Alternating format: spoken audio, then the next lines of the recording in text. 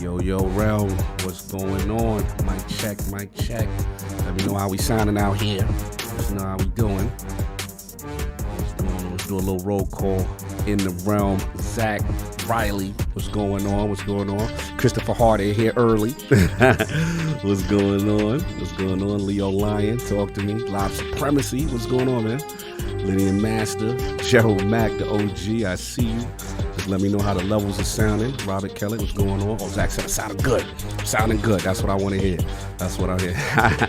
Best I've sounded in ages. All right. I'm feeling brand new right now.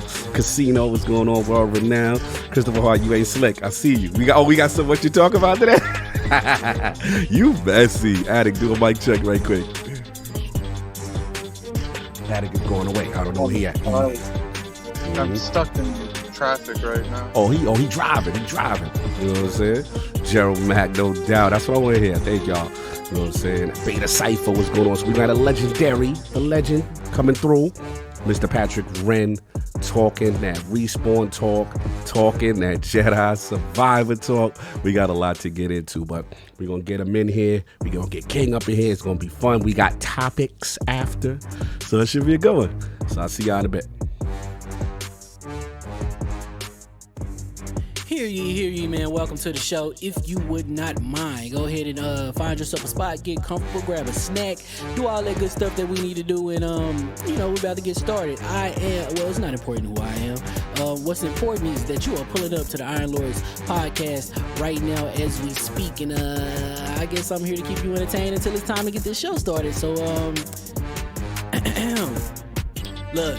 Y'all done messed up and turned me to an animal. And haters be swearing they real, but come to find out that they really mechanical. And yeah, I be eating these rappers, but that's all a part of me being a cannibal. And they say I'm better than money because you can bank on me being accountable. I know a million rappers that don't want to be on a song with me, that's understandable. I kill a beat and they want to compare me to Freddie and Jason. I'd rather be Hannibal. They be like, why use a video game? Just be original, y'all too dramatical. I know it's random, but I am addicted to flipping the sample and making it flammable. This is that yoga, fire, flame. They think it's arson up in the apartment, they call it department and I get the blame. Still I be running, collecting them rains. You just a target when I'm in the range. I was the hardest to start regardless back when you was messaging people on AIM. Check my vocals, all on Twitter, but I'm anti-social. Love my city, but I'm still bi-coastal. Let's switch that up. What is you doing? What I want to do. Don't stop. Nah, that was dope. I'm just Keep that going. Nah, go ahead. Look, I guess you could say that I'm very spoiled. For them to be your dogs, they ain't very loyal. But I ain't gonna hold you, I ain't here to boil you. You ain't gotta say it, I'm embarrassed for you. Always been a nerd, never been a loser. Making Voltron with a gang of cougars. And I'm going places, better tell a Uber. Cause it's pretty hard to sleep on Freddy Krueger. Let's do that again. Hear ye, man. Welcome to the show. If you would not mind, go ahead and find yourself a spot, get comfortable, grab a snack, do all that good stuff that we need to do, and we're about to get started. It's not important who I am. What's important is that you are pulling up to the Iron Lords podcast right now as we speak, and I guess I'm here to keep you entertained until it's time to get this show started. So look. Y'all done messed up and turned me to an animal. And haters be swearing they real, but come to find out that they really mechanical. And yeah, I be eating these rappers, but that's all a part of me being a cannibal. And they say I'm better than money because you can bank on me being accountable. I know a million rappers that don't want to be on a song with me, that's understandable. I kill a beat and they want to compare me to Freddie and Jason. I'd rather be Hannibal. They be like, why use a video game? Just be original, y'all too dramatical. I know it's random, but I am addicted to flipping the sample and making it flammable. This is that yoga, fire, flame. They think it's arson up in the apartment, they call it department and I get the blame. Still I be running, collecting them rains. You just a target when I'm in the range. I was the hardest to start regardless back when you was messaging people on AIM. Check my vocals, all on Twitter, but I'm anti-social. Love my city, but I'm still bi-coastal. Let's switch that up. What is you doing? What I want to do. Don't stop. Nah, that was dope. I'm just Keep that going. Nah, go ahead. Look, I guess you could say that I'm very spoiled. For them to be your dogs, they ain't very loyal. But I ain't gonna hold you, I ain't here to boil you. You ain't gotta say it, I'm embarrassed for you. Always been a nerd, never been a loser. Making Voltron with a gang of cougars. And I'm going places, better tell a Uber. Cause it's pretty hard to sleep on Freddy Krueger. Let's do that again. Hear ye, man. Welcome to the show. If you would not mind, go ahead and find yourself a spot, get comfortable, grab a snack, do all that good stuff that we need to do, and we're about to get started. It's not important who I am. What's important is that you are pulling up to the Iron Lords podcast right now as we speak, and I guess I'm here to keep you entertained until it's time to get this show started. So look. Y'all done messed up and turned me to an animal. And haters be swearing they real, but come to find out that they really mechanical. And yeah, I be eating these rappers, but that's all a part of me being a cannibal. And they say I'm better than money because you can bank on me being accountable. I know a million rappers that don't wanna be on a song with me, that's understandable. I kill a beat and they wanna compare me to Freddie and Jason. I'd rather be Hannibal. They be like, why use a video game? Just be original, y'all too dramatical. I know it's random, but I am addicted to flipping the sample and making it flammable. This is that yoga, fire, flame. They think it's arson up in the apartment. They call it department and I get the blame. Still I be running, collecting them rings. You just a target when I'm in the range. I was the hardest to start regardless back when you was messaging people on AIM. Check my vocals, all on Twitter, but I'm anti-social. Love my city, but I'm still bi-coastal. I got... Nah, let's switch that up. What is you doing? What I wanna do? Don't stop. Nah, that was dope. I'm Keep just that super going. Keep that going. Nah, go ahead. Look, I guess you could say that I'm very spoiled. Feeling to be your dog, they ain't very loyal. But I ain't gonna hold you, I ain't here to boil you. You ain't gotta say it, I'm embarrassed for you. Always been a nerd, never been a loser. Making Voltron with a gang of cougars. And I'm going places, better tell a Uber. Cause it's pretty hard to sleep on Freddy Krueger. That's... Whew. Let's do that again. Hear ye, man. Welcome to the show. If you would not mind, go ahead and find yourself a spot, get comfortable, grab a snack, do all that good stuff that we need to do, and we're about to get started. It's not important who I am. What's important is that you are pulling up to the Iron Lords podcast right now as we speak, and I guess I'm here to keep you entertained until it's time to get this show started. So look. Y'all done messed up and turned me to an animal. And haters be swearing they real, but come to find out that they really mechanical. And yeah, I be eating these rappers, but that's all a part of me being a cannibal. And they say I'm better than money because you can bank on me being accountable. I know a million rappers that don't wanna be on a song with me, that's understandable. I kill a beat and they wanna compare me to Freddie and Jason. I'd rather be Hannibal. They be like, why use a video game? Just be original, y'all too dramatical. I know it's random, but I am addicted to flipping the sample and making it flammable. This is that yoga, fire, flame. They think it's arson up in the apartment. They call it department and I get the blame. Still I be running, collecting them rings. You just a target when I'm in the range. I was the hardest to start regardless back when you was messaging people on AIM. Check my vocals, all on Twitter, but I'm anti-social. Love my city, but I'm still bi-coastal. I got... Nah, let's switch that up. What is you doing? What I wanna do? Don't stop. Nah, that was dope. I'm just Keep that going. Nah, go ahead. Look, I guess you could say that I'm very spoiled. Feeling to be your dog, they ain't very loyal. But I ain't gonna hold you, I ain't here to boil you. You ain't gotta say it, I'm embarrassed for you. Always been a nerd, never been a loser. Making Voltron with a gang of cougars. And I'm going places, better tell a Uber. Cause it's pretty hard to sleep on Freddy Krueger. That's... Whew. Let's do that again. Hear ye, man. Welcome to the show. If you would not mind, go ahead and find yourself a spot, get comfortable, grab a snack, do all that good stuff that we need to do, and we're about to get started. It's not important who I am. What's important is that you are pulling up to the Iron Lords podcast right now as we speak, and I guess I'm here to keep you entertained until it's time to get this show started. So look. Y'all done messed up and turned me to an animal. And haters be swearing they real, but come to find out that they really mechanical. And yeah, I be eating these rappers, but that's all a part of me being a cannibal. And they say I'm better than money because you can bank on me being accountable. I know a million rappers that don't wanna be on a song with me, that's understandable. I kill a beat and they wanna compare me to Freddie and Jason. I'd rather be Hannibal. They be like, why use a video game? Just be original, y'all too dramatical. I know it's random, but I am addicted to flipping the sample and making it flammable. This is that yoga, fire, flame. They think it's arson up in the apartment. They call it department and I get the blame. Still I be running, collecting them rings. You just a target when I'm in the range. I was the hardest to start regardless back when you was messaging people on AIM. Check my vocals, all on Twitter, but I'm anti-social. Love my city, but I'm still bi-coastal. I got... Nah, let's switch that up. What is you doing? What I wanna do? Don't stop. Nah, that was dope. I'm just Keep that going. Nah, go ahead. Look, I guess you could say that I'm very spoiled. Feeling to be your dog, they ain't very loyal. But I ain't gonna hold you, I ain't here to boil you. You ain't gotta say it, I'm embarrassed for you. Always been a nerd, never been a loser. Making Voltron with a gang of cougars. And I'm going places, better tell a Uber. Cause it's pretty hard to sleep on Freddy Krueger. That's... Whew. Let's do that again. Hear ye, man. Welcome to the show. If you would not mind, go ahead and find yourself a spot, get comfortable, grab a snack, do all that good stuff that we need to do, and we're about to get started. It's not important who I am. What's important is that you are pulling up to the Iron Lords podcast right now as we speak, and I guess I'm here to keep you entertained until it's time to get this show started. So look.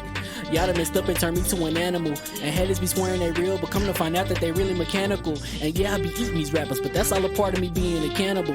And they say I'm better than money because you can bank on me being accountable. I know a million rappers that don't wanna be on a song with me, that's understandable. I kill a beat and they wanna compare me to Freddie and Jason. I'd rather be Hannibal. They be like, why use a video game? Just be original, y'all too dramatical. I know it's random, but I am addicted to flipping the sample and making it flammable. This is that This is that yoga, fire, flame. They think it's arson up in the apartment. They call it department and I get the blame. Still I be running, collecting them rings. You just a target when I'm in the range. I was the hardest to start regardless back when you was messaging people on AIM. Check my vocals, all on Twitter, but I'm anti-social. Love my city, but I'm still bi-coastal. I got. Nah, let's switch that up. What is you doing? What I wanna do? Don't stop. Nah, that was dope. I'm just Keep that going. Keep that going. Nah, go ahead. Look, I guess you could say that I'm very spoiled. For them to be your dogs, they ain't very loyal. But I ain't gon' hold you, I ain't here to boil you. You ain't gotta say it, I'm embarrassed for you. Always been a nerd, never been a loser. Making Voltron with a gang of cougars. And I'm going places, better tell a Uber. Cause it's pretty hard to sleep on Freddy Krueger. That's... Whew. Let's do that again. Hear ye, man. Welcome to the show. If you would not mind, go ahead and find yourself a spot, get comfortable, grab a snack, do all that good stuff that we need to do, and we're about to get started. It's not important who I am. What's important is that you are pulling up to the Iron Lords podcast right now as we speak, and I guess I'm here to keep you entertained until it's time to get this show started. So look. Y'all done messed up and turned me to an animal. And haters be swearing they real, but come to find out that they really mechanical. And yeah, I be eating these rappers, but that's all a part of me being a cannibal. And they say I'm better than money because you can bank on me being accountable. I know a million rappers that don't wanna be on a song with me, that's understandable. I kill a beat and they wanna compare me to Freddie and Jason. I'd rather be Hannibal. They be like, why use a video game? Just be original, y'all too dramatical. I know it's random, but I am addicted to flipping the sample and making it flammable. This is that This is that yoga, fire, flame. They think it's arson up in the apartment. They call it department and I get the blame. Still I be running, collecting them rings. You just a target when I'm in the range. I was the hardest to start regardless back when you was messaging people on AIM. Check my vocals, all on Twitter, but I'm anti-social. Love my city, but I'm still bi-coastal. I got. Nah, let's switch that up. What is you doing? What I wanna do? Don't stop. Nah, that was dope. I'm just Keep that going. Keep that going. Nah, go ahead. Look, I guess you could say that I'm very spoiled. For them to be your dogs, they ain't very loyal. But I ain't gon' hold you, I ain't here to boil you. You ain't gotta say it, I'm embarrassed for you. Always been a nerd, never been a loser. Making Voltron with a gang of cougars. And I'm going places, better tell a Uber. Cause it's pretty hard to sleep on Freddy Krueger. That's... Whew. Let's do that again. Hear ye, man. Welcome to the show. If you would not mind, go ahead and find yourself a spot, get comfortable, grab a snack, do all that good stuff that we need to do, and we're about to get started. It's not important who I am. What's important is that you are pulling up to the Iron Lords podcast right now as we speak, and I guess I'm here to keep you entertained until it's time to get this show started. So look. Y'all done messed up and turned me to an animal. And haters be swearing they real, but come to find out that they really mechanical. And yeah, I be eating these rappers, but that's all a part of me being a cannibal. And they say I'm better than money because you can bank on me being accountable. I know a million rappers that don't wanna be on a song with me, that's understandable.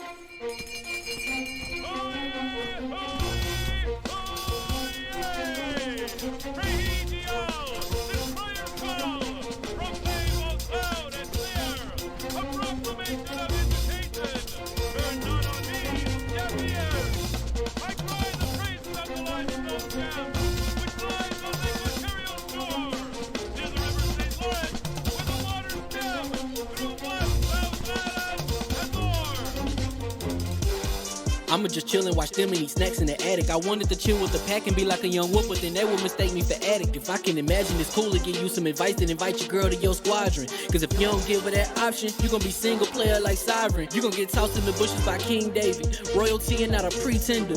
Detrimental to an elemental, what's an avatar to a knee bender? I gotta be me though. I know it's my destiny, word to Cognito. Who cares if you fly, if you still a mosquito? You swear you ain't stuntin', but really be Steve-O. You like to collect stuff and that's cool, but I got bad news. Even if you really was that dude, King David still be the king of the statues. Since a juvenile, I've been cursed with a curse to be musical. And if you hate it, we'll meet in the crucible. Other than that, then it's cool and it's beautiful. We let you know that your dreams are pursuable. Whatever you wanna do, then it's doable. If you got work on a Sunday, it's suitable. Cause you can listen to this in your cubicle on the Lord's Day. Woo. If you got work on a Sunday, it's suitable. Cause you can listen to this in your cubicle on the Lord's Day.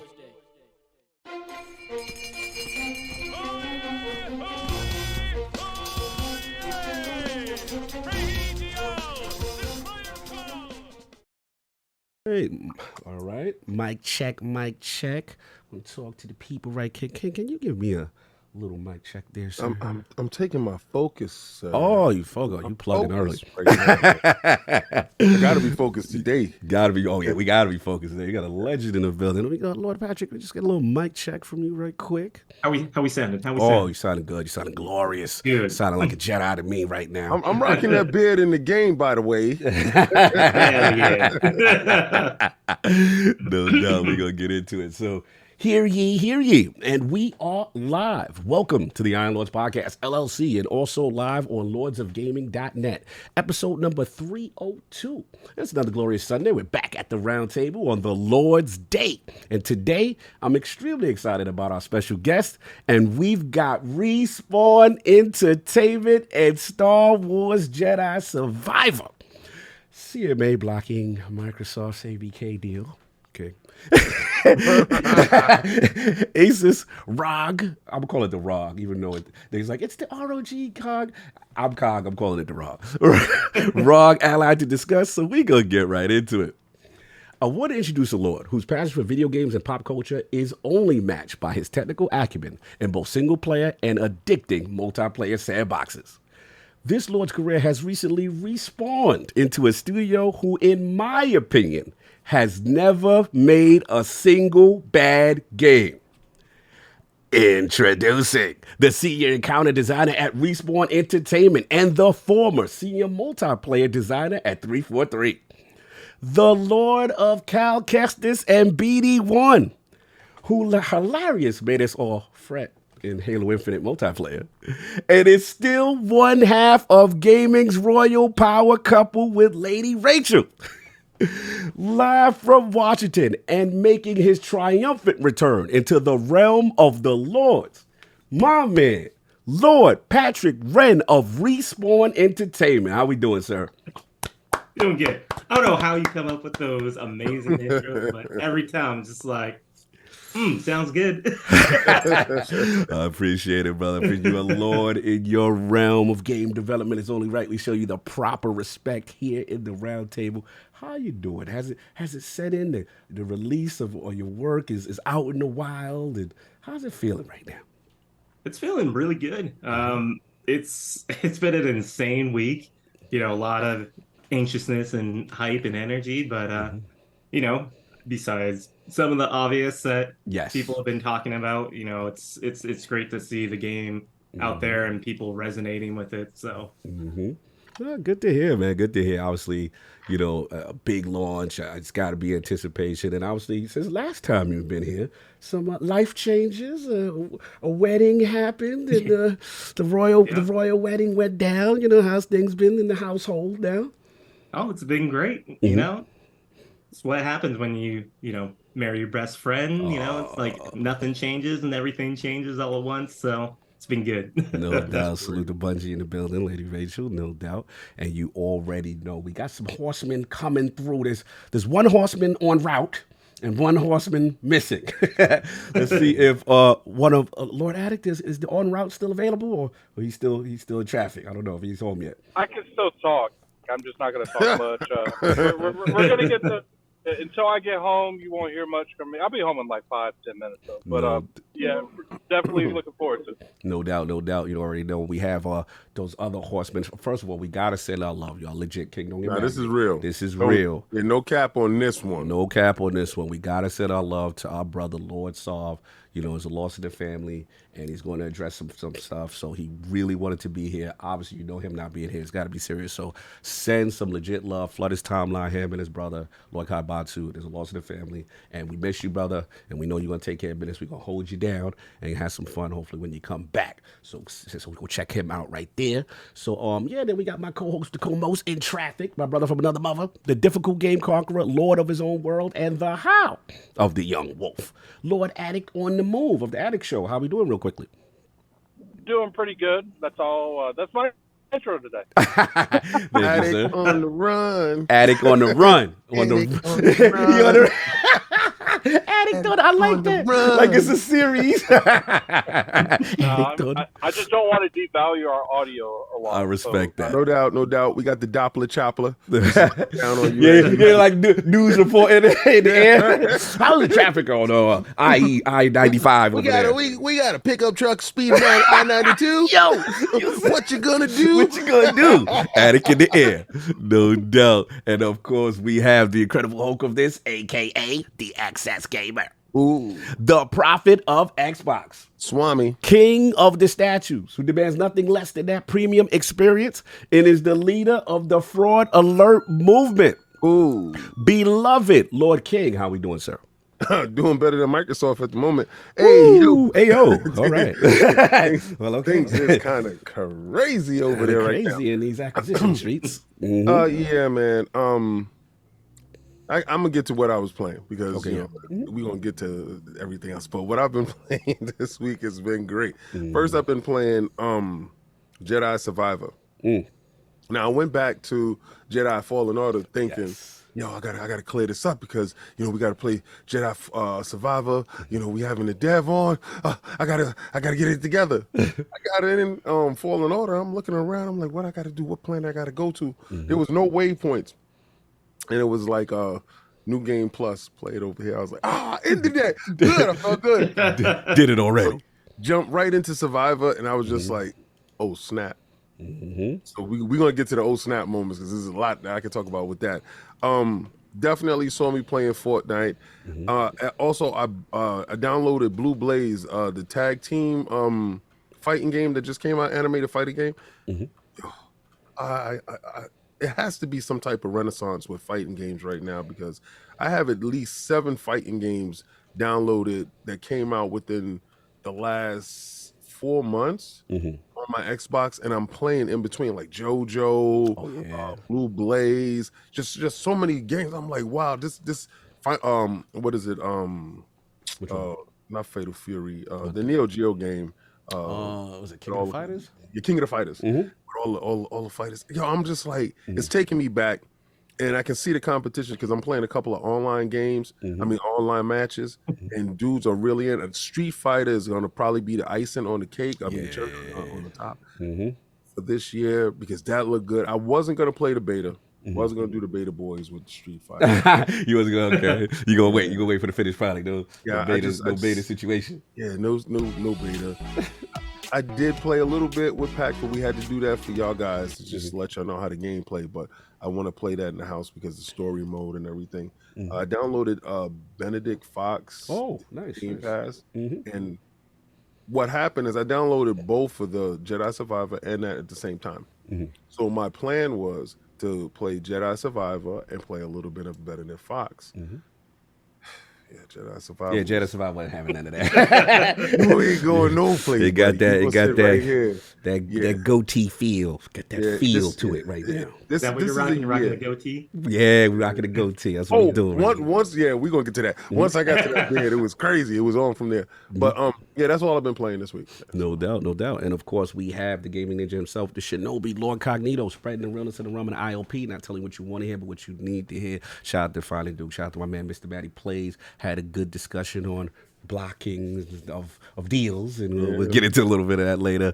Also, we got some really special Defining Duke Ultimate interviews coming up. Stay tuned. That'll be real cool. Shout out to The Last Word, my brothers Ebontis, Ty Guy Travis, talking about the latest that's going on in Destiny, you know what I mean, and what's going on with the next season that could be coming up in Guardian Games. They're doing some fun things, class versus class, which you're getting excited about. And then for me, I actually fired up early in the week Battlefield 2048. I've been the season 4.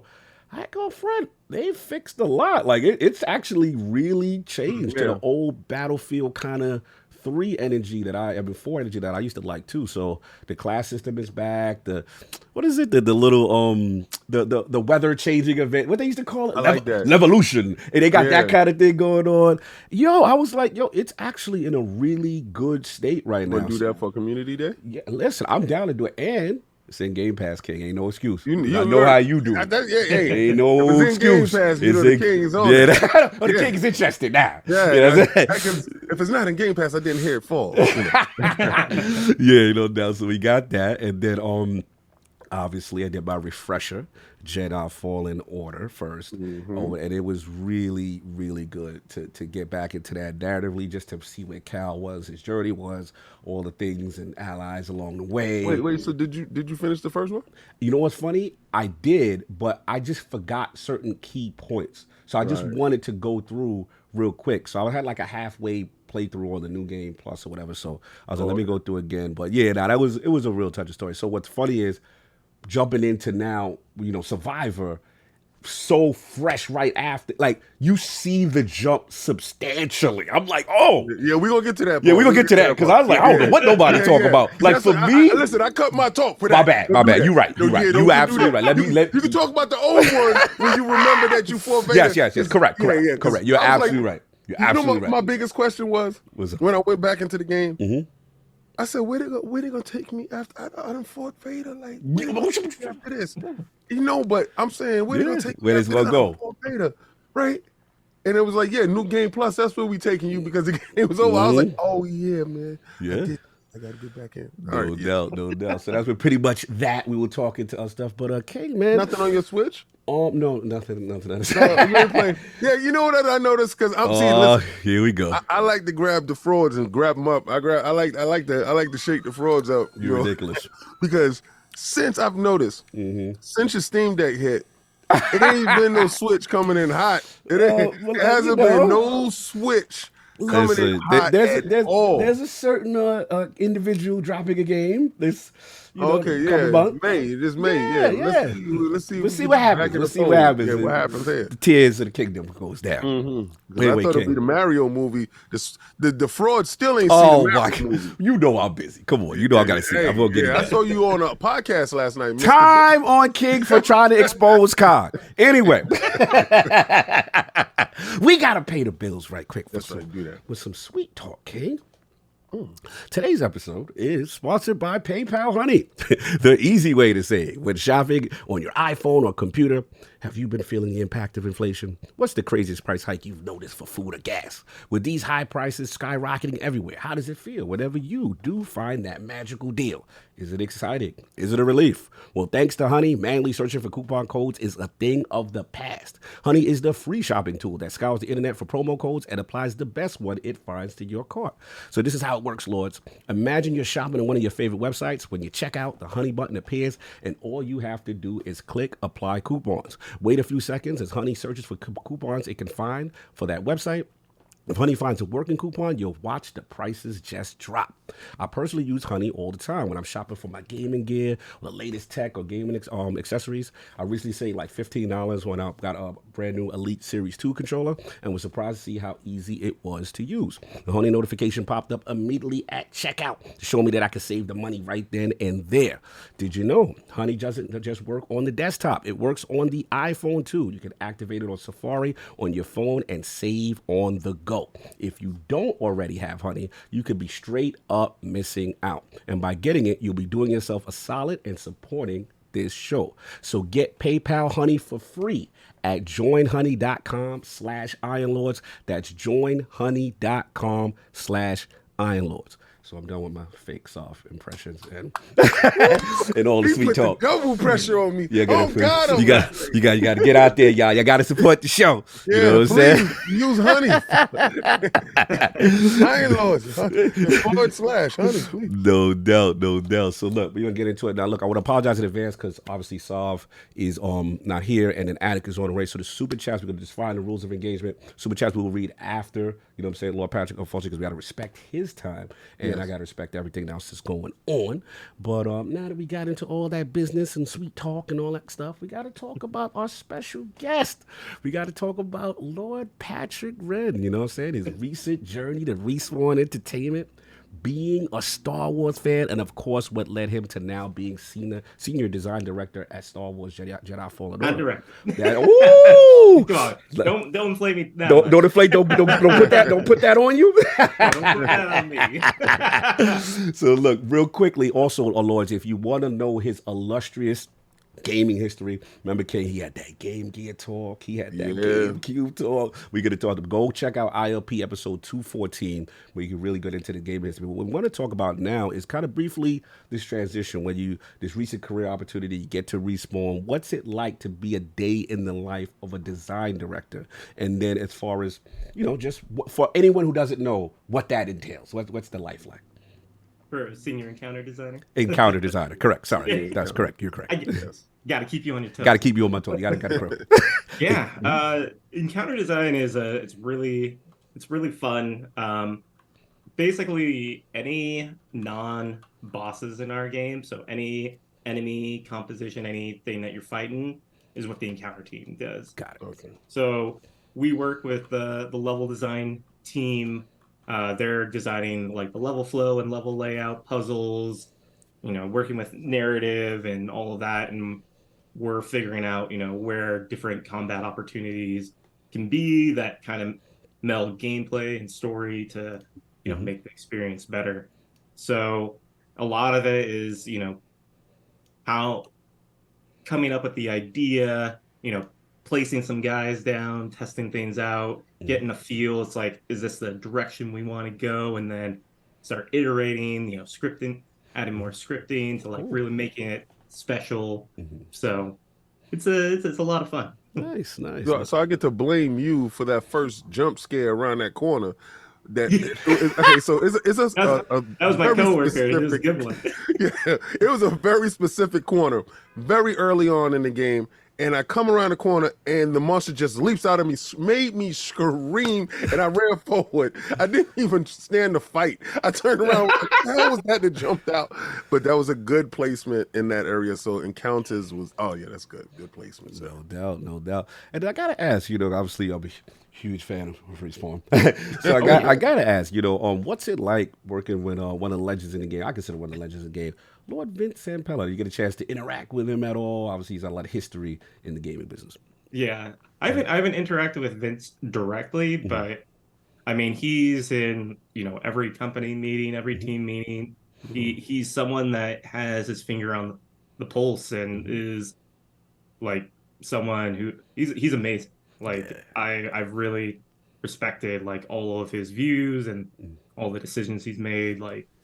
Yeah, Vince is awesome. Salute the Lord Vince, you already know. Now, I want to talk about kind of like the early game development for you guys, for you and the team. Obviously, you're not kind of working on the first game, but like, what was your connection, if any, to Fallen Order, the original? And then what was some of the things like maybe the team wanted to address or complaints you wanted to get at when getting into the encounters and stuff of this game? Yeah. So I joined in last year. It's 2 years ago. Time flies. Yeah, Time flies. Yeah, I was about to say that was 2 years. It was the end of 2021. So the team had a good handle on where things were. We're still had a lot of game to make, but the great thing was in my interview, I asked that same question because I like this kind of see when I'm joining a company. It's like, how are you taking learnings and growing? And for encounters, there's a lot of making sure the world felt more lived in, that characters. Once you go into a space, like, everyone knows that Star Wars feel, right? Oh, yes. Skybox. Yeah, and there's definitely a lot of that in Fallen Order and a lot of awesome things. But, there's some stuff where, like, characters would stand around a little bit more. There wasn't as much staging when you're coming in of stuff all the time. And that was something we really wanted to address to really make something react. Nice. No, that's really, really informative. We got resident LordsofGaming.net writer, my man, senior editor. What's going on? LordCognito, just want to do a mic check right quick. Make sure you sounded okay. How do I sound? Sounding glorious, sir. Beautiful. Sounding glorious. Excellent. That's what I'm talking about. So yeah, I just wanted to, obviously, I'm assuming Addict and Lord Gondor have the most hours out of all of us. So let's actually pitch it to King first, because I just wanted to, now that King has kind of, played a bit. I think me and you have the least hours out of the group, as far as the new one. But like, what's your feels? Any questions you had for Lord Patrick at first, just about now that you're getting into Survivor? Well, okay. Knowing that where his level of expertise is, first I'm going to give high praise to the game for just it feels at least 2 times more than the last game, if that was ever possible. In the beginning of the first game, I noticed how expansive it looked, how detailed the graphics were, how good the animations were. I did have a nitpick with the animations of Cal while he was running in the first game, and the second game seemed to address that with, he's a more mature Jedi. He's a little bit deeper into the Force at this period of time. Shout out to the beard. The beard. And, he's just looking more of like he grows into his man strength and his confidence as far as the Force goes and stuff like that. But the world, the aesthetics, I'm looking at these monolithic architectures that's like in the back. It had a real Star Wars feel. It felt because Star Wars lives in a machine world and analog world. There's not really so much digital in it. It gives it an analog feel to it, right? So it gives it an old VHS feel, but it's supposed to be future tech. And the first game felt a little bit barren when you went to certain worlds. This feels like lived in. The first planet that I'm at and the first town that I got to, it felt really lived in. The world, the details in the grass, the foliage is 3 times more. The architecture on the walls and the level design is, you have different paths. I've noticed, this is my question to you, Patrick. Like, when they gave you the layout, and I know you didn't work on the first game really had 1 or 2 paths to get to said objective. Is this a lot harder dealing with the fact that you have at least 6 or 7 paths to get to the main objective, and you had to design encounters around the possibilities of individuals going to their objective, like to get to the town? I know I had like at least 8 different ways to get to the town. Yeah, I mean, a big objective to this game is player expression and exploration, and how do you want to approach situations, right? Which you just talked about. And the biggest challenge is we could put encounters everywhere and like chock full of stuff, but like that gets really tiring and repetitive after a while. So it's a lot of, where's a cool place to put something that makes sense, that is really engaging and, builds the world out, instead of just, putting a bunch of guys for you to fight through. So it's been fun trying to figure out, like, what that balance is. Yeah. Do you do dialogue? Real quick, I just want to tell the chat, we're not going to spoil anything. Relax. I keep seeing no people say no spoilers. Yeah, no, we got you. Don't worry, I ain't spoiling anything. And the Lords ain't spoiling, so we good. I have one more question. Good. All right, so being that you control the encounters, did you control the banter? Like, because a lot of times you'll hear banter from another room. You're in one room and you hear some people talking in the next room, and you just don't want to break their conversation, so you want to creep up just enough to listen. It's an encounter that's going to happen, but the conversations is so funny before you get to said encounter. Was y'all in control of that aspect as well? It was a partnership between us and the narrative team. Nice. Okay. So, when after we like kind of do our pass of gameplay feel, we start working with like, okay, where do we want certain character moments? Like, where do we want the player to kind of pay attention to? And so we work really closely with the narrative team to kind of choose which characters, are going to be that kind of guiding light at that moment. I love the fact that like Jedis are so rare now that the enemy forgot how beastly they are. Like you'll be thinking upon them, like that Jedi shows up, he's done. Like they can't. You can't. Who? Why is everyone running from him? And then he shows up, and like the only thing I kind of would have wanted is like some fear in the occasionally, because I feel like other games do it really well. I think like Shadow of Mordor, like where if you kill like a leader or something, like the rest run. It's like, but then a lot of them are clones, so they probably ain't even really have the willpower to be able to run like that too. So. No, I feel you. You know what's funny anecdote, but it's like part of me the charm of the Star Wars Star Trooper is kind of being an idiot and like thinking like when you deflected you know, your lightsaber against them and killed like 3 of them and they still like I still got a shot. You almost like, I think it's part of the charm of their foolishness, but I know what you're saying as far as like as a Jedi, like they should be out, like they don't should want no smoke. You have no problems like sticking enemy factions against enemy factions. Yes. Sometimes I would be rolling up and they'd be fighting each other. Yes, and the thing I want to give credit as far as from the ability standpoint, you know, one of the things that really changed the dynamic of the game to me is the Jedi mind trick, right? So now you in an encounter like, okay, I'm getting overwhelmed. I'm going to send you over there to get this one, right? And then I can focus on maybe long distance combat and things of that nature. And that you really start to strategize, you know what I'm saying? And especially the stances and like encounters with all the new mechanics added really added dimension. I want to give kudos to the team on that one. It really feels good. And good on you guys for being able to like implement stances without making any of them feel like mandatory. Like I ain't use none of the stances. I use base Jedi stance with just one lightsaber. I did use one of the unlockable ones. I don't want to ruin that one, but that was my favorite by far, especially like dueling people one-on-one with sabers because it would be a frontward guard, and I love that one. I didn't really stick anything after that. I unlocked that one. No doubt. LordCognito, any questions for Lord Patrick in reference to your experiences so far?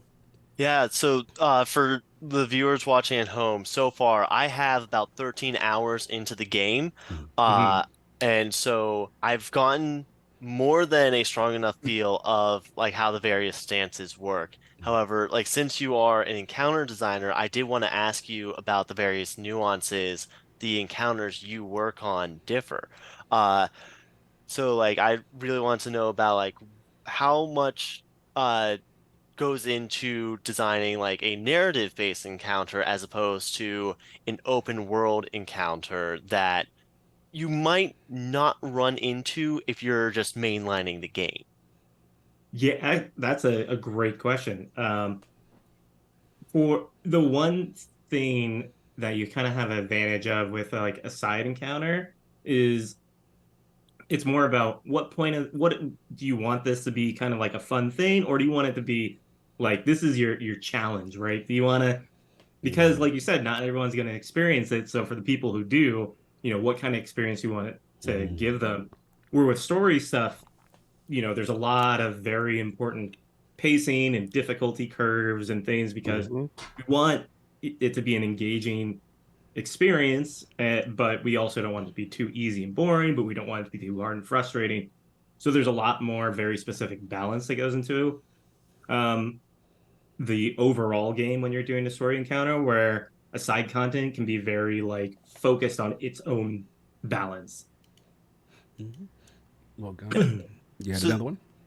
Yeah, and like bouncing off of the like various encounter types, when you're designing like stuff that you'll definitely find when you're mainlining, how often does it swing between, how often did you feel that you got the chance to swing between something that specifically had to tie into the narrative and something that you were given an area to make something happen, but got to add your own creativity to it?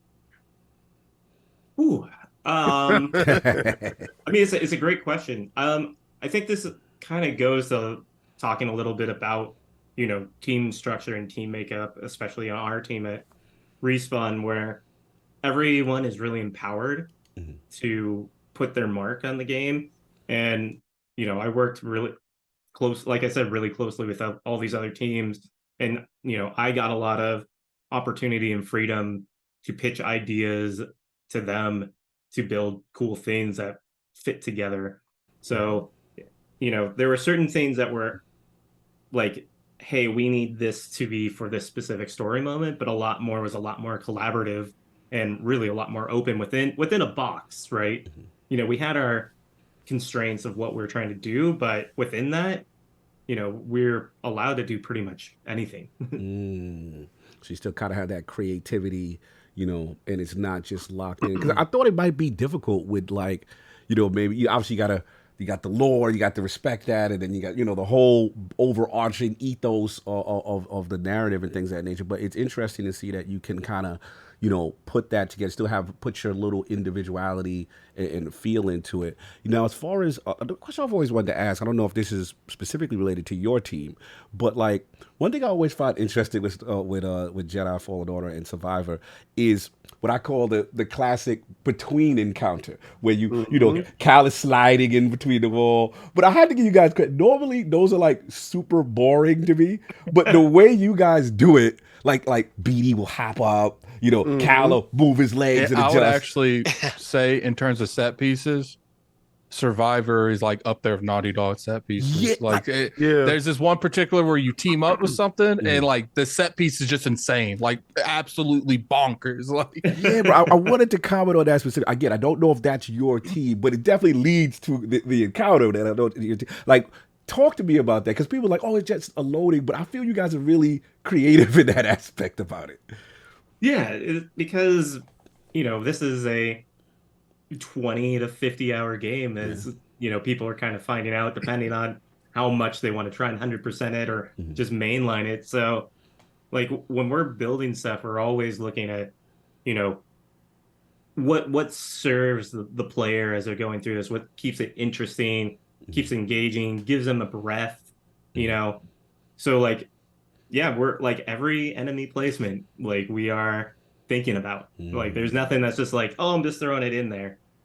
So everything start out. Yeah. Is there one encounter that you've pitched that's like your baby encounter that you felt that you wanted in there that we're not gonna spoil? Got in there? Yeah. I mean, without spoiling. The answer is yes. Because you was very, very specific. You knew which one I was talking about, and you was able to point that your boy put that one. Oh, you know what's funny? At the beginning, I asked him a certain thing to where I was. Yeah. He's like, yeah. He's like, you like all these? Like, yeah. He's like, I did that.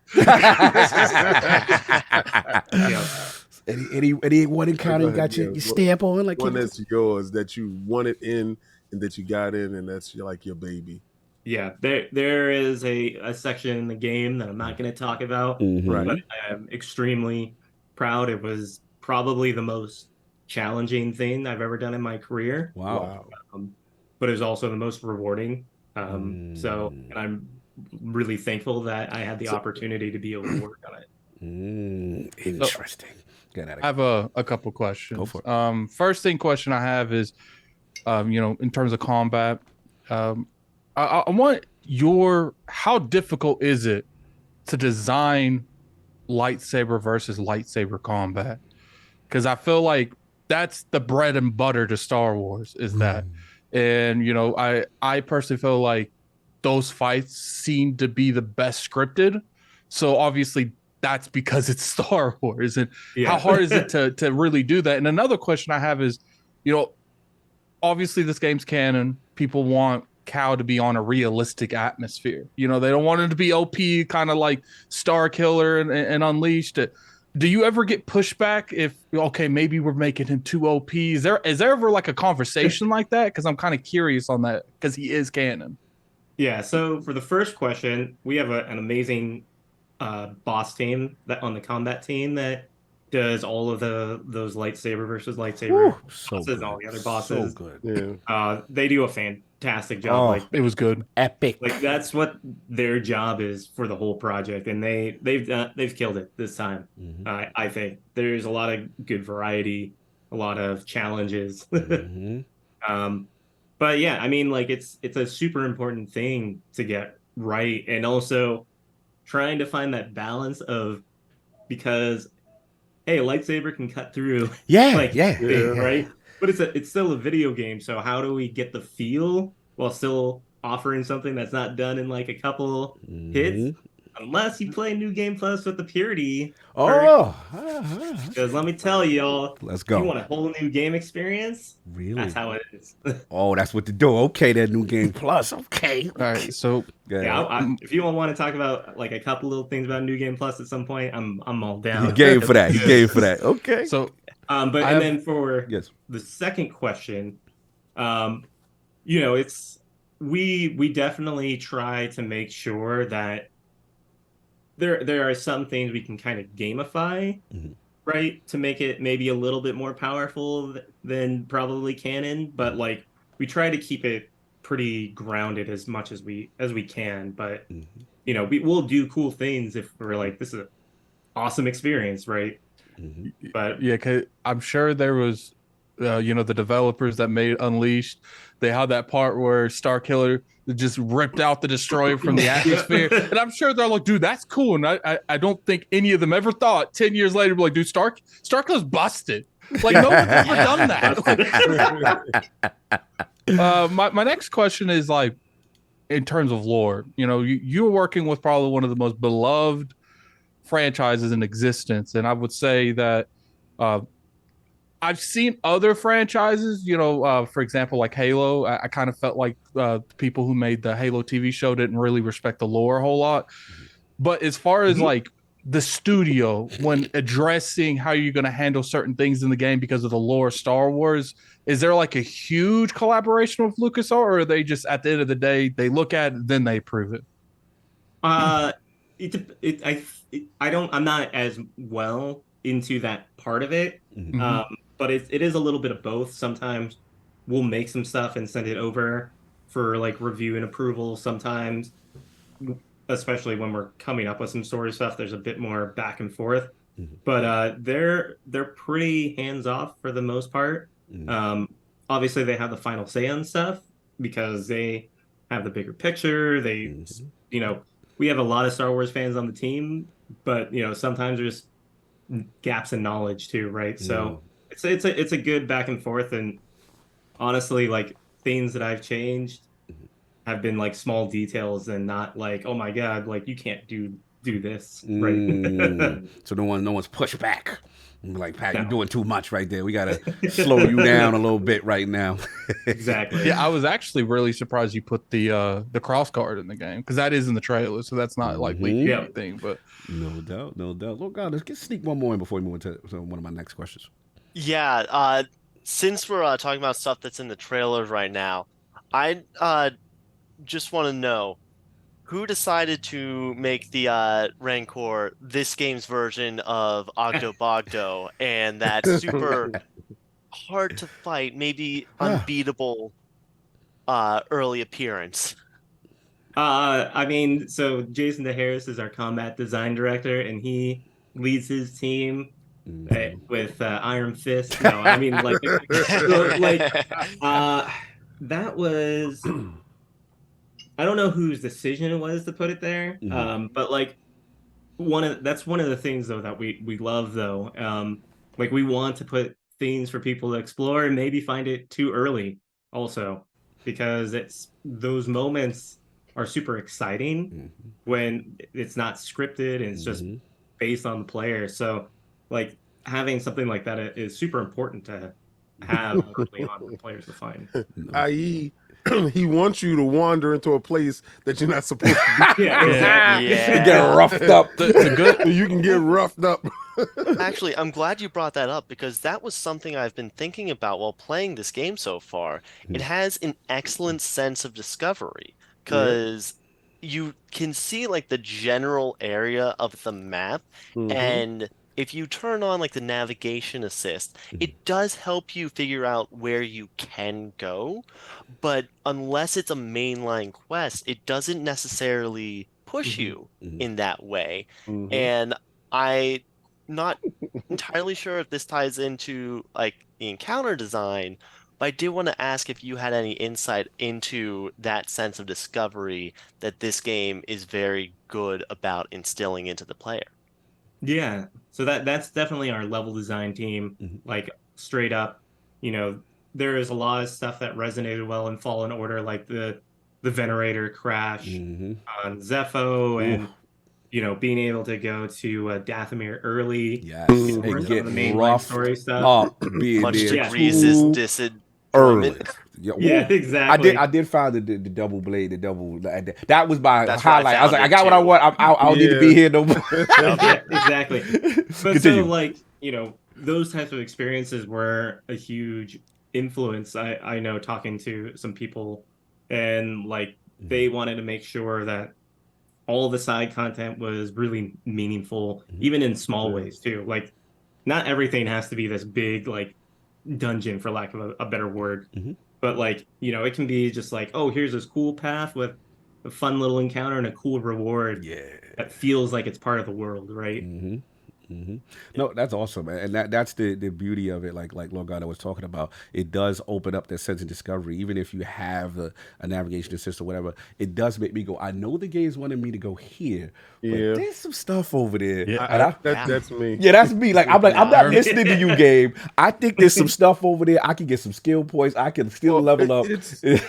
The way that they gave him new traversal elements that makes him very it feels real good. So good. You know what's crazy? The movement. I try not to use any of the first Fallen Order.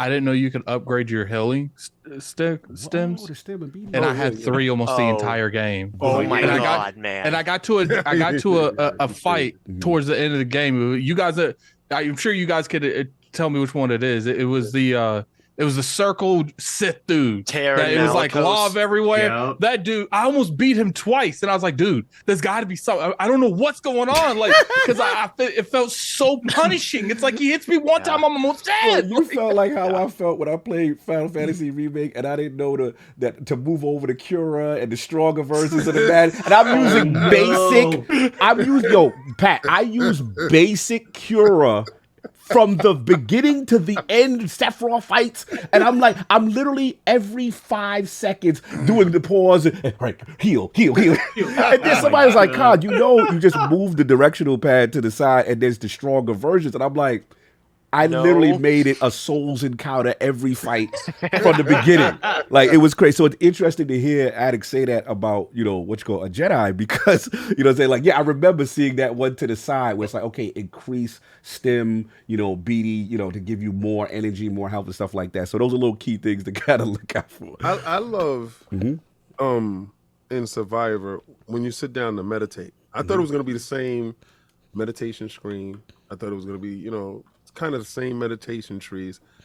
No, like graphically the stuff popped up, and I was like, oh, they're going deeper into it, and they kept some of the same aesthetics from the previous one to keep you comfortable, but the confusion and what stuff, that screen reminded me of, King? What? The star screen from Skyrim.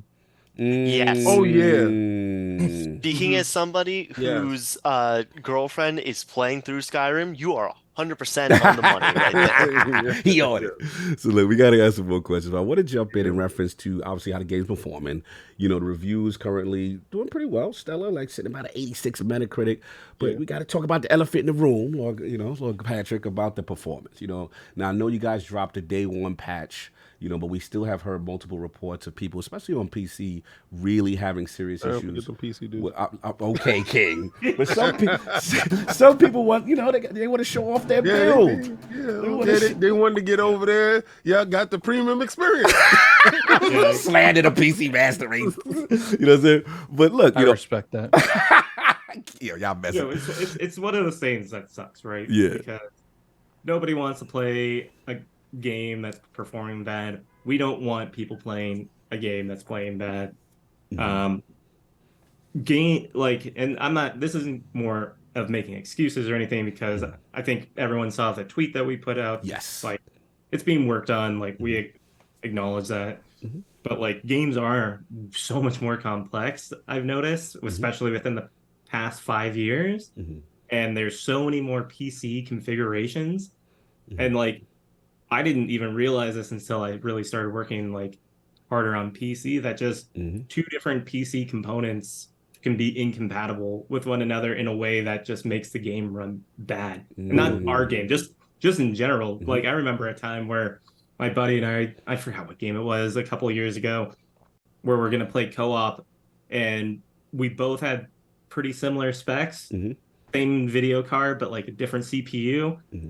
Played fine on mine, stuttered all the time on his, and he couldn't play.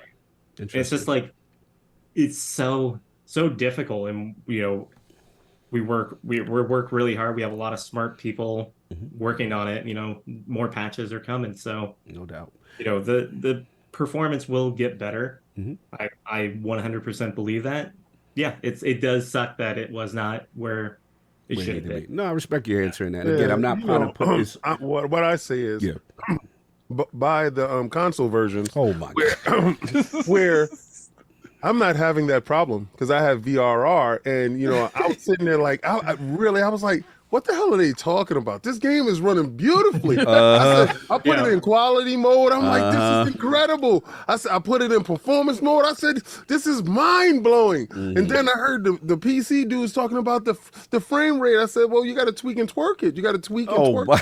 So I understand that you got to lower the resolution and you got to get into it. But listen, I can give you a suggestion. While they're patching up your version, go buy Series X. Oh, this is buy a new console. Yeah, buy a new console. Listen, or buy PlayStation 5 and buy the game there. So while they're patching up your stuff over there, you can play in good resolution and have such a great time. I mean, I know Patrick can't say it, but I can say it for him. So buy 2 copies. One that they can fix up and the one that you can actually play. Tweaking and twerking. Thank you, my kid. You got to tweak and twerk it. Got to master race. 1 second, Gondo, I got you. Okay, but what I want to say is that I do, like, obviously we know hopefully the patches are coming, and that Taliban definitely need that VRR patch to take advantage of by TV. So please relay that to the team. You know what I'm saying? But what I did there was a comment that was made in reference to before, because I want to know if you agree or not, Patrick. If this is accurate. This is from Del Harris. He's a senior character artist at Naughty Dog currently. He was previously at Respawn. So he said, when making a game for a console, you're making it for one set of drivers and hardware. When making a game for PC, you're making it for like 900 plus possible combinations. Something can really look and feel ready until you release it to millions of people. Developers are trying really hard, but it's not easy when dealing with unstandardized platforms, especially with how complex and graphically intense modern video games are. Do you agree with this statement? Yeah, definitely. I mean, I kind of hinted at that earlier with, my experience with playing a game, trying to play a game with my friend with 2 slightly different computers, right? Drivers is actually a whole nother issue. Like, you can have the same exact computer setup with people on different drivers. One person can be fine, and another person can be just like crashing every 10 seconds. Not fair enough. It's crazy, And like we have compatibility teams and are testing on multiple stuff, but there is just that many components out there. No doubt. Lord Gondo, you have something else on this before we move on?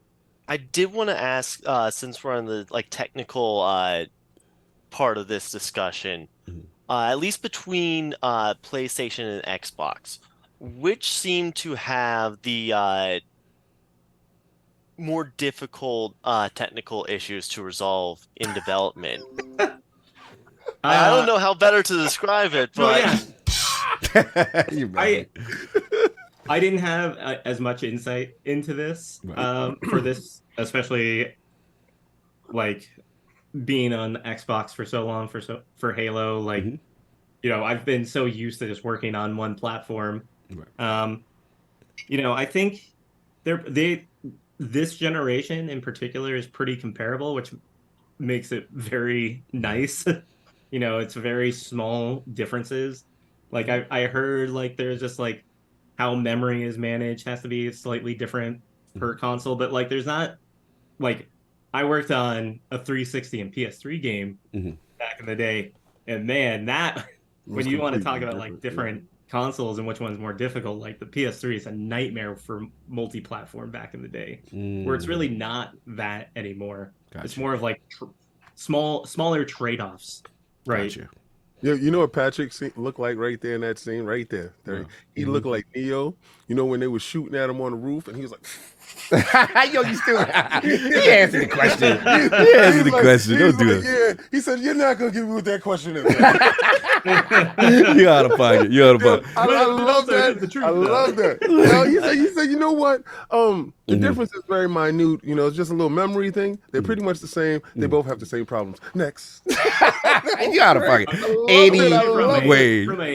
What's funny is when he said that, I can't. this close to saying that's a question we avoid. Yeah, for real. But I had to watch the major. I had to watch the one do it. I was thinking about it in my head, and the moment that it came out, I was like, "Oh no!" I would say nah, you good. You good. Shout out to PS5. The little controller features and BD talking to you through the controller is kind of magical. Kind of sweet. Kind of sweet, King. Yeah, no, I wouldn't know that. When I played Deathloop, I missed out like 2 hours of the game because I didn't realize Homegirl was speaking in the controller. I didn't hear her at all. So like he's talking to someone, no one's talking back, and I thought it was buggy. No. Now, one question I wanted to ask you that's kind of different in reference to remote work. This has come up a lot. I'm seeing in reference to game development. I know you're a big proponent of it.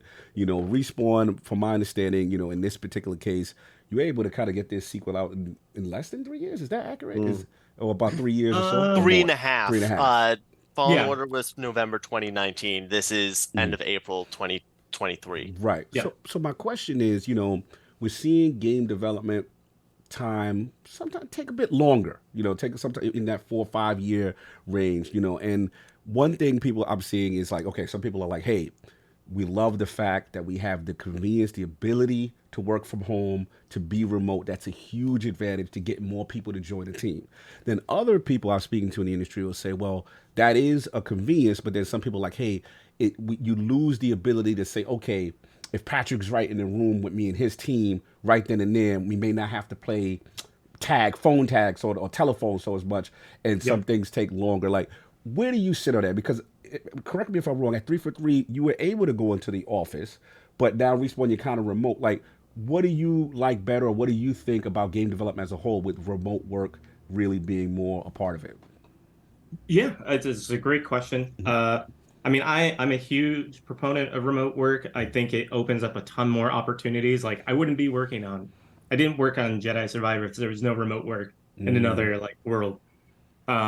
Personally, I would like a hybrid approach. Like, I'd like to be able to go in the office for a day or two to do some meetings, get some face-to-face time. But there's so much in game development that you can do from home now. But it's going from a hybrid approach at 343 to remote, for me personally, has definitely been a challenge because, you have to learn new ways of communication. You have to make sure, you write documentation different ways. It's, there are adjustments. And I think in terms of when you look at the industry with different game development times and stuff, just some companies have done a better job adapting to that, and some haven't. Being able to work in Unreal, with it being a more public engine, there's a lot more tools for that.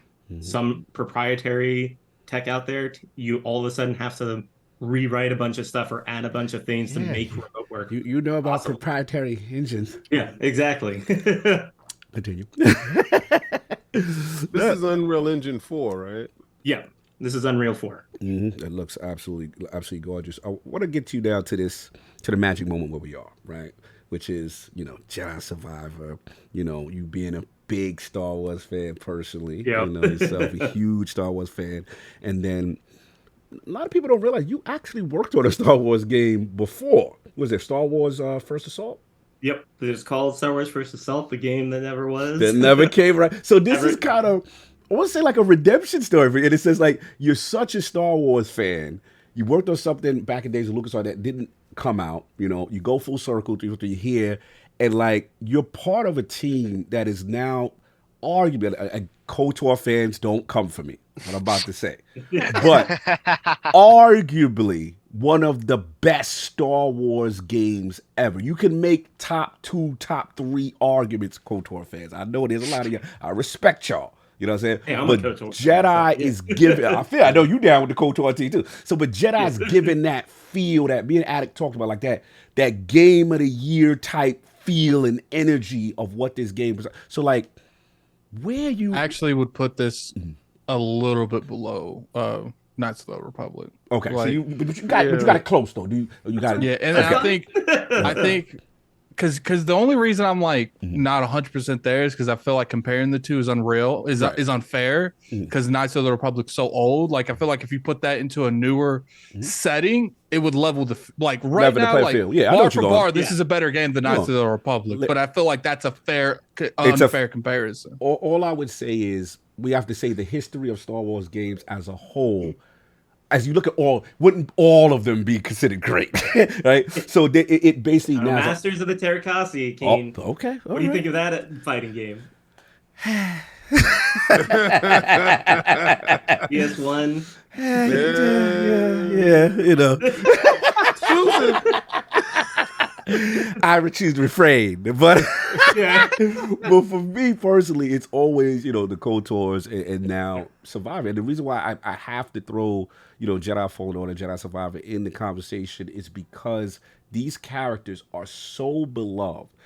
Cal Kestis, BD1, the whole thing. Say like it is so like it feels like it literally should have its own. Like we should be getting out into the movie sphere and the you know what I'm saying? No, I agree. Cal deserves his own TV show. That's the difference. 100%. As I agree. opposed Cal to deserves his own TV show. That's the only thing I'm saying. And again, I'm putting respect on KOTORs there. I'm not being disrespectful. They might work their way to it because and if in between stuff. If Cal isn't part of that master plan movie that they're making where all of them to come together, I'm a riot. Like I'm a riot. Because obviously the storylines are a little off, but it's like unless they plan on killing this dude off in the future, like I believe in Cal. He deserves to be in that movie. I'm rocking with Cal too. So again, Lord Patrick. Imagine. Yeah. Oh, real quick. Imagine after like Survivor, if like Disney finds like the amount of people that love this character, and they do a TV like a Disney Plus show of him after all of the movies.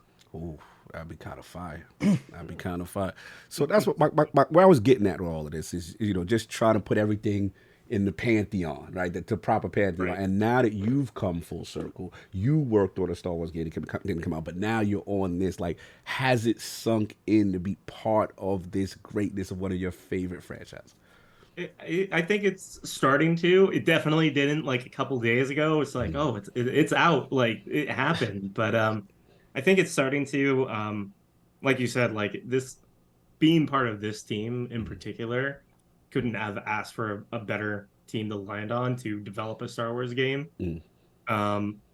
Like for a little bit of history, actually, for me, because I think it's important to kind of talk about these journeys because like we always, show the good on social media all the time, but I actually applied 3 times for this team over the years. Wow. So back when Respawn announced they were working on a Star Wars game before it was announced Jedi Fallen Order, I applied to a level design position. Did some interviews.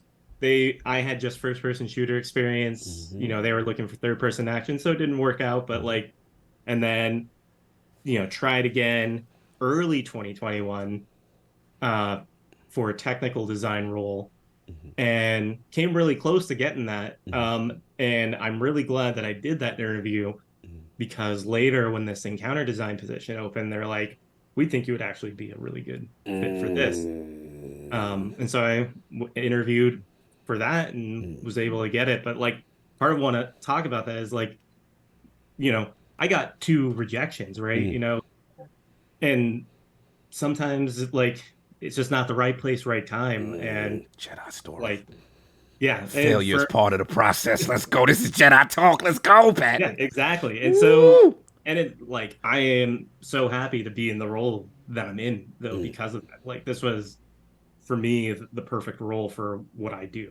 No doubt. Super proud of you, brother. What Patrick Ain's saying is he sent them an email, was like, I'm gonna keep applying every year. You guys might as well hire me. Not every year. You feel like wasting resources interviewing me every year. Okay. Nah, man, he just didn't take it personally. He knows that it was part of the process.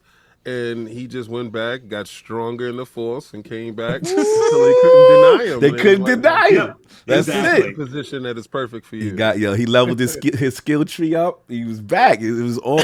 Listen, man, I'm super proud of you. The reason why it's impressive to me is that from your past, like again, and we're gonna get into it. Like you've created one of the most fun part of the creation of one of the most fun multiplayer sandboxes, right? In Halo Infinite. And then to come into a single player game, you know what I mean, and being an encounter design, that's a big shift. And that is something worth praising from a skill set perspective. We're going to give you your flowers on that. Like, that is impressive, you know what I mean? Especially being quality in both areas. So I don't care what nobody say. This got that game of the year feel. I'm just saying. I know we're gonna get the performance stuff straightened out.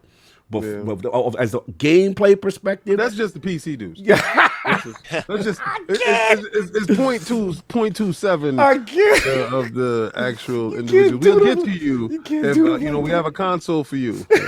Anyway, no. But one He's thing, just poking bear. Oh yeah, he out. Good job. He outside. He being extra bad. Messy. But look, so like I said previously, most of the realm are familiar with your past, right? As far as where you came from. Obviously, Halo Infinite, obviously that sandbox. You know what I'm saying? You had a part on Fret as far as multiplayer sandbox. I love Fret, by the way. Fret is hilarious. That's great. Yeah, when you're running around, all right, guys, watch out. Woo, be careful. Like, he's just so nervous, energy. He's the one I rock with all the time. So I remember we talked about, obviously your role in that and then things. So I wanted to get into as far as like Halo Infinite, and obviously there were some comments that you made, about what's going on, but one thing I respect about you was your brutal honesty about it. And when it came to the way you feel Halo Infinite was handled, obviously, the layoffs, obviously, made some comments about leadership, and then that the layoffs shouldn't have happened, and developer stress overall during that time when the devs were trying to push to make Halo a better game for the community. So looking back, do you still stand on those comments regarding the mismanagement at 343? And also, what did you personally take from your time at 343? I mean, yeah, I wouldn't have made those comments if I didn't. Oh, he's standing on him. So, and there's obviously a lot that I can't talk about. But like, I'm not gonna say that 343 was all bad. I had some wonderful times there. Met some wonderful people. Made some incredible friends, that I met. I mean, like, later, it says something when later in life you meet someone at work and they're part of your wedding, so but there was obviously a lot of missteps. It always felt like my job was harder than it needed to be, of all of our jobs. So there are certain things I wish I could talk more. Right. I'm proud of what we shipped for Halo Infinite, but also know that, like, it should have been more. I respect that. Yeah. I respect you stood on it. And again, in your defense, a lot of people agreed with you and actually echoed some of the statements as far as things needing to change there. And hopefully, with new leadership and the comments that were made, that this would get a chance for them to course correct and deliver. Because I've always said, regardless to the issue being, I felt as far as the delivery of consistent live service content, I've always said the core gameplay from a multiplayer sandbox is excellent.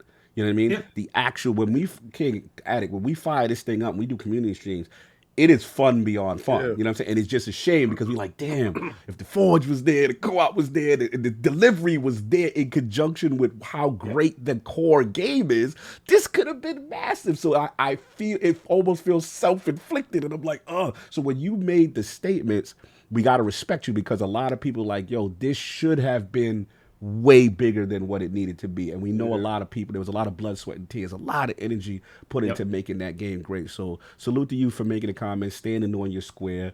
And again, obviously, you probably wish the team the best, your former colleagues that's still there. 100%. Hopefully they could deliver a better. Here's like the one last thing I'll say. Get it. Nobody wants to make a bad game. Sure, no, right. Like, everyone wants to make something that's awesome that people are going to enjoy.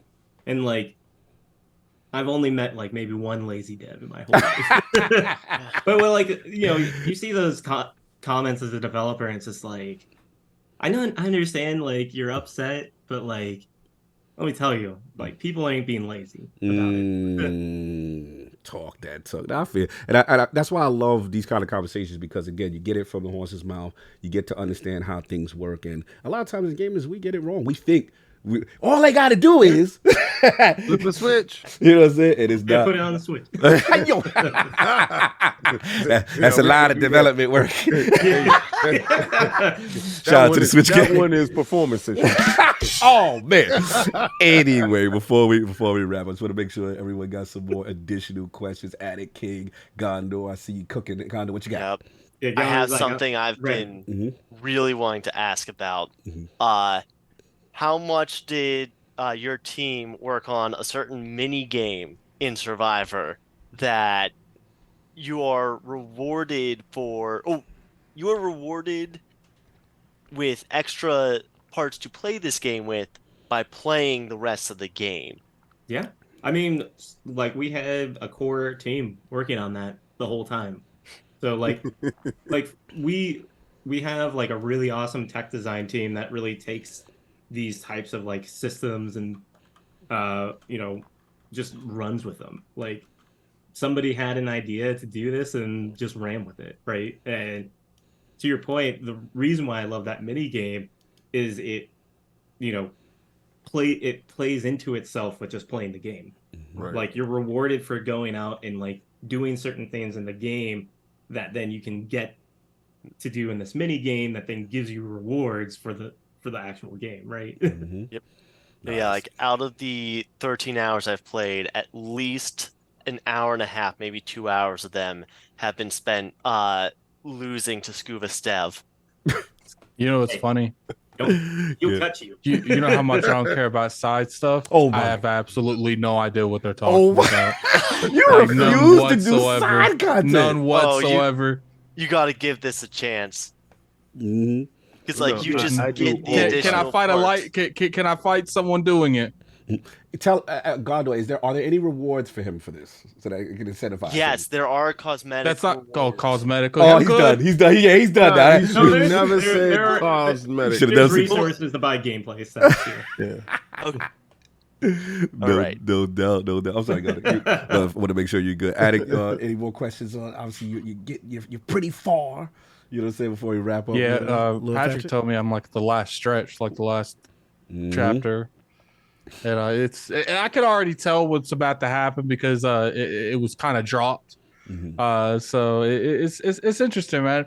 One thing I will say is I do feel like if it wasn't the performance issues of this game, I do think it would have been a 90+ Metacritic game. Like, that's how good it is. Like, people that saying the PlayStation version wasn't hit too much for the performance issues, I disagree. I think we're just talking about like an upper echelon game got hit down a couple because of the performance, but I still think that 87 isn't justified. I think this game deserves a higher one than that. No doubt. Over here, King, any other questions with Jedi related before we close up with Not really.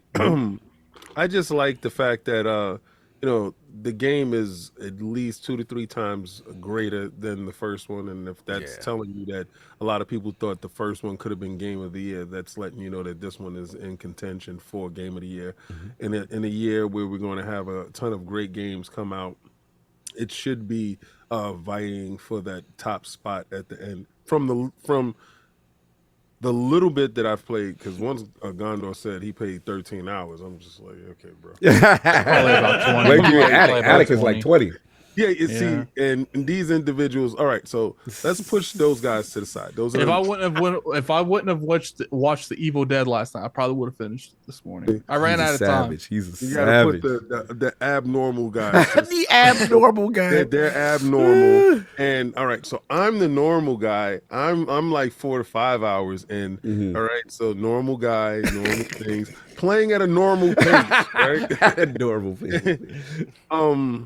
I've just noticed like the textures on the clothing. I put it on the widest view. Yes. I have that a wide huge view. Yes, screen please. television. And I'm looking at the distance. I'm trying to break the engine, right? Because I'm hearing that these individuals talking about they're having performance issues. I'm looking at the distance. I'm saying, wow, you can see all the way in the distance with no pop-up. And then the foliage distance, the LOD is really crazy. That foliage goes that far out, and I'm looking down into, because I'm using BD as the telescope, and I'm looking into the landscape, and I'm doing just things as a gamer, right? And I'm appreciating the hard work that y'all went into with the textures and the level design. And I'm looking at the first world that I'm able to get into, and I said, man, this game, it will live up to expectations, because I see the banter that I have with the NPCs, and they're giving me quests, and I'm like, yo, it's turning into an action RPG, slight action RPG type of feel with exploratory elements to it, and it keeps me enthused. So the fact that you're able to keep those encounters happening, that's why I'm so like curious about the encounters. With the way that I'm able to traverse the world, and the way that you and your team is purposely placing encounters around the world to keep you having a good time, I gotta say you did a great job. Because at no point in time did I feel like the world was barren, that I didn't have anything to do with something around every corner, and you guys really nailed that fun aspect of it. I think you're supposed to have for every 3 to 5 steps, you're supposed to have like 3 to 2 minutes of encounter time. How did y'all do that? Like manage the time between encounters and to make it feel like it's something constantly happening? It's definitely a really good question. For kind of the stuff on Kobo that you're talking about, it was definitely a mix of some very purposely, like we talk about, like placements, and then we also have a really cool patrol system that manages not just combat encounters, but like a herd of Neko going by, or like a giant like bird flying over, so that there's life happening, but it's not always combat also.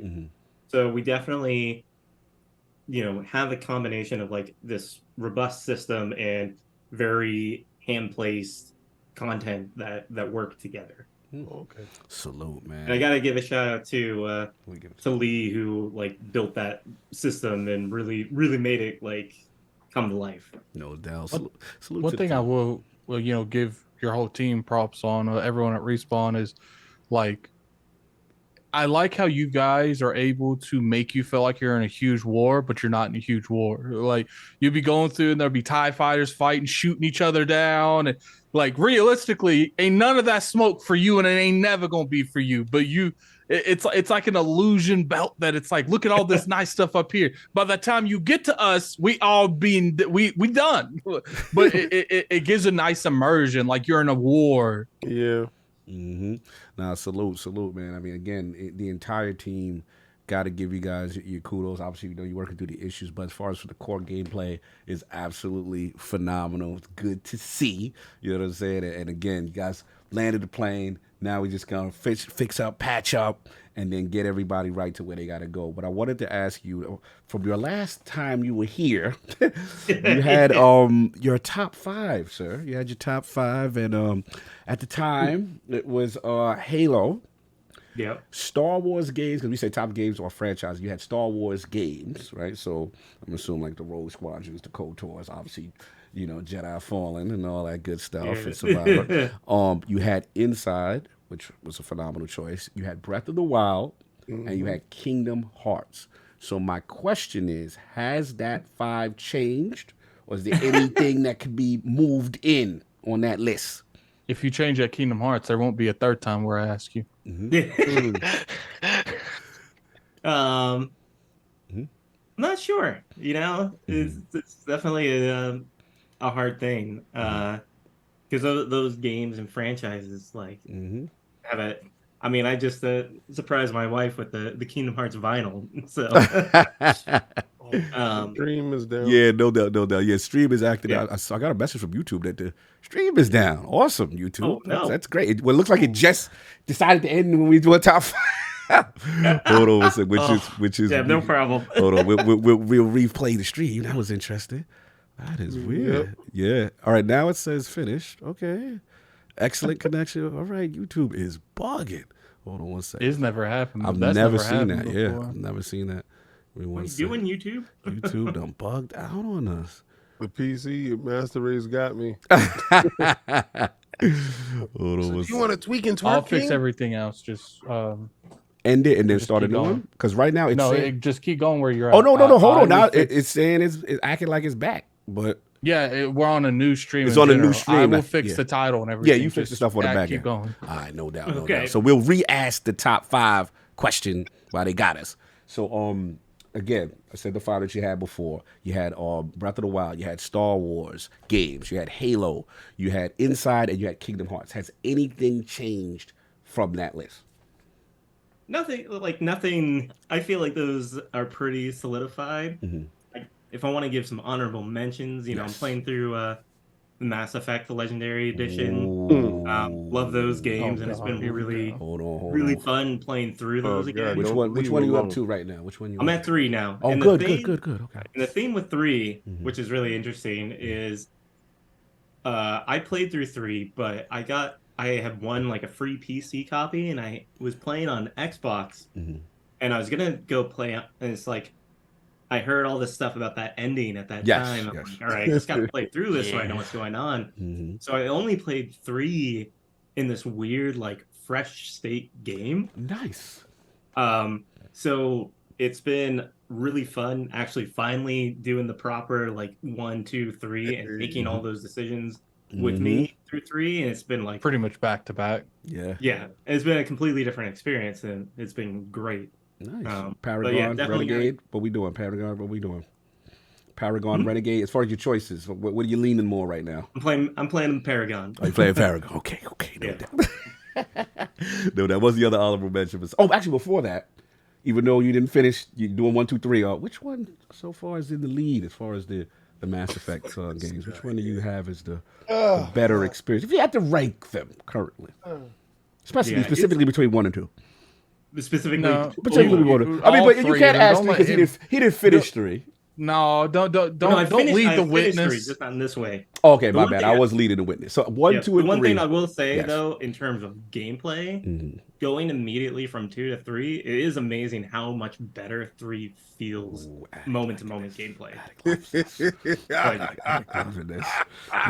But if you had to rank it, gun to your head, which one is the best out of the 3? Which one would you choose? It's so tough because 1 and 2 are so very different in terms of like its structure. Like I love the introduction of the world of Mass Effect 1 and like exploring these planets to like that fight with Sovereign at the end. Oh, no doubt. Shoot the Sovereign. That's not here. Yeah, but like the personal stakes in 2 though is just like so good. But you gotta pick between your children. Which one? You gotta pick one. I'm gonna have to. If it's gonna be between those, I'm gonna have to go with 2. My man, Patrick Wren, legend of encounter. I'm an independent arbiter. I'm just watching everything. I may have influenced a certain decision, but he did a Jedi mind trick. Patrick, these are the droids you're looking for. He came to the correct conclusion. Look, he broke it down logically. I personally feel like 3 is the best one, but you couldn't have the anticipation with 3 without 1 and 2. So absolutely. You can't really. I mean, there's some degree where you can't have 2 without 1. So absolutely. You follow the vine. 1's the best, I guess. Like, now we got it. I will say, like, that opening the 3 is yes, absolutely. And like playing it now and being like, this was a 360 game back in the day, bro. They were pushing this much. It was so ambitious for its time. And then to think about, I still, to this day, Patrick, no other game has really done that, carry the save state and choices and decision into the next game. That is so ambitious. And then to write, think about, you have to write all these branches that some people will never see. Right, because of choice. Think about how much development time that was truly an achievement. I gotta give Byron their flowers. I remember, what happens there. Yeah. I had 2 people I really liked, and at the end of 3, they made me choose between them. And I remember because I remember trying to talk enough to where the smoke doesn't happen, and then I said the wrong thing. And then they just went, and stuff started going like, no, we're not supposed to do this. Someone who did finish the Legendary Edition last year, and I think that was the first game I finished that year. The thing that I made a specific point to do, as someone who had previously played the first 2 games at least 3 times before, is I am looking up a guide to get the perfect Mass Effect 2 ending, because I was so annoyed. Yes. Oh, the suicide mission and galactic readiness. I think everyone survived but like one person in my suicide mission. So one of the you say that. Go ahead. I played through the ending and prepared perfectly and all this stuff, and then all of a sudden Morden was dead. And I'm like, the hell? Yeah, I know exactly what happened. Yeah, and I look it up, and it's just like, oh yeah, if he's in this place, he just has a high chance of being dead. Not even like for sure thing. I'm just what is this? So I actually went back and replayed it because it pissed me off so much. I can't remember who it was, but one of the people that had like the little blue powers. It's been so long since I played it. One of them stayed back and saved everyone else, and she died. There's so many possibilities. There was the one with Samara, and you can have her killed and then have her evil sister as part of that. It's crazy. But salute to Mass Effect. And any last final honorable mention in your top 5 that you wanted to mention, or that was the last one for you, Patrick? As far as Mass Effect, was that the last honorable mention? No, I mean the other one is like the current God of War. Like Ragnarok was. Man, I wanted more King of that. is wanting to do this right now. No, I mean, you can see certain stuff. I mean, at least in Survivor, they have a whole jump button. They come on, King. Oh my God. Listen, a whole jump button. Listen, I can see a little bit of the inspirations, but y'all took it higher in Jedi Survivor. So, I mean, that's nice. You know, stand on his shoulders so you could be greater. Yeah. Oh my Lord, he out of pocket. But God of War, so you got it in there. You got the series. No doubt. And final question is, for your favorite console of all time? Why you had the GameCube? Said it was the most influenced. Do you still stand on that? Yeah, I would definitely still stand by that. Like that was such a pivotal moment in my childhood and gaming career, and like it took that step up from the PS1 and N64 graphics and gameplay complexity in such an important way. That Star Wars for it. No doubt, man. And it was $99. Shout out to the GameCube pricing back there. But look, man, the absolute legend, senior encounter designer, which I have to keep correctly saying.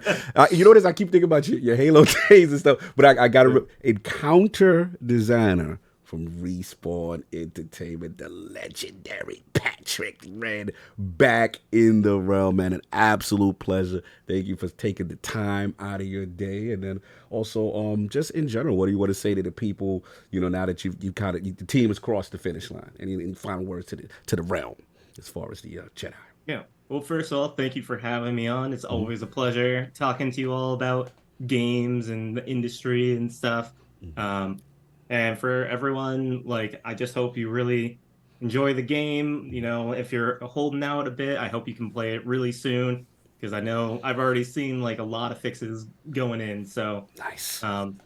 But we built this for Star Wars fans and action adventure fans, and we want all of you to enjoy it. No doubt, Lord Attic. And also, yes, you gotta hit up that New Game Plus. Oh, you gotta hit up. We're gonna hit up that New Game, because we gotta have this conversation that you keep hinting about. So we definitely gonna get that New Game Plus. Lord Attic, any words to Lord Patrick on his way out?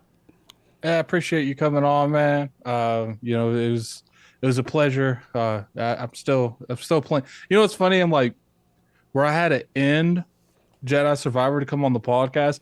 You could ask Patrick. It's not the greatest point to end, so my mind won't leave that game right now.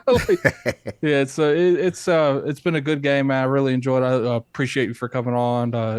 Letting us bounce some questions off of you. I'm sure the performance thing was a little was a little anxiety written for you a little bit, so I appreciate you getting through that. No doubt, no doubt. Lord King, any final words for Lord Patrick before he heads on to his date? Well, congratulations, sir, and actually getting out that that Star Wars game. So you actually made it.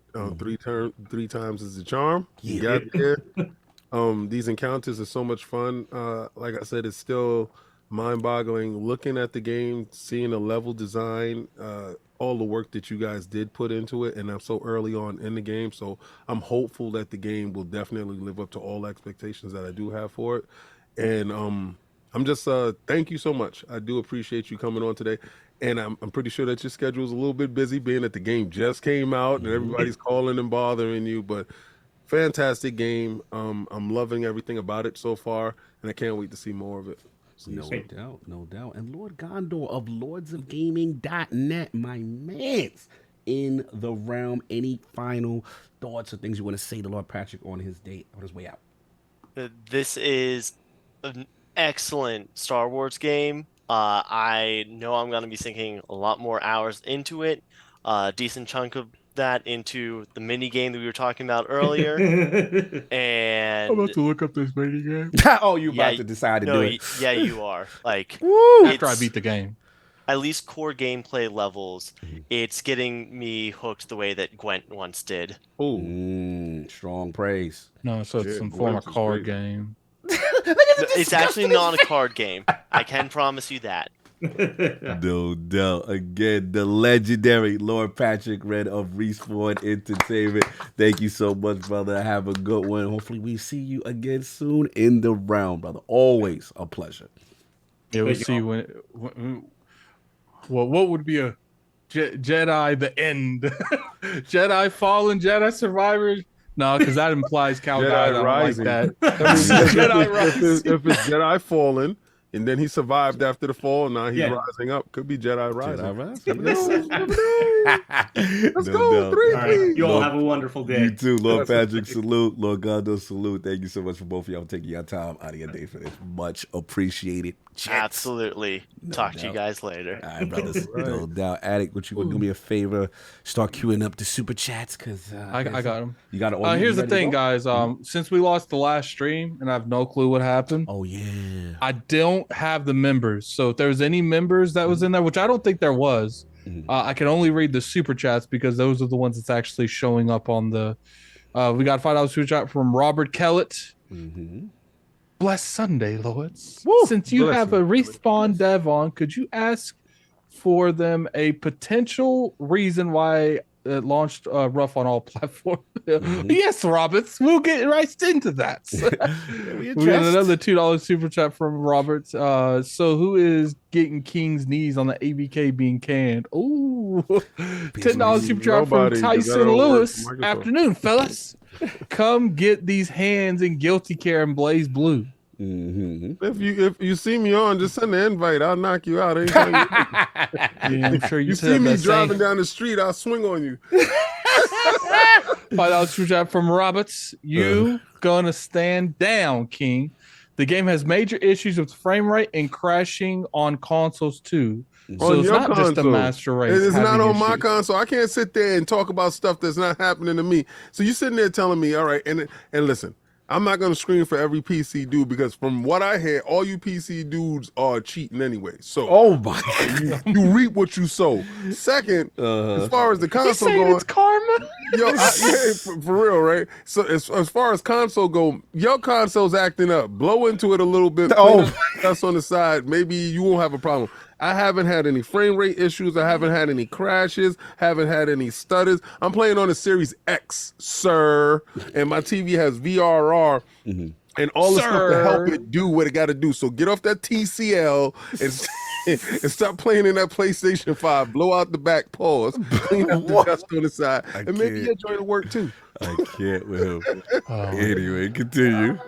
So let me remember. Okay. $2 super chat from Marvin. Marvin Ginyard. Doing my part to the Caribbean short-haired Epicia? No. Let Cog read that. He had doing his he's doing his part. He's sending the $2 super chat for the short hair. What is that? Damn? Oh, when we talk about rare animals for the Yeah. Okay, That's the super chat. I just posted in the. All right, the doing Zoom. my part to the Caribbean short hair alpaca. Okay. All right. Yeah, Salute. yeah. No doubt. We saving rare. Every time y'all hit the like button, we save a rare got it. animal. That's We what's got a up. $5 super chat from Project Aries. Nah, I need some of that map designers on the team. I need some names of the map designers on the team. That's crazy. Messy. We got a $20 super chat from Jada. Oh God. Y'all know why I'm here. Let's go. Salute to my brothers in that premium podcast of YouTube. Oh, salute. Hashtag knees, please. Why do you think you get knees when y'all was crying and begging? You rep snitches, bro. Like you sitting here talking about knees, please. You been packed your knees, send them up and threw them away. Y'all got 6'9" on your face. Looking like all y'all gunnies. Get out of here. Snitching and ratting. We got a $5 super chat from David Loans. Have you guys seen the trailer for the blind assist feature on Forza to help the blind play racing games? Yes. Goosebumps. Hat off to the turn 10. Yo, that dude, I saw it, and he was able to go around the track with no problem. That's crazy. With no sight. That's absolutely crazy. No doubt. What else we got? Then we have a $2 super chat from Slow Mo. Let me make sure no one else super chatted before Slow Mo. No. $2 super chat from Slow Mo. Panel, are you a Jedi or a Sith? I'm gonna be real with you. I know for a fact, 100% fact. If I had Force abilities, I'm a Sith. I know for a fact. Like I'm not going to even sit try in front to you, act like the Force is definitely corrupting me. Okay, like there's no ifs, ands, buts about that. No, I'm gonna probably be I'll probably be a gray. I'm gonna be Force sensitive in the Sith and if I couldn't, if I had to pick one or the other, I would probably be more evil than good, and it would be like just petty stuff, like not really anything like. What color would your saber be? Pause. But I think I would be more of a gray Jedi, like in the middle. Right, you'd be gray. My saber would be yellow. Okay. For y'all dudes that know, yellow saber is I will be the one. Oh my God. Continue. I think mine would be green, probably. Continue. King. Oh, that's all. Oh, we're good to go? I know that Lord K. Asante, I see you in the building. Just want to do a mic check right quick. Make sure you're sounding good, sir.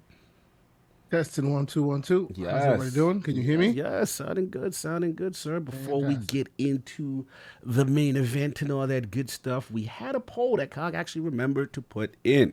So the last week poll results are in. The people have spoken to the question with the latest statements by Xbox regarding Hi-Fi Rush's success. Which do you think is the measurement Microsoft is utilizing for success? The winner of the 4-way ILP poll at 62% of the vote was user engagement per title group. Coming in at second at 25% of the vote was Game Pass subscribers. Third place at 7% was the Messy Lords. I don't care. These games need to be fire. And in last place at 4% was the console and PC game sales group. Shout out to all the Lords who participated. Lord King, they talking about user engagement, man. Yeah, that goes hand in hand with the Game Pass. So the more people that you have in Game Pass, the more engagement that you should have. I think that's been their metrics that they're going through. I had a weird, scary thought last night. I was laying in bed. I had a weird, scary thought. Scary thoughts, let's go. That the Series S is the main console. And the X is the anomaly. And we're never going to see the 12 teraflops or whatever, for the console, because, as much as I hated J-Dub and a lot of the PlayStation dudes may be right, because I think all the sales from the Series S made it the de facto #1 console, right? Because if the Series X sold more, then that would be the de facto. But I say this, right, because I'm looking at Redfall at 30 frames per second. And I'm like, you implying that's 60 that little man is the problem? Yeah, the reason why he's a victim of his own success. right? The 30 frames per second is, because it was 60 frames on the box. The 30 frames per second is, we can get this out to you 30 frames per second. Let's say it's Little Man. Let's say Little Man's the issue, right? 30 frames locked in, we'll get you 60 frames later. The same way that we'll give you a Series X later. Like you can get a Series X later, but you'll find Little Man's all over the place. Maybe Little Man is dictating the 30 frames error and continuing it to keep that going, and we'll send you a patch later. And they're seeing how many people are engaging on Series X's and Series S's. And if the number and disparity is crazy, let's say they have 15 million Series S's and like 8 to 9 million Series X's, then the de facto would be the Series S. It depends. I don't know what the splits are, though. I don't know if the splits dictate that there are more S's in the wild overall out of the sales. That's a good question. My assumption it is that, and then you go into the metrics of the engagement. But if that is the de facto console, then you're going to be geared to make sure that everything runs right there, and of course it will scale up on the Series X. But there'll be an afterthought. There'll be the 60 frames per second afterthought, while the main console itself, let's get that out the door at 30 frames and it's locked. I mean, it's a good question. I guess the thing also we have to think about too is, one, studio talent, you know, as far as all studios obviously not created equal, and then two, as far as different, you know, kind of what Lord Patrick alluded to, where there's different PC SKUs, and a lot of these games develop on PC first, and a lot of these PC SKUs are lower than the S. So there's a lot to unpack, but we will get into it. To be fair, though, I feel like even if that's the case, shame on Microsoft for promoting the Series X to the console and the way they promoted it. Like, you know, Monsters eats monsters for breakfast. Like was very extra on promoting this on Power. So just because the other one's selling more, it's like you're taking away from one to give to the other, and it's not even good. It's like it's going to stop the Series S from selling. So like you're literally hurting the X for no reason, because it's not going to stop it from selling. Like, Addict, do you think this thought, right, that because of the supply constraints and the fact that they had the foresight to make the S, and the S was probably a little bit more easier to manufacture and get the chipsets and everything out the door, because we had the supply constraints and everything, they was probably pushing the X first, and then the S just took off by this availability of the console compared to the X, and now they was forced to pivot, and the S is probably the primary because of what happened with the supply constraints and the pandemic. It might be, but at the same time, it's like, to me, you know, if it makes sense to them business wise, that's cool, but don't be doing that stuff, because I will drop your platform in a heartbeat if you start giving me mad 30 frame games. I will drop it with the quickness. It will be straight down there to GameStop being traded in, because it's like, you're not going to sell me this platform on the hopes and dreams of Power, but then start what's what I'm looking for. Stop not utilizing it because more people are on the S. You know, there's mad people that have like the 40 series, but it's not like they stop trying to make sure that these cards actually are used. But to that same argument, there's going to be people that still rock their 1070, like me, the 1070 Ti. You know what I'm saying? That may represent the majority of the base. So but they don't stop supporting the 40 series cards. Of course, but you may not be able to get to maximize that 40. But we gonna move on from that one, because I know it's gonna go all day. I'm reading the super chat. The super chat is lit. Wild, crazy. Yeah, you might as well get them now. You might as well get them now, Attic. You might as well get them now, because the super chats are coming in kind of funny. Okay, let me find out where slow-mo was. We got $5 from Gary D. Brown, here to save the Nebraskan Tarmanian Tiger. Love both my Xbox and PS5. Is killing with the DualSense effects on Jedi Survivor in quality mode. $5 super chat from Normal People.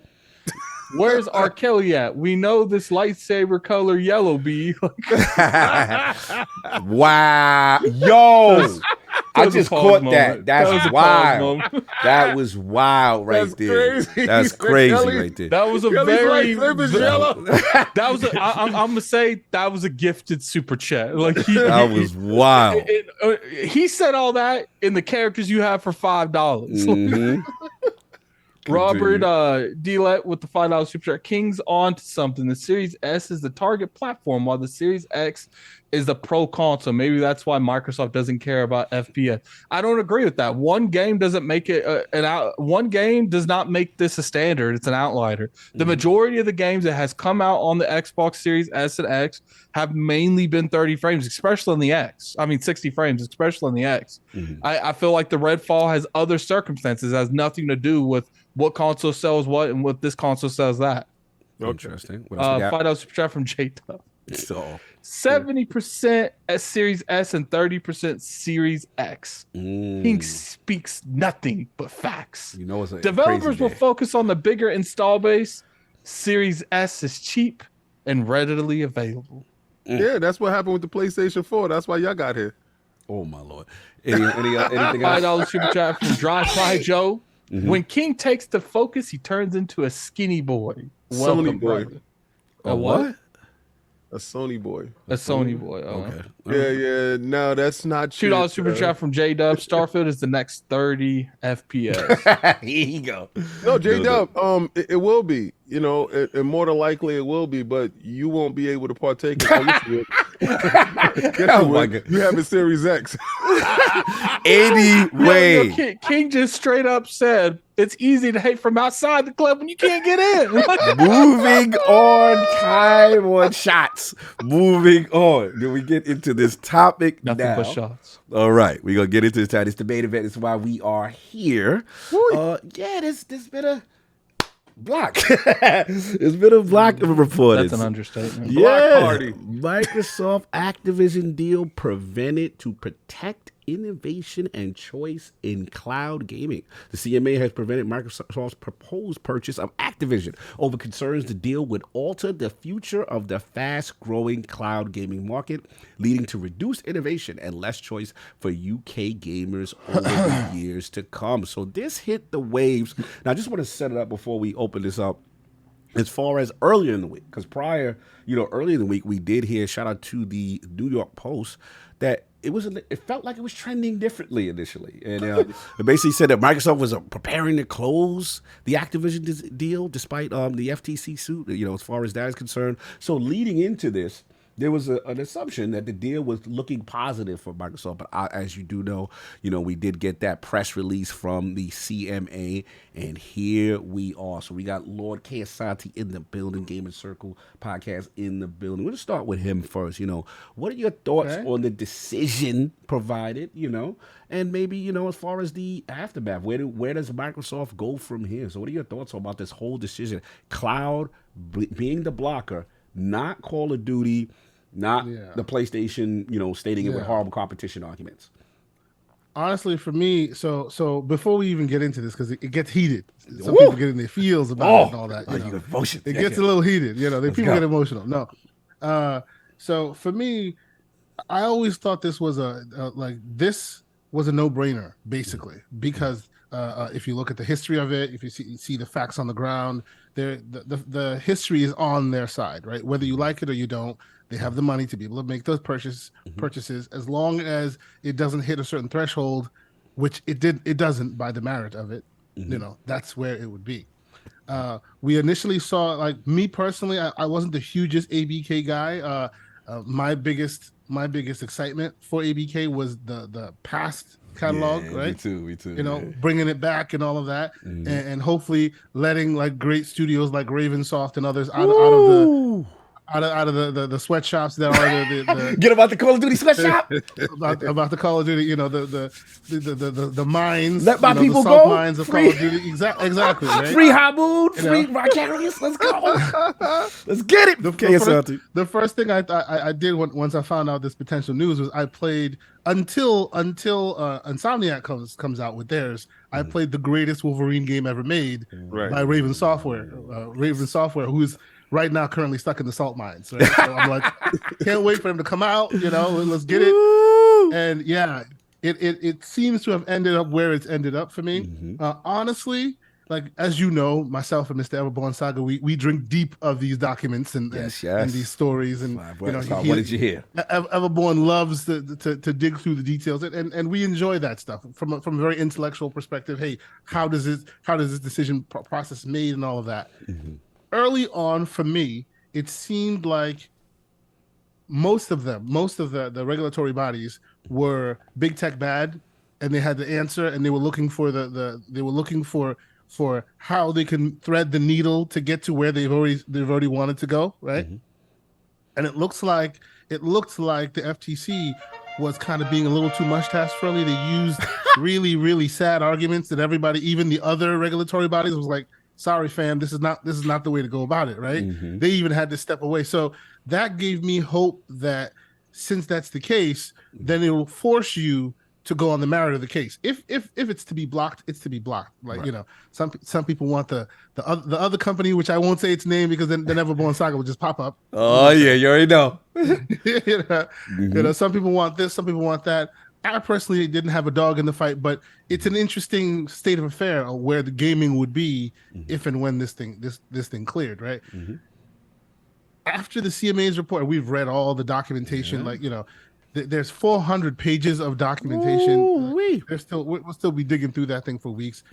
After it's all said and done, for me, it looks more like they were still on the same page, but whereas the FTC was looking to pin something on Microsoft about, well, you said you'd keep things open last time, and the other regulatory bodies had to say, no, sorry, that's not exactly what they said.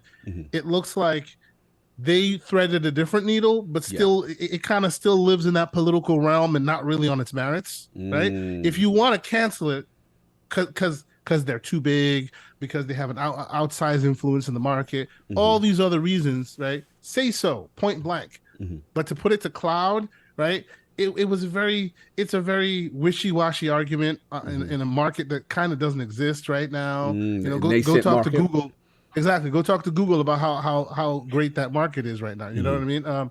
Even they themselves, like part of the documents, part of their findings for their concerns that they were saying, they pointed out the fact that, Microsoft did not offer their subscription. They didn't offer it to a multi-service, multi-game subscription service, right? Now, for people who don't understand the difference, GeForce Now, for example, you own the game on Steam, you own the game someplace else, you get access to playing it in the cloud. Multi-game subscription service would be your PlayStation Premium, would be your Luna, right? Right. But at the time, they gave Microsoft what Pong Soul likes to call a honey-do list, right? That's where you heard the boosteroids and all these, right? All these people other are like, where did they pull all of them out of? Yeah, they pulled them out of the actual regulatory bodies, like review response to say, hey, these are your potential competition that you are going to be infringing upon if we allow you to do this. So what did they do? Okay, check the list. You get a deal. There was deals everywhere. So you feel Microsoft did go off of the playbook, so to speak, that the CMA provided. Okay. Provided, exactly. And at that time, there, besides PlayStation, who we already knew refused to sign any deals, there were no multi-game subscription services. There were no multi-game subscription services to actually give a deal to, right? Literally a week later, Luna went, we're in the UK now. Right? Okay.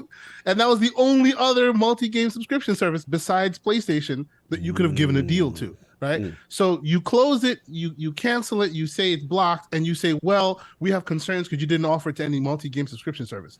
They didn't know what Boosteroid was until you told them what Boosteroid was. If you wanted them to offer the deal to a multi-game subscription service, you could have just picked one and they would have done so. There was none there to be given at the time. So you're implying, okay. So let me ask you, for fairness, I just want to ask a question. Please, yes. So what do you say, KSRT, to let's be fair in terms of the Azure infrastructure backbone. Sure. And the reach that Microsoft has in the space comparatively to others, right?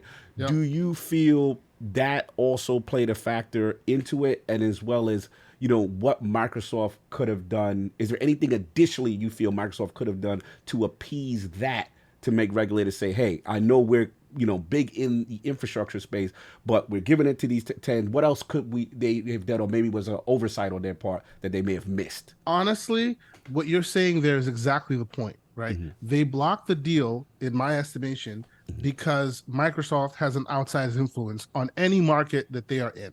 Right. That's the perception, right? They are the big evil, they are who they are purported to be, right? That's who they are, right? Even though they move different these days. They don't move in that way at all. But what you're describing there of them, their potential influence, their Azure influence, and all of that, that is all that people saw. Right. But unfortunately, you can't use that to then block the deal, because that's a potential that you don't know will ever happen, right? It is literally a side hustle, and you're literally you're protecting the side hustle at the expense of the game. That's what you're doing now. So you're right? theoretically saying that they could be the fact that we don't know that cloud gaming could or could not be a dominant way in which media is consumed. Your thought, correct me if I'm wrong, your thought process is by them being heavy-handed, they're potentially just killing innovation when Microsoft could drive the space that so far doesn't exist. I mean, at the end of the day, how many other startups can start a subscription service at this level, right? In the United States, we have this thing, this thing, I think it's called Title II, where all the ISPs, all the cables that have run under the ground, right? You have to let a competitor share it. Because just because you, Verizon, were the ones that laid that cable for FiOS doesn't mean you're the only one that gets to use it. Right? At some point, since it's everywhere, now you have to share it as if it's essential infrastructure, right? So if they really cared, if they really cared about the future of cloud, they could have made that exact situation here, where it's you have your Amazon, you have your Azure. You can say, all right, you want to do this. Well, you are now essential highway, if you will, and you have to obviously your competitors will pay you or whatever, but you have to share your lanes of the highway so that others can be there and innovate. That's how you bring that forward, right?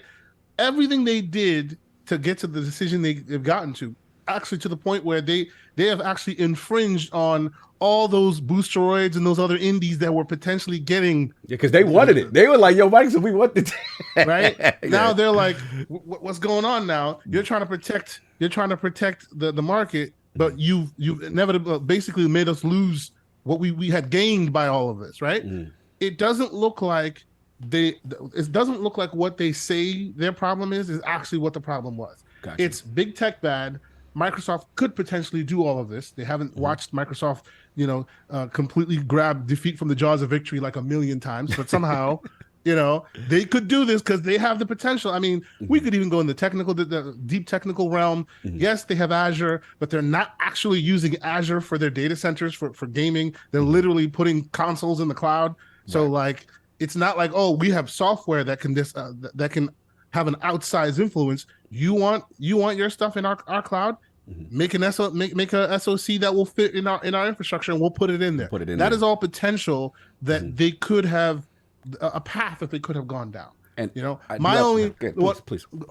I was just going to say what irks me is it clearly seems that even though the UK, the EU did it in a better way, they threaded a different needle rather than the mustache twirly thing that they seriously, it was ridiculous, right? It's just ridiculous. It's the mustache twirly that Harvey competition Call of Duty PlayStation is nothing else can do. Okay, that's that. Okay, continue. With all that said, it still looks like the CMA threaded their own needle and reached the same conclusion with the same kind of a weak sauce argument. I want it to be sound, and it's definitely not sound. Gotcha. So that's my only. No, I hear where you go. And for clarity, you basically say use the fiber example. If they're bringing that in, we'd be like, okay, then you have to regulate that with them so that they open that up for everyone else. So this way you alleviate that concern as far as Microsoft being this dominant player in stream. But then what about the comments? I don't know if you caught those comments they said in reference to well, we don't want to. It's so crazy that we don't want to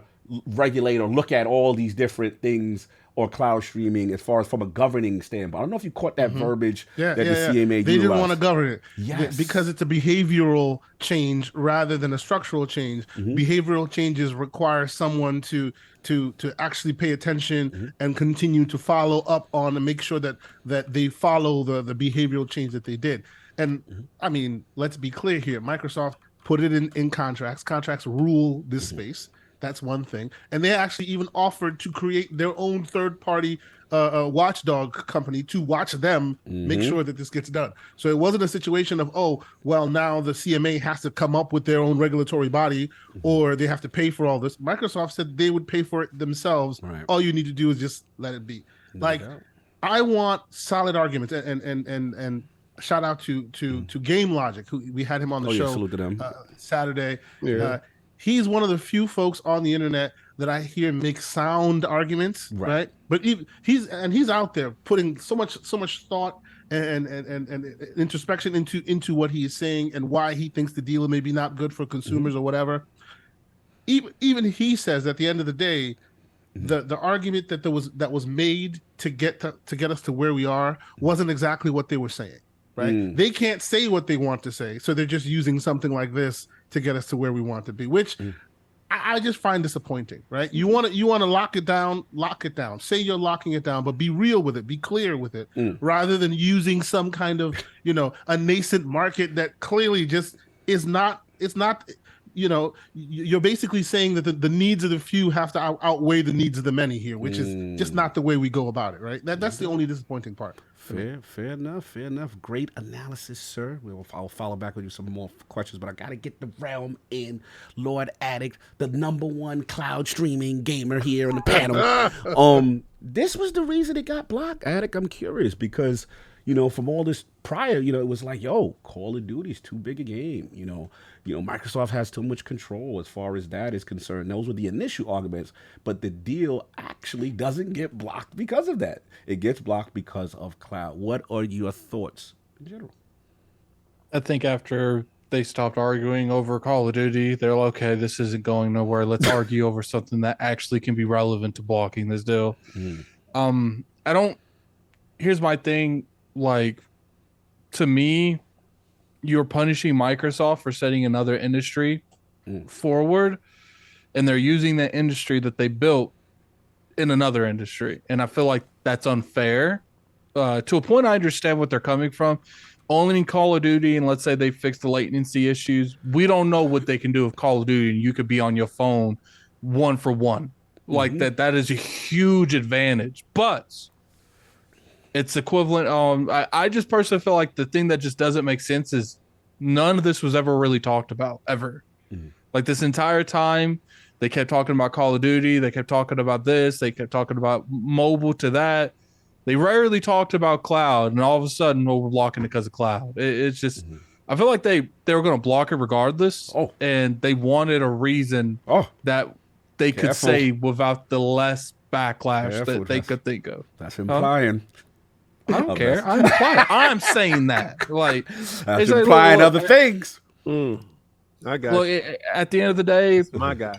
I do think that this still could hurt gaming going forward, but it's just a bunch of speculation. We don't know about anything. But what I will say is, let's go.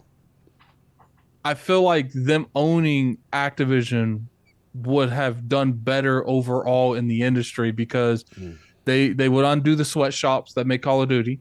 I mean, ironically, I think they would do that. Country over there. I just personally feel like getting lashes to make good. The salt mines, man. The salt mines. Get it straight. It's the salt mines. I just personally feel like I understand people's concerns, but Activision ain't really done nothing in years. And until you start to hear that, get that heat, you don't really change it. Look at EA. EA tried to cloud chase in multiple different ways, and they even have one point where they say we don't think single player games have have a space in this industry anymore. And now look what they just released, Survivor. Even though some people the game shouldn't have launched in the condition it is the peak of a single player game. And it's just like, look, I don't agree with the the announcement. I don't agree with the decision. But one thing I do agree is let's stop talking about it. CMA, you canceled it. Come on, FTC. We don't gotta wait till May. Just say your decision now. We don't gotta wait till May. We got the big EU coming up. That's EU, man, right there. Everyone just say one day. Because I honestly do think that if the FTC and the EU approve it, Microsoft can strategically strong forward the CMA. Okay. But if the FTC or either or the EU, it's a dub block, it's a wrap. Like gotcha. I would say the odds of this getting passed is like 10-15%. Like I just don't see it happening because I think it would be different if the FTC wasn't already voicing concerns from the start because Sony's lobbyists be doing crazy stuff and they spending money well. I mean, Microsoft's spending money on lobbyists too, but apparently they're not paying the right people. Byron is, but it just to me, I'm at the point as a content creator, as a podcaster, as a regular consumer that really keeps my ear to the ground. I want the deal over. I don't care if it passes, if it doesn't pass. 3 more years, you don't want this. No, appealing. I'm over this. You don't want this in the title of IOP for 3 straight more years. You don't like that. Thing. If there was 2 roads, and on the left road you have this gets squashed now. We never talk about this again. And on the right road, this is talked about for 3 more years, and they eventually get it. I'm gonna take the left road every time. Yeah, you tired. I don't care about that right road. So, that right road gives me a headache. You don't care about just that. thinking about it. Okay, you don't care about the greater good for the consumer. No, I don't. I don't care about the great. I care about what I want, and I can tell you right now, I don't care about 88% of the catalog for Activision. I've said from the start, this deal has done nothing for me on the Xbox ecosystem. What about Blizzard? You don't want them Blizzards? No, I don't care. Look, Overwatch is free to play. Why does it matter? What about Diablo for the free? Am I going? I played Diablo 3 like 4 times my whole life. Right. That's so you don't care about none of these games. I don't care about none of their games. Okay, none. And I played Advanced Warfare, Call of Duty Advanced Warfare for like 2 days. That's the longest I've ever played a Call of Duty. And that's all. Like this deal has done 0 for me. That's why the moment this was announced, I made a tweet that says, I ain't gonna lie, I wish it was Sega. Like, because I don't care about this deal. And the sooner this deal is over, the better. We can start going to talk because I personally feel like this deal has put an entire hold. Like literally the industry pushed a pause on the industry until this deal's over. Because I think PlayStation don't want to announce anything because they don't want to seem too everybody's being like, yo, don't show too much stretch. Listen, they just came out. The president just came out and was like, yeah, we giving 20% more money to acquisitions. they level of disrespect is outside. I personally feel like you got third parties that want to announce their game on like a competitor's platform like PlayStation or Xbox. So they gotta wait now because the other 2 don't want to do anything. It's not a coincidence. All these years, PlayStation has always had a showcase, but last year. It's not a coincidence. In the entire time we've ever done this, Microsoft has never come out in that stage and said, we're going to show you the game for the next 12 months. Why? Because they didn't want to show stuff after that. No, but let's be real here. They could have showed a bunch of stuff, but they chose to be strategic in the next 12 months because those announcements could most likely already announced, and they don't have to make themselves look bigger than they want to be looked at the moment. So that's why PlayStation was like, "Yo, we don't even want to have an event," and PlayStation is iconic for announcing a game 8 years before it comes out. 8 years. They got no problem doing it. So there's a reason they skipped last year. Huh? They did that. They was like Wolverine 25 years later. You're out of control. See, but my point is all of these, in my personal opinion, is because of this ABK deal. And I personally feel like the remedy to our issues right now, excluding Microsoft not announcing anything or showing anything, Sony not doing their own showcase, so let's just cut the ABK deal out. Like, so Addict is blaming the reason why y'all didn't get Punisher 2029. It's because of the ABK. Just for clarity, what of Addict's happiness about the deal being blocked if it continues to go the way it's going is that, Is it fair to say that you feel like because Microsoft has so many resources, so much investment into this deal, that it is potentially taking their eye off the ball at home as far as the things that they kind of need to fix up? And I personally feel like when it comes to the ABK deal, I don't care if it's blocked. I don't care if it goes through. I want the outcome that's quickest. Right. So if it being blocked is quickest, we doing the block one. If it getting approved happens next week, we doing that one. I don't want to talk about this for another year. Microsoft, please don't go to court. Yeah, just take Brad Smith said they take your ball and walk home. There you got 90 billion. Well, probably not 90. You're gonna lose some of it, but that's okay. You got billions of dollars you could put somewhere else, man. Build your own Call of Duty at this point. So here's the Attic. Yeah. Quick question to what Attic is saying. Like, I hear you on that, and by and large, I agree with you because I feel like they've shown that they can't walk and chew gum at the same time. So if you want to make me pick, it's go get your house in order. I feel you on that. But what about those who argue the point that I don't care about those? Let them finish. But listen carefully. Listen carefully.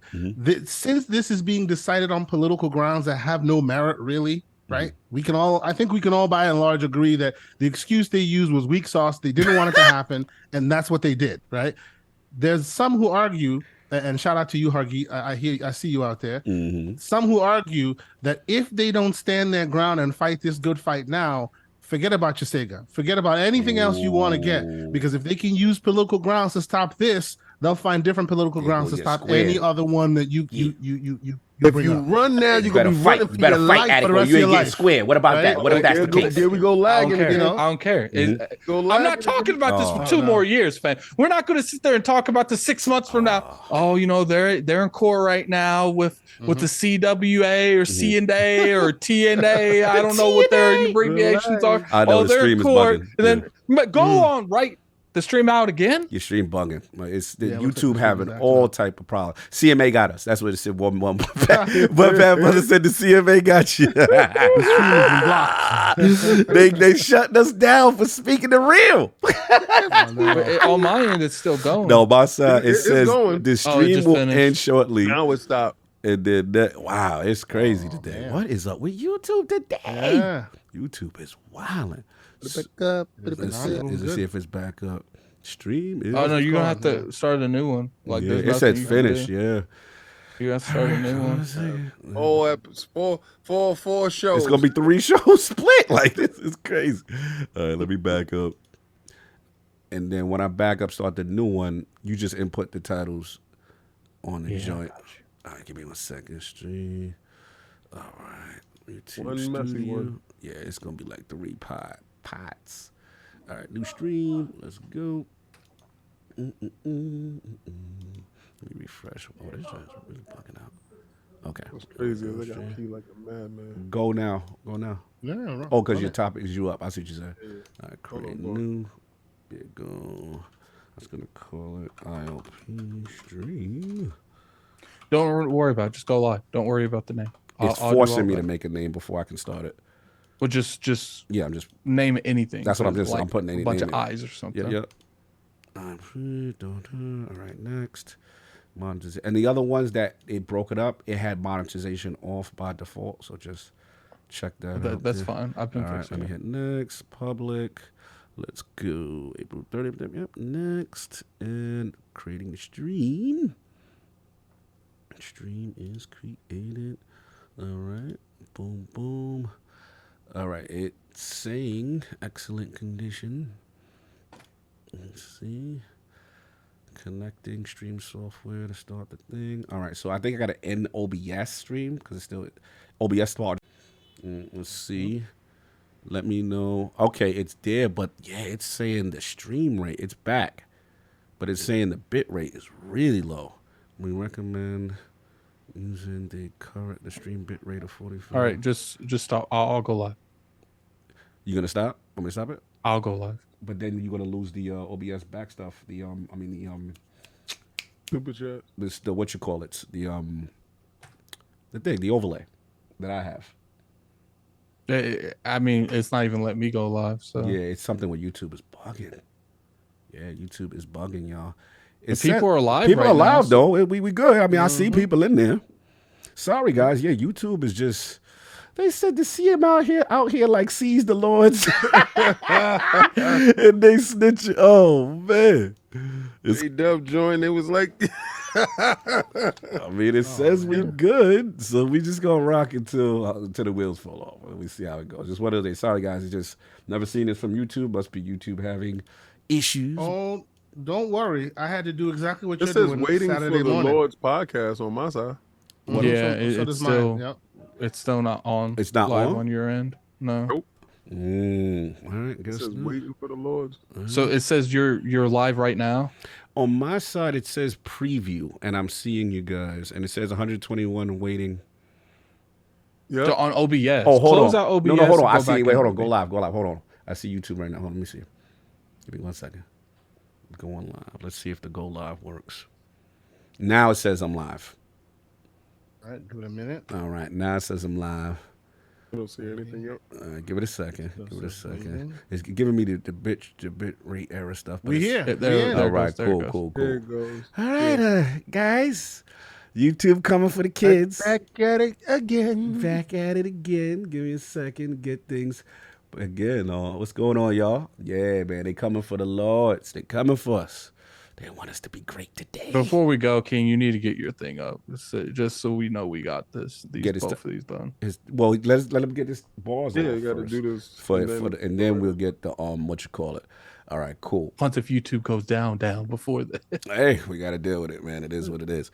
But King, so now that we got our thoughts here, like on this, where you at, man? You know, as far as the big block, and because of Cloud, not because of Call of Duty. Well, it seems like somebody took that afternoon and watched Minority Report and watched Terminator and ran back and said, "This is the basis of what this is." Like, it's I like gotta somebody, go though, guys. I'll talk to you later. All right, bro. It looks like somebody sat there and said, "You know what? I'm gonna watch all of the Jedi saga, and Anakin becomes Darth Vader." we should listen to everybody in the beginning and don't take Anakin. No, he's gonna bring the worst catastrophes. Yo. They was first screaming about Call of Duty. What I like about the PlayStation dudes, I'm gonna make it about y'all first. Okay. Because y'all are some beautiful creatures. Right? Y'all hide in your little holes while a war is going on. Your little fake generals poke your heads out just to see if I'm still on the battlefield knocking people's teeth loose. And I'm gonna tell you that this deal is gonna go through. Right, I'm not at it. I don't sit here and say no 10%, no 15%. Standing on it. It's money right there.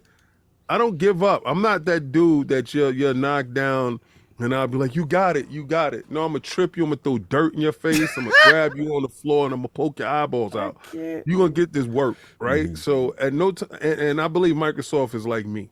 You dudes would have been wave your little white flag. Y'all waved the white flag as soon as they said they was acquiring them. Y'all was already. I don't like Call of Duty. That was you waving your white flag. I don't even play Call of Duty anyway. Y'all got punched in your mouth and was like, "Oh, it's over. It's over." Listen, man. Until they say that there's absolutely no way, Phil Dominus Maximus Aurelius Spencer's on your head, B. Like, this ain't over. Nobody got to their position by giving up. Shout out to Patrick, who got rejected 2 times before he put in and submitted for his application to get the job that he wanted. Nothing that you want in this life is going to be easy. You thought it was going to be easy getting this done? Nah, it's going to be fights. You're going to have to give out contracts. You're going to have to do this. So being the fact that they set you up, gave you a list of people to go out to, you went and hit everybody on that list with Call of Duty 10-year plans. Then you're going to come out the bush, well, you know, if it's not a multi-service gaming situation, it might be something that's detrimental to the progress and growth in this space. How they got that voice? Because isn't it strange that Ms. Khan, a couple of days before, goes and sits with the CMA? Okay. It was 4 dudes. It's 4 dudes that information I share some of the information that they get too. The information they was 10 toes down. Yo, Wednesday the deal is gonna go through X, Y, and Z. Right. Xbox dudes was popping their bottles beforehand. True. Xbox dudes is planning shows beforehand. True. Talking about, you know, we got our pom-poms up, the deal is done. Ooh-wee ooh. So you had the ooh-wee ooh dudes in the corner. You had the PlayStation dudes going, so I don't care anyway, because I don't even play Call of Duty. You implied dudes was frauding because they knew it was over. They thought it was over. Exactly. They thought the fight was over. They thought the Mike Tyson knockout. You know how Deontay Wilder dropped Fury and Fury went down. And he was like, yeah, it's over. The fight's over, son. But he got up. He got up. He was like, oh my God. Oh my God. So you implied dudes try to act like they ain't care when they thought. None of these dudes cared about Call of Duty at all. It was like, I don't care about that. I don't even play that. If you look at my timeline, I play mostly, you know, Square Enix stuff that you feel safe about in your life. You know, I'm looking for Final Fantasy.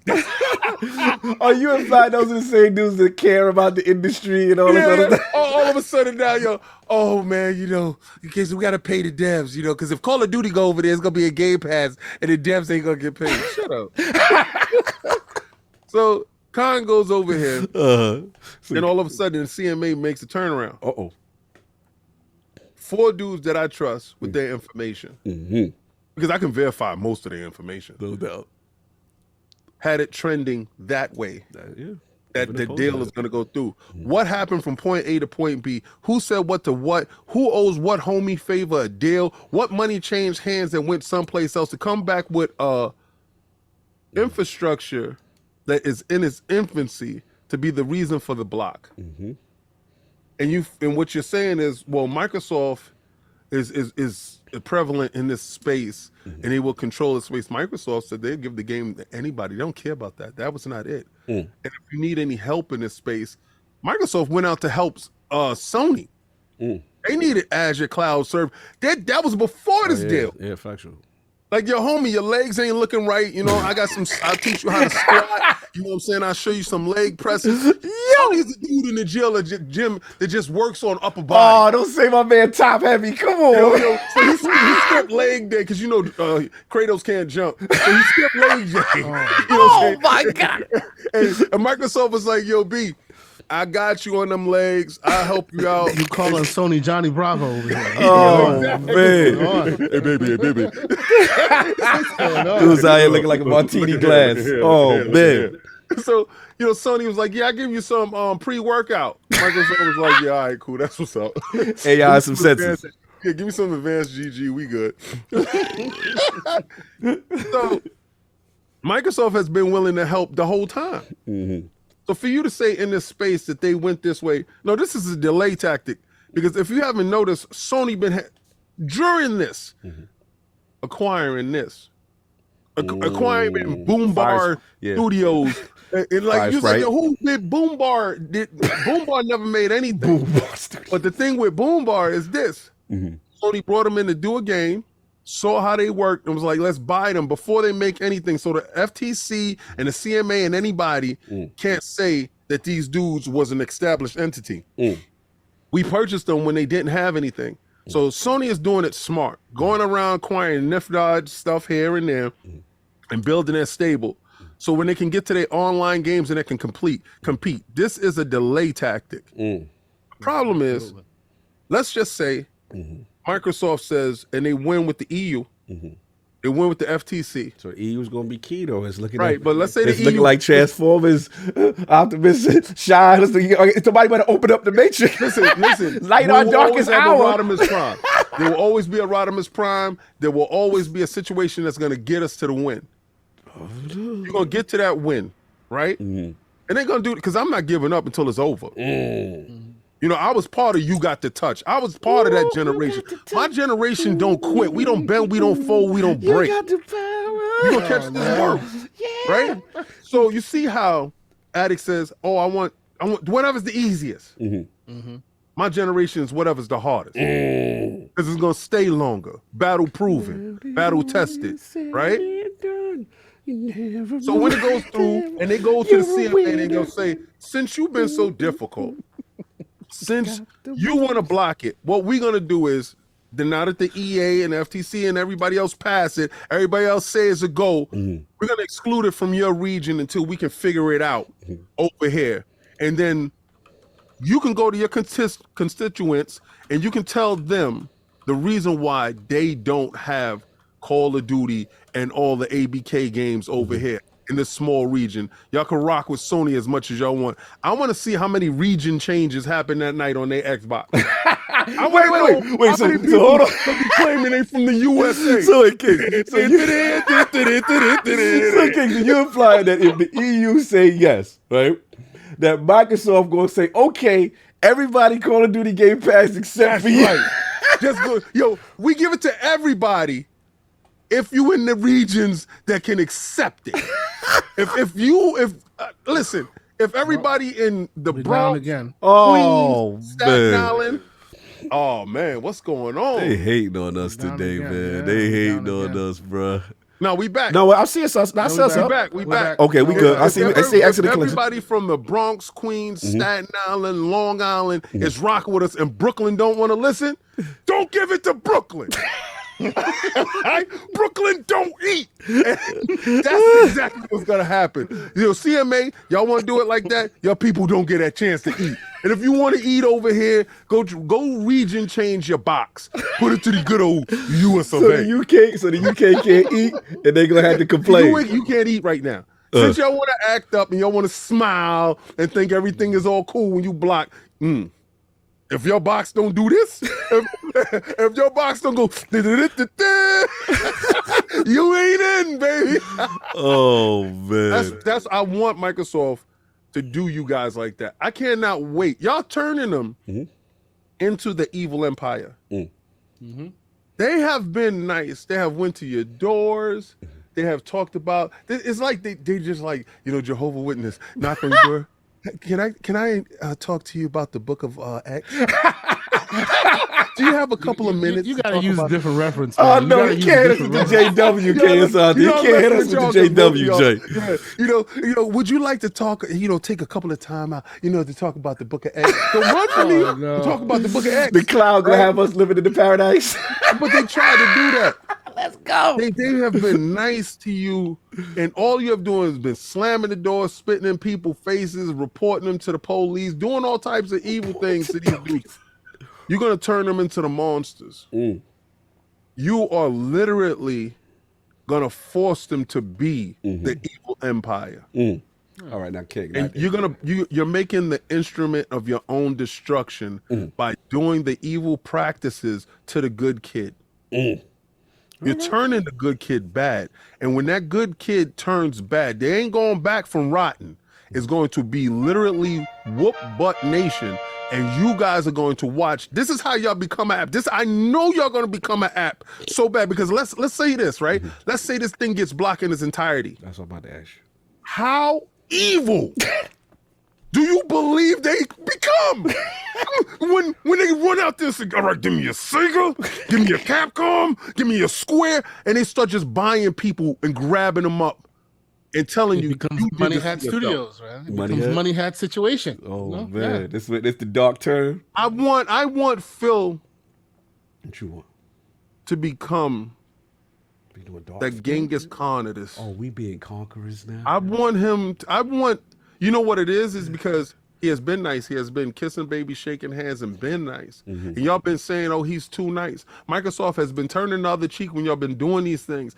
I want them to become the Genghis Khan of this. And if it takes this deal to force them to look over and say, nobody's playing nice but us, I'm tired of playing nice, let's go rip their heads off because we have a bigger army.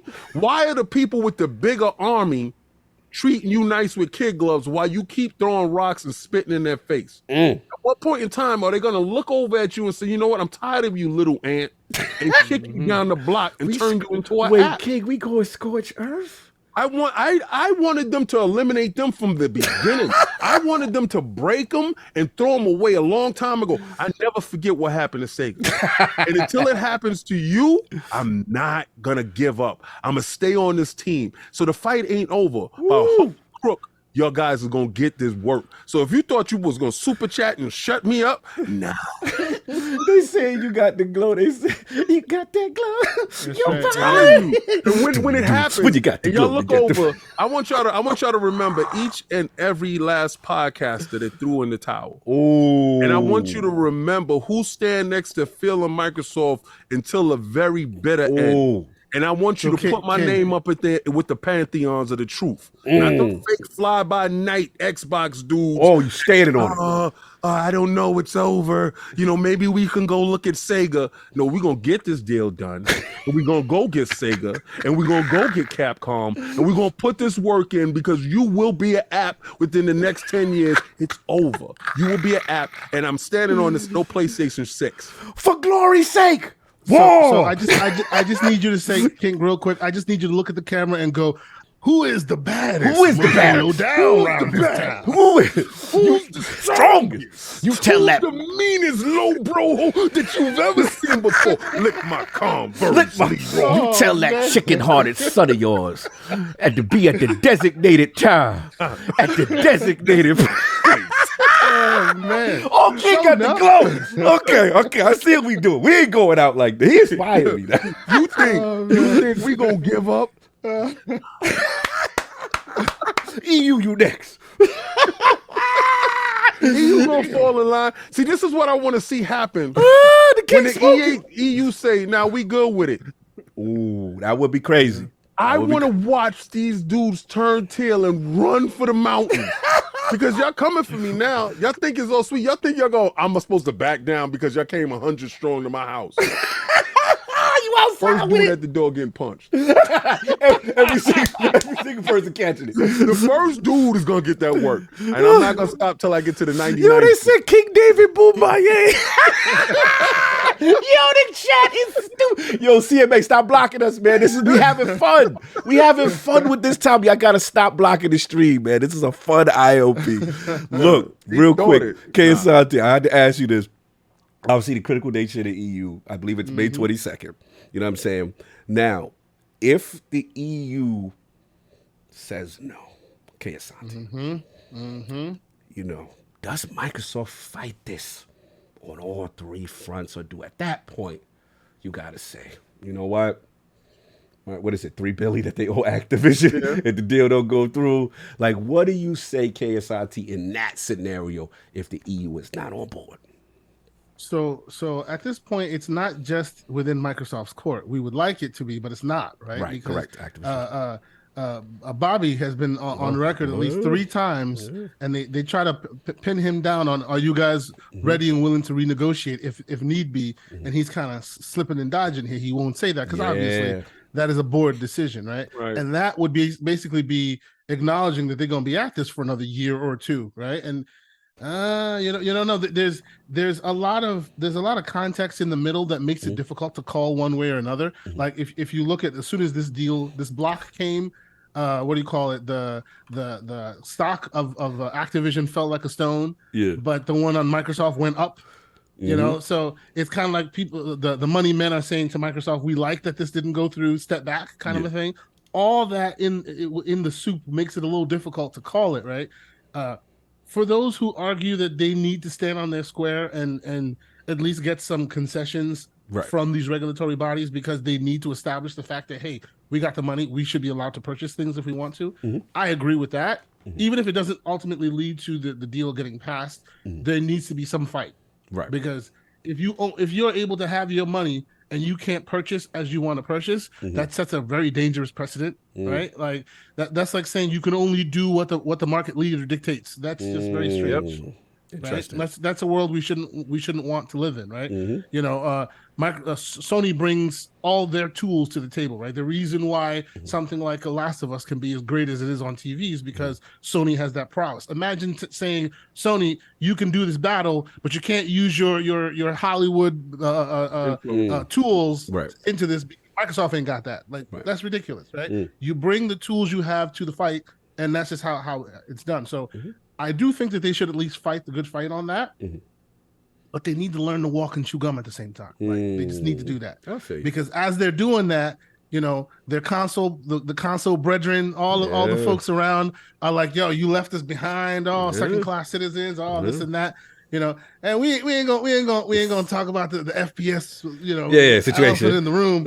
You know, I personally think it's Honda Civic problems. You know, y'all were talking about y'all were talking about the nicest heated seat while Tesla people are like stroking their beards over there. But that's neither here nor there. Not the Civic case.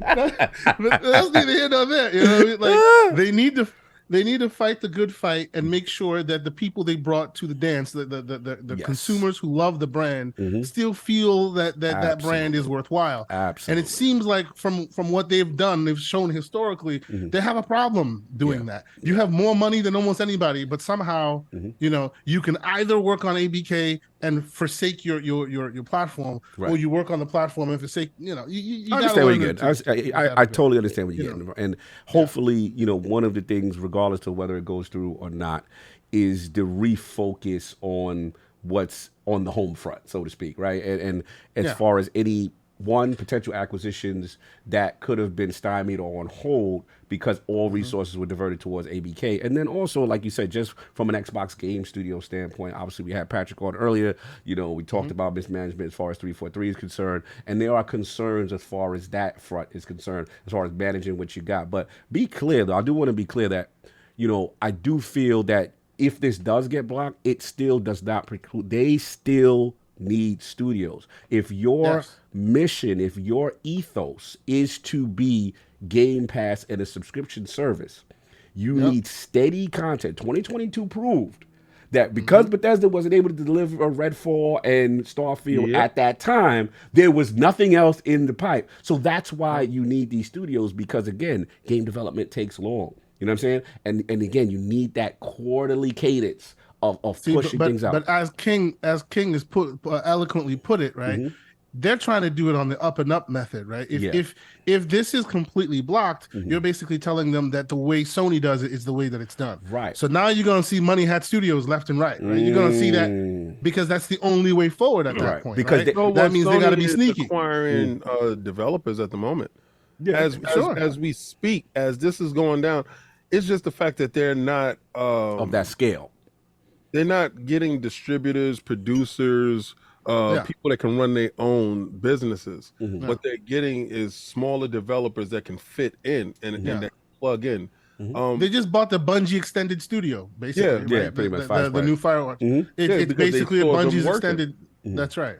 So you know, it is what it is. Like personally, I think it's super interesting, right? But at the end of the day, I feel like this needs to go back to merit, right? So that way everyone can be clear whether you like that the deals passes or fail. We can all at least establish a framework that, all right, this is the barometer that they used. Right. By and large, we're done. The minute they started talking about high performance consoles, y'all lost me. Like, get out of here. When they was like the Nintendo Switch don't count. Right? Even though they existed without quality. Yeah, I remember that. While Nintendo's there, Scrooge McDuck and counting their money, like, sure, we are not part of this game. Like, it's ridiculous, you know. So it just needs to be at the merit. You know? You're right. That's where I like it. And one thing this exposed is the lack of regulators' knowledge of the games industry and how they had to be educated on so many things. But we'll see what happens on that front. Educated on taking the money from somebody and doing things that they under the table. Yeah, under the table. Listen, I'm gonna tell you. Careful. This smells terribly of corruption, and don't think at some point in time that won't come out. It will be a book like later on someplace, and all that stuff will come out, and you'll find out who Deep Throat is. Paul. Well, see, that was from, this guy's days back in the days where, for most part, what was going on with the presidency, but we will find out. Graybeards know what you're talking about. Yeah. we will find out what went down, who went down, because I find it highly suspect that Ms. Khan met with the CMA a couple of days before and the tune changed. You know, so I find it highly suspect that happens. And don't tell me that you didn't have conversations about what's the biggest thing that you're dealing with at the moment. And you can tell me, oh, we didn't talk about that. Well, where was the recordings to verify that? You know, who was the person, who was the independent dude that was sitting there next to you that was listening that could say, nah, yo, for sure. We didn't talk about that. You know, I don't trust you that it wasn't talked about. You was embarrassed on air. You know, when the senator got up there and told you, why are you protecting the market leader? The CMA was down for whatever, you know, at that point, and they know if that would have passed right there, if the CMA would have passed that right there, the next was the EU, and that would have fell, and the FTC, and that would have went just straight through. Y'all gonna, who's at the end of the day, Microsoft is fitting the bill, and this is to you, Microsoft. Okay. Remember who made you pay money and who dragged you through all this extra process. Don't forget. Well, there's political ramifications that kind of go to your favor if we're going down this route as far as UK and, you know, post-Brexit and then Microsoft, who helps with their military and security hacking. And this could go down another route. It's a whole different thing. It'll be interesting to see if the fight does continue with the appeal process and stuff like that, how far that goes. My only concern is that it then goes back to the CMA if they get that, which percentage wise is interesting on success rate. But I will say this, you know, EU, pay attention to what happens with the EU. I'm very curious. That's it right there. That's going to be the curious one, right there. So we got that. I know King's going to be babbling soon. Before we do that, you want me to get these super chats first, or? Well, you know, you want me to do it? Go for it. King, I think you've been babbling. Well, for the most part, for most of us, learning a second language in high school and college wasn't exactly the high point of our academic careers. You know, I was with computer science.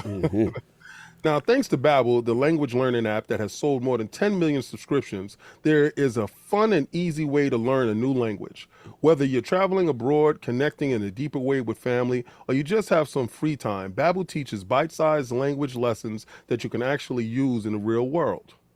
You know, I'm in New York, so everybody talks extra different languages, and I just want to be part of the conversation. You know, in my household, you know, I pick Spanish, so Spanish is, you know, the language that I wanted to learn. So, you know, that's what it is. Babbell's 15-minute lessons make it the perfect way to learn a new language on the go. Babbell expertly crafted lessons are built around real life. You learn how to have practical conversations about travel, relationships, business, and more. Other language lesson apps use AI for their lesson plans, but Babbell's lessons was created by 100 language experts. Their teaching methods have been scientifically proven to be effective. With Babbell, you can choose 14 different languages, including Spanish, French, Italian, and German. That's so fun. I can't wait to learn German. Plus, Babbell's speech recognition technology helps you improve your punctuation and your accent. There are so many ways to learn with Babbell. In addition to lessons, you can access podcasts, games, videos, stories, and even live class lessons. Plus, it comes with a 20-day money-back guarantee. Start your new language learning journey today with Babbell. Right now, get up to 55% off of your subscription when you go to babbel.com/ironlords. That's babbel.com/ironlords for up to 55% off of your subscription. Babbell, language for life. No doubt. I'm glad we babbling, you know what I'm saying? Because I need to get my Spanish up. So I was glad you educated the realm. It works really well with, you know, where's the bathroom, how to the start basic, how to get through stuff when you in another. Yeah. So I'm learning like the smaller aspects of it. And I was always embarrassed because, you know, my grandmother's, you know, Puerto Rican. Yeah, she's better. And that side of the family. And I'm with, you know, my wife, and we at the house, and everybody's speaking Spanish. Yeah. So I got to say, como, and I, you know, real slow. No me gusto. Yeah, right. And that's big. Learning it is helping me. So I practice with my lessons with her. So it helps. So if you want to learn a second language, you know, go out and get Babbell. Try it out. We got the Babbels going on, no doubt. So look, apologies in advance on the super chats, y'all, because it's all broken up. It's in 3 different streams. I can only deal with what I have right now. So if anybody says something that we missed, we're going to try to make this right with Solve next week, hopefully, if he comes back. What y'all could do is if you left a super chat and it's not in this chat, y'all can @Cog and it in the chat and just write it regular and Cog. Yeah, and I'll try to read it that way. That's a good point. So I see the last one I got, honestly, is Lucius Augustus, member for 20 months. Since this decision, multiple companies have stated concerns, and companies are leaving the UK stock market and decreasing future investment. CMA done effed up. Interesting. Indeed, No doubt. yeah. We got Dragonheart Yobi, $5 super chat. Phil Spencer is Hulkamania. He's tired of being nice. It's time to bring out Hollywood Spencer and create the NWO for life. I think so. I'm with you on that. I really think they have to stop being nice and just go for the juggler. Yeah, interesting. Jay Rembert, $5 super chat. King is right. Microsoft needs to stop being a nice guy, at least when it comes to Sony anyway. Then we got Spartan Ghost. I got skipped. Okay, Spartan Ghost, 72 £2 super chat. Sony will be selling cartridges when the dust settles. Okay. Okay. So. That's what he got. You know what I'm saying? No doubt. So again, if I know I've missed a ton of super chats, but Brother Saul's not here and Atticus not here. So again, if I missed it, please, again, you can @ me directly. I'll try to read that during the show and get that popping. And then we want to move on to our final topic, which I'm glad Keosante is sticking around for, because I'm very, very curious on his thoughts. Oh, we have a £5 super chat from the Sagging Nutsack. I don't understand the sudden goalpost move from Call of Duty to now cloud gaming. What changed? Is Google snitching too? No, right. I don't think so. I think that they have very good lawyers as well. And I got to give Sav his flowers. Yes. Sav said this from the beginning. What he said? That Call of Duty stuff is not the thing. Y'all supposed to be looking at cloud. He did say that. And I think we're going to have to wrap Sovereign up and put him in a closet until this is over. Because everything that he's been saying is like they're taking notes from what he is saying, and they're using his joints, his words as a cheat sheet. Because if you was ever going to attack this deal, the only place that you can attack this deal from is this space, is cloud gaming, because Microsoft has the largest infrastructure when it comes to that. And somebody said, well, Sony has VR, and they're not going at Sony, for having controllable space and console with VR. Listen to me. That's apples and oranges, right? Sony does have a cloud type of system, right? Microsoft isn't in the VR space with Sony at all, right? So when that happens, then they can have that conversation. But Sony is in this space. And the fact that they're telling them, oh, well, we can't grow in this space because of this. And, look at Google. Google died because of this. And his record stating they didn't use the failure of Google. Right. Because of that, this is the reason why Stadia couldn't grow.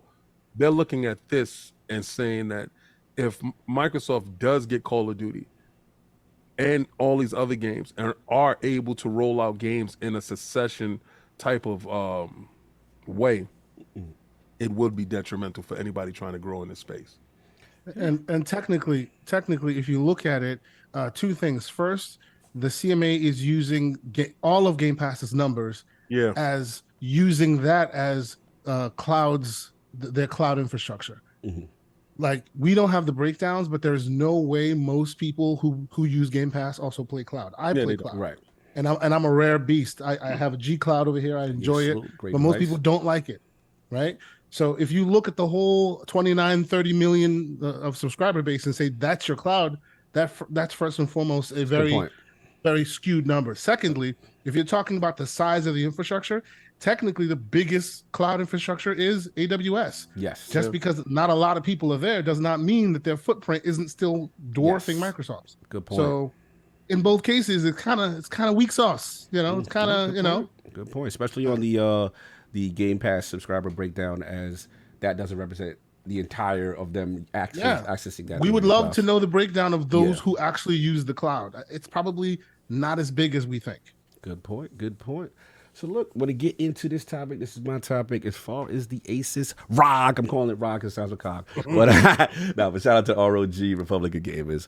Obviously IOP and LordsGaming.net were privileged to go to the reveal event And yeah, just want to talk about it really quick. Appreciate the love from all the major outlets as far as kind of sourcing our coverage. Shout out to Tom Warren. Shout out to the Fox who had on KSIT had on the Gaming Circle podcast, and also gave some love to myself and LordsGaming.net.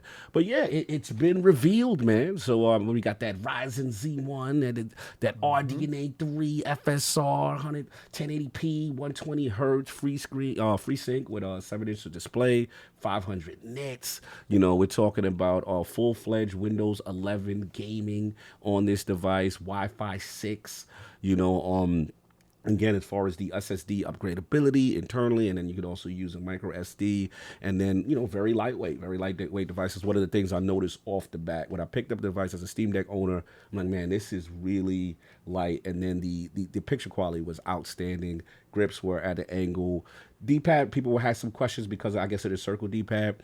Truth, before I make a definitive whether or not it's a go, I did fire up Street Fighter 5 that they had on it. Because I said, all right, let me put it through the all-you-can and the fireball test. Usually those are good. And I was able to get them joints out. So, again, we need more data, though, more reference points. But my initial feel was, man, this really feels good. It felt like a premium device. We'll say off the bat, very quiet. Very quiet as far as fan noise. You have 2 fans inside. Yeah, dual fan, dual speakers in the front, Dolby Atmos. And again, you know, for me, not saying that no device has ever done this, but for me, one of the major attractions for me as a Steam Deck owner, the games I want to play, I can't unless I go through extra steps, which is, again, I'm a Destiny player. You know, Destiny is banned because of, you know, the Linux situation on that. You know, again, you know, I don't want to play streaming all the time because of my travel. I'm on a plane. I'm on the Acela and Amtrak with Lords. We go into PAX. You know what I'm saying? I'm in situations where I'm not going to be able to stream and access the cloud. So having native Game Pass downloadable to the device is critical to me, right? So being able to log into my Xbox PC Game Pass account, have all my achievements, continue my game, that kind of stuff is really appealing. And the fact that, I got to be honest, y'all, Microsoft being in the building with AMD, with Asus, and Asus really showing their commitment to being a gaming platform, as well as Microsoft saying, hey, fully fledged Windows 11, we are really spearheading driver support and making sure you have the latest firmware stuff for the games. That's critical to me. So, and the other thing that was really huge is the fact that they're championing a multi-storefront device. Okay, you don't like Game Pass? Hey, Epic Game Store you can put on this. Hey, you a Steam guy? Hey, we can still put the Steam OS, you know, app on it, and you can still rock your Steam game. And I tested Steam. I played Ghost Runner on Steam. Played phenomenal, you know, being able to have your stuff there, you know, and Ubisoft, I believe their storefront was there as well. So look, it's ambitious. You know, my only key was, okay, what's this price going to be? Because, you know, you're talking all this performance. And what did I tell you before it even happened? Well, the rumors, you know, the leaks. I can't comment on them, but I'll let y'all comment on them. There are leaks that are coming out right now as far as what it could be. And, you know, if they're able to hit that target, it does seem like a Steam Deck competitor from a price point standpoint. So I want to start with Kay because, you know, I know, you know, Lord Steam Deck, Lord G Cloud, you know, I don't know if he's the biggest fan of the Ally. Everyone giving me feelings that you's a hater. He's about that smoke. It is what it is. He's about that smoke. Yeah, he's about the smoke. So, you know, what are your thoughts on the first, the ROG Ally, the hype about the device? And then also your thoughts on the rumors of a potential price point overall. So where you at with this? So, okay. So let me get into this by just establishing the groundwork here. All right. Let me just establish You're going to set the rules of engagement. Yes. Yes. Because I have been misconstrued. Everyone out here saying things. Go ahead. He's out here frauding on my name. I mean, we appreciate that. Let's go. No. Okay. So,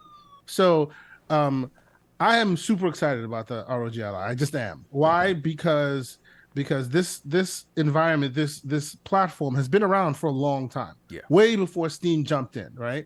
And it took someone like Valve to jump in with their business model in order to make it attractive for others to follow suit, right? You see AMD following suit with releasing reference chips that then others can then piggyback off of, right? So that is exciting to me. Okay, like all your points that you were making, LordCognito, I agree with, because I myself am a member who has an SD card that runs Windows 11, right? Oh, you because I want to be able to play that Windows stuff in addition to my Steam games and all that, right? So I completely understand. And of course, as soon as I start talking about this, I know Slow-Mo is going to be in the chat. Like the Valve marketing executive, K, remember our contract? I see you there, oh man, you get Slow-Mo in there. I see you right there.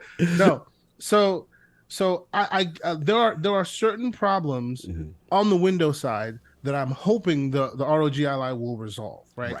Universal controller support, because Steam doesn't have that, so you have to install a third-party application that will give you that, right? They have like, when I first bought the Steam Deck, I was very much, tomorrow I'm installing Windows, right? And over time, when you're using it, I'm sure you know this, right? When you're using it, you appreciate the Steam OS and how it's integrated with that hardware, right? So I am so excited for this market to be established and to have a lot more players in it. You know, salute to the Ioneos of the world who've been doing like great work for a long time, but they've been at like laptop prices, so most people don't pay attention to that market, right? To the GPD Wins, who've also been doing amazing work, and even actually, I think the GPD Win, as soon as this news of the ROGAlly came out, GPD Win showed off their prototype, which has exactly the ROGAlly specs, but at a smaller footprint. I'm just like, how are they doing this? Amazing, right? But the reason, now I say all that to say I'm excited for it. Let the record show. Right? Here come the hate. Where I bring not hate, where I bring caution is the reason why I am excited. The reason why I have been excited for the Steam Deck is because they got me with the hardware, right? And I'm all over the place. I built a very powerful rig, and I also have a teeny tiny system that I use in my hands. And depending on what game I'm playing, I play between the two. Actually, these days, Midnight Suns lives on the Steam Deck, so you know, it is what it is, right? So I have no dog in the fight. I have all the consoles, so I get to play wherever I want, and I appreciate that. It is what it is. Man, baby, right here. That's what it is. That's what it is. Salute. Right. But what has now established me as a Deck fan is not the hardware, but the support of Valve since that hardware has been released, right?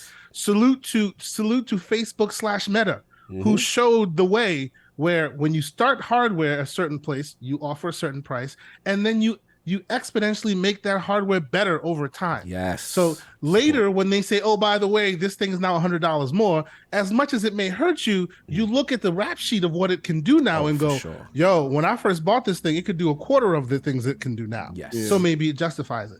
That is my whole focus with Steam, with the Steam Deck versus the support, the ROGAlly. Respect. Now, let me be clear in why I say that. I have a big, long history with Asus. I build a lot of machines. I built my latest machine. My motherboard right there, Asus too. Build a lot of PCs, right? Like when I build my PCs, the thing that ends up, of course, here he goes. Yo, Slow-Mo going in on you.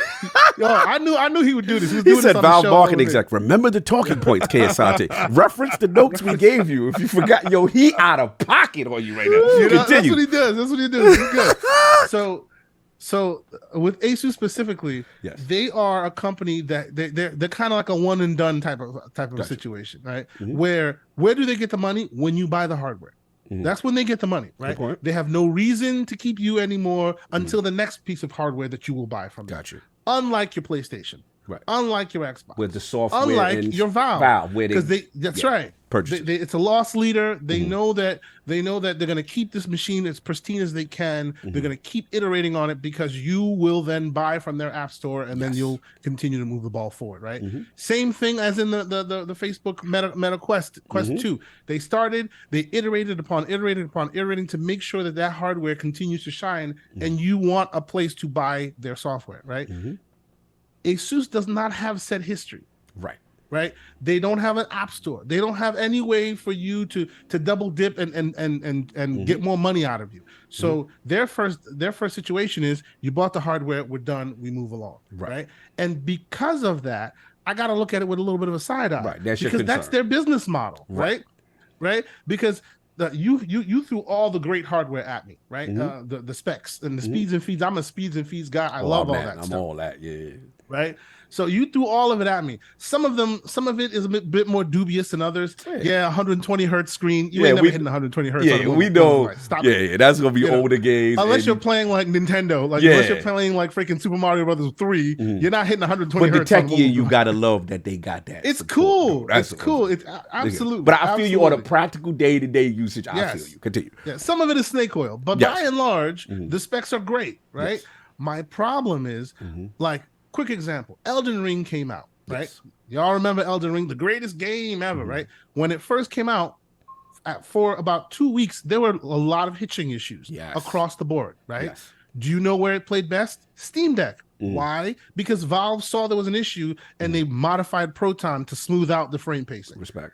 I don't expect that Asus will be focused on that, monitoring it to that level. Let me push back a little. Let me push back. Let me get my Asus rep to talk to you. Okay. So my Asus rep said, but I guess you're making extremely valid points, brother. Like I'm not gonna say you're not. And I guess for me, from a practical standpoint, one of my biggest frustrations, as much as you said with the Elden Ring, was the fact that so many games I love were not Steam Deck verified. Right. So the thing that really impressed me in one of the videos where we had the Microsoft Gaming, one of the CVPs of gaming up there, was that it seemed that the vibe I got from Microsoft was like, look, we ain't really going to make no hardware ourselves. Right. So we're going to sit there and look and pick who we feel is ideal for what we would try to do if we were in this space. And the thing that surprised me was the game support there. Now, to your point, you're correct. Asus doesn't make any software. They don't, you know what I mean? Like but it's Windows. Right. So that's a different world. Yes. Right. And they kept stressing the Windows and the Windows 11 aspect. And I'm just curious, to your point, because you have valid concerns that if they would be more committed, this Republic of Games more committed with the Windows 11 and the Microsoft support, and if Microsoft truly does back them as their quote unquote Xbox handheld. That's what I want to see, man. Yeah. You show me a approved by Xbox, made for, more than just, you can play Game Pass on this. Right. Like, show me that you have a first party, whether it be Microsoft or PlayStation, or it doesn't matter. Show me you have a first party, even Steam. Like, show me Valve is backing it, because like in my world, I want Valve to buy like Ioneo and make that their hardware division, because Ioneo makes amazing devices, right? Show me you have the backing of one of these first-party store owners. That tells me that you now have incentive, because they might be slipping you some dough, right? You have incentive to keep that thing shining. Right. You show me that, and I'm there, right? Like, if you leave it to their devices, kind of like how the G Cloud has been left to their devices, it doesn't, like, some of us know what we're doing with that thing. Like I'm at a dentist or something. I got one of the greatest games ever played on this device without connecting, and that's neither here nor there. But under normal circumstances, yes. Right, under normal circumstances, if you leave this device alone, because honestly, before I got into the whole deck situation, it was the hardware that got me there. But I will tell you, it's their support. Salute to NVIDIA, believe it or not, the NVIDIA Shield that has been out since a year before the Switch came out, and I still have my NVIDIA Shield here. And every 2-3 months, I get a new update that gives it more features and functions. That's important, brother. That has become surprisingly valuable, right? Because as games change, as nuances pop up, they're there to adapt. Actually, the Shield's been out when the DS before the Switch. Yeah, facts. Oh, good point. I had absolutely, every iteration of the Shield. Yeah, you was rocking with the Shield. I remember. I love my Shield. I still use it on a daily, right? I still use it to this very day, because NVIDIA, say what you will, in the GPU space, they might be clowning, but on the Shield, they have kept that thing shining for years, right? Absolutely. And that's what I value. The fact that, hey, I buy this thing, moving forward, they got me the support. Now let me be clear, 100%. There are places in Windows that Asus has a leg up. The universal controller I'm talking about. If they have a universal control scheme that you just pop it up and every single app store sees it, I love that's big. That would be huge. That's big. Excuse me. I see they're using the Armory crate, which is their interface. Which I use that for my motherboards and stuff. They have a modified version. If it allows for integration between different app stores, yes, I can confirm. We need. There I you can go. confirm. Because that was the smooth thing. That, front end. Yes, the thing that impressed me was, again, it was like 4 buttons. The first 2 would be the equivalent of the start and select icons that the Xbox controller would use, right? Then they obviously had the shortcut key mappings in the back. Then the bottom 2 buttons on the bottom right was the Armory crate. When I pulled up Armory crate, it listed all the games on the device regardless of storefront. So it had Ghost Runner Steam icon. Here comes my Hi-Fi Rush Xbox icon. Like it had everything very streamlined and organized. The other button I believe was kind of like the performance and statistic nerd stuff, which is kind of and performance and all that good stuff. So that part I was like, okay, this is pretty intuitive in terms of that. But I hear what you're saying in reference to having that type of UI that is integrated and is smooth and accessible in that way. The ultimate goal that I have, like, and this is me being real, like I want the ROGAlly to succeed.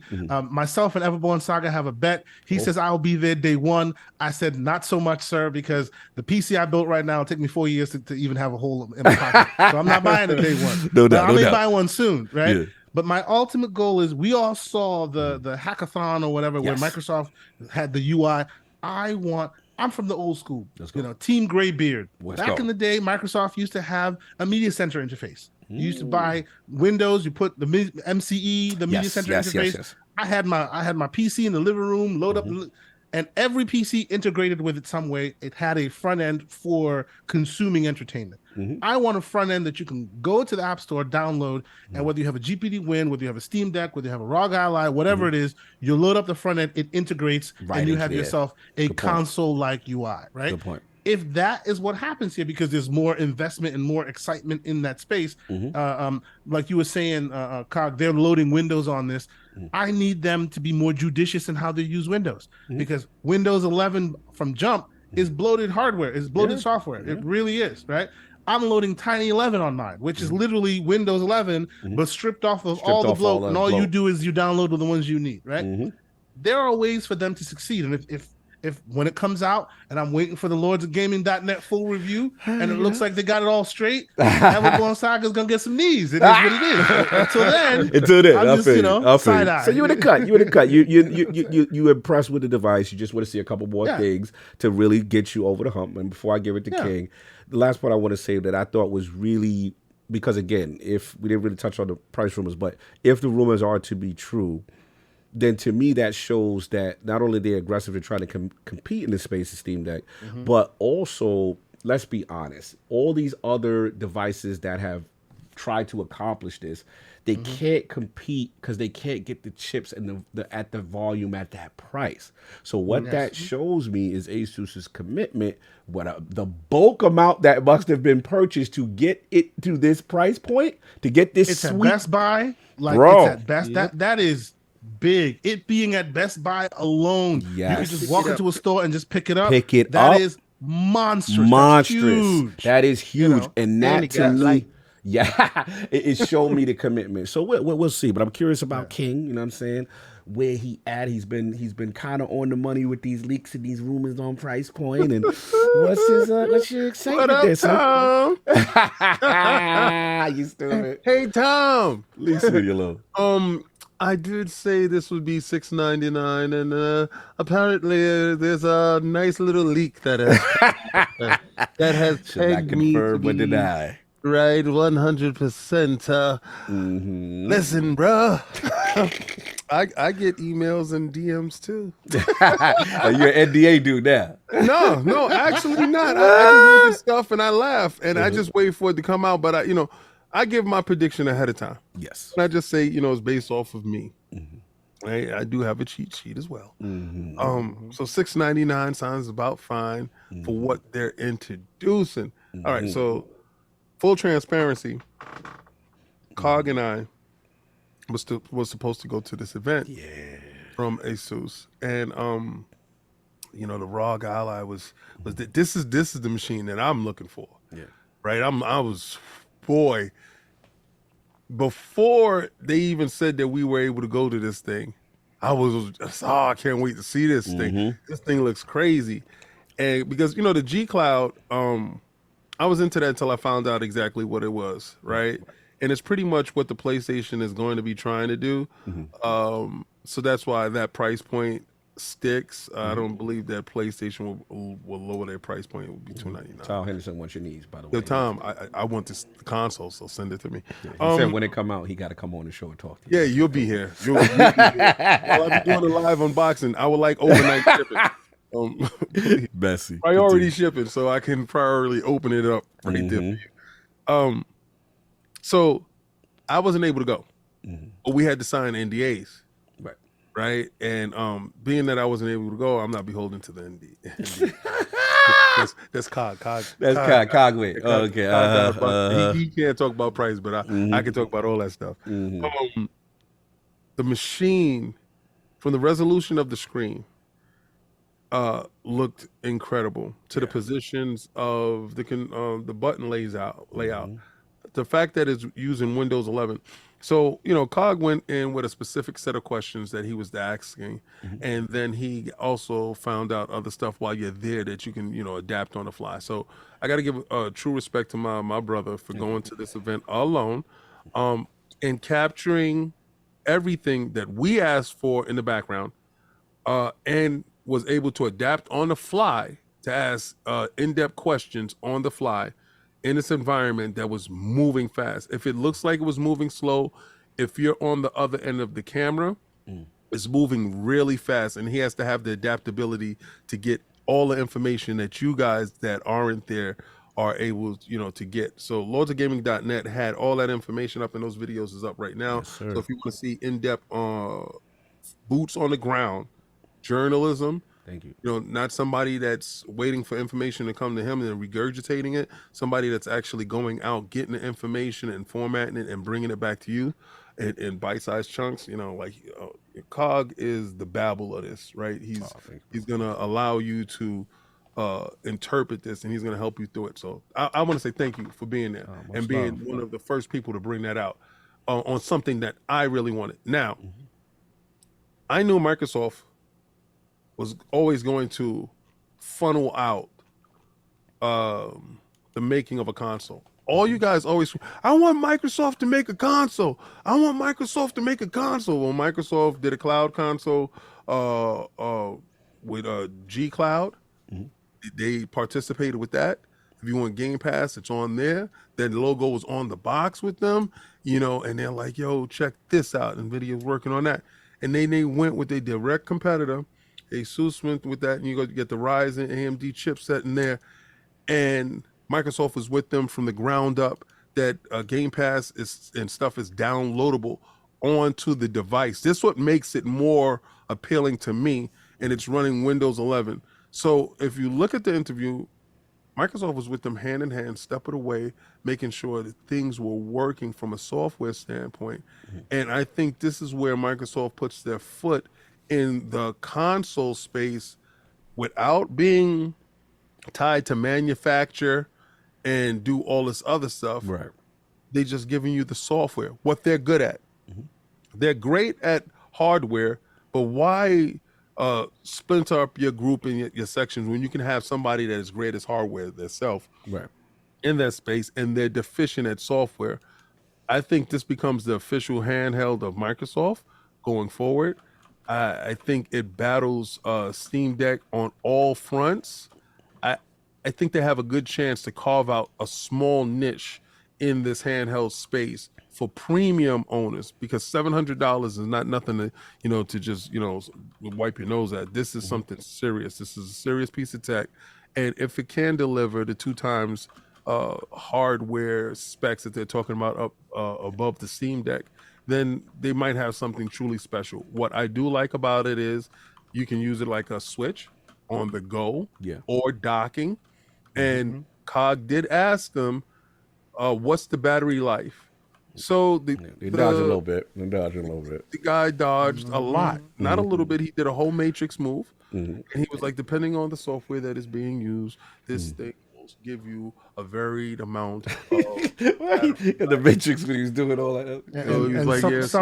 Some in the position to know say that it's exactly the same battery capacity as the Steam Deck. Yeah. Which gives me also a little pause because you're giving me more watts, but not more battery. Yeah. Makes me go, but yes, we shall see. A whole hour and a half on Tekken.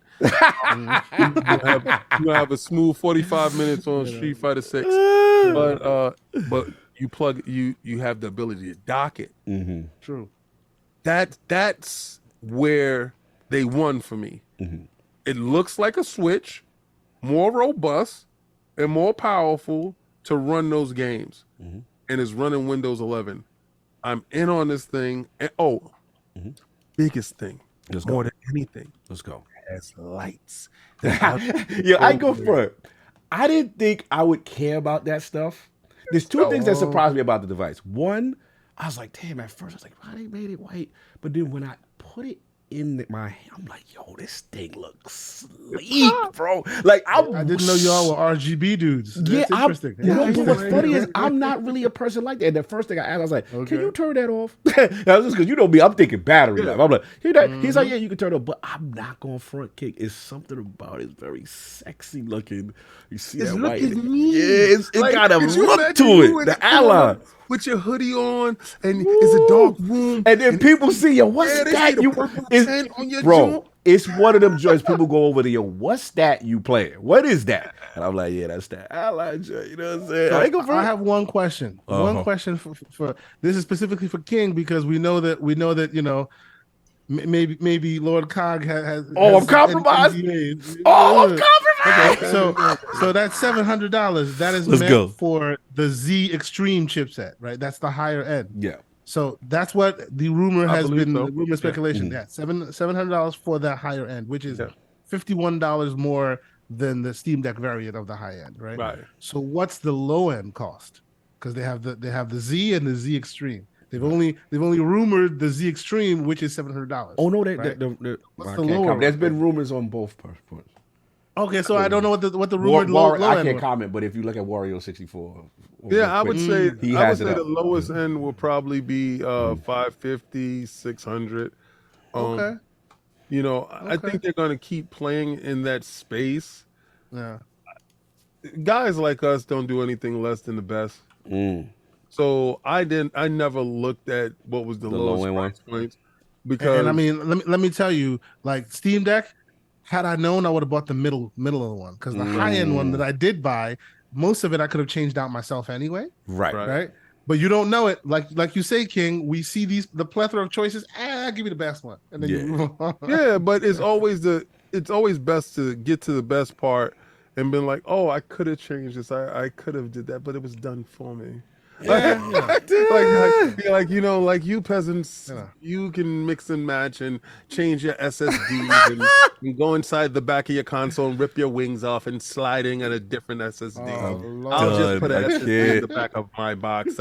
I don't do manual labor, darling. I don't. That premium talk. I've never dreamt of a job. And I don't buy consoles or anything to work. Oh my Lord! I see that SpongeBob SquarePants meme with his pinky in the air. Right very pinky in the air energy right now. This man says he's going for the highest end. He doesn't concern about the commoner. I don't care what the little man is doing. Excuse me, TCL owner. Oh boy! Pardon me. You're in my way. I'm going to the premium. Oh, you would know about that life. That's with everything we do. We go inside someplace, and it's the best feeling in the world to be like, they go, when we was at the hotel, you had the broke side of the hotel. I can't with him. And then you had this side of the hotel where we was at. When the CEO was like, oh, which side of the hotel are you on? Well, on that side of the hotel. And he looked at you with you like the premium lot.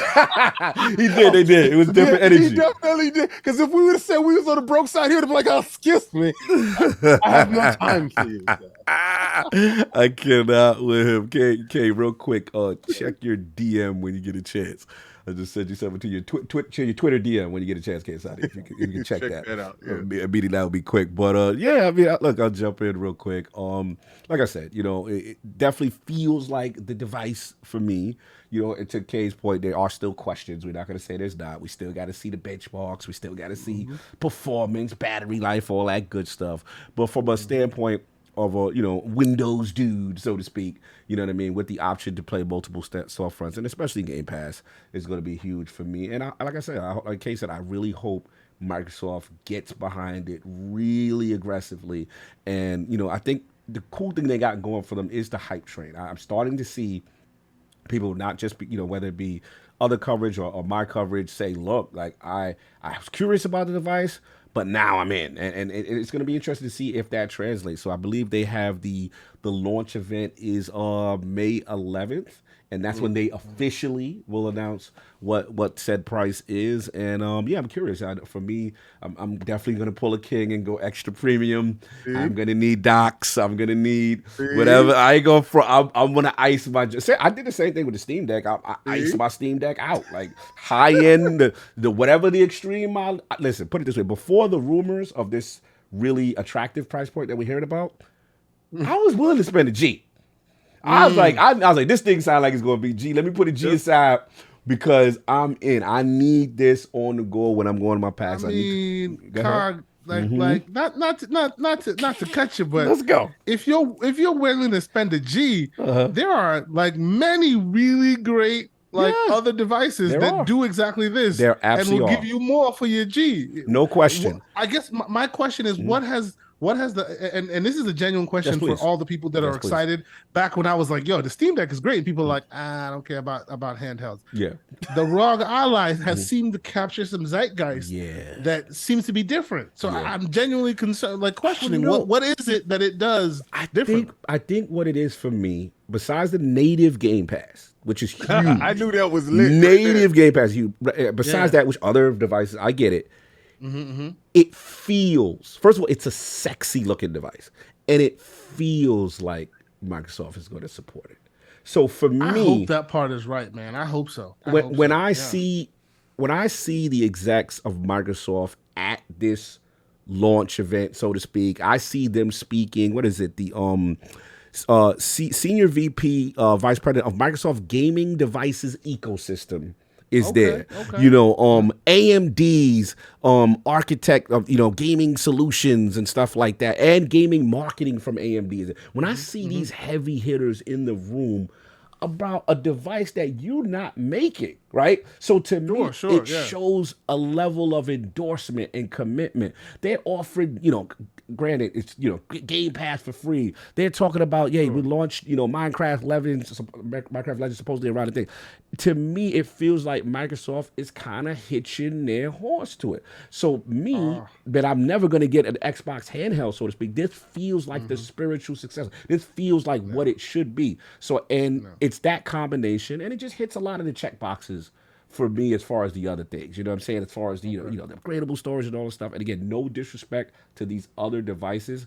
It just feels like the ROG has all the things that an Xbox fan would look for from a handheld that's not Xbox. Sure. No, I get you.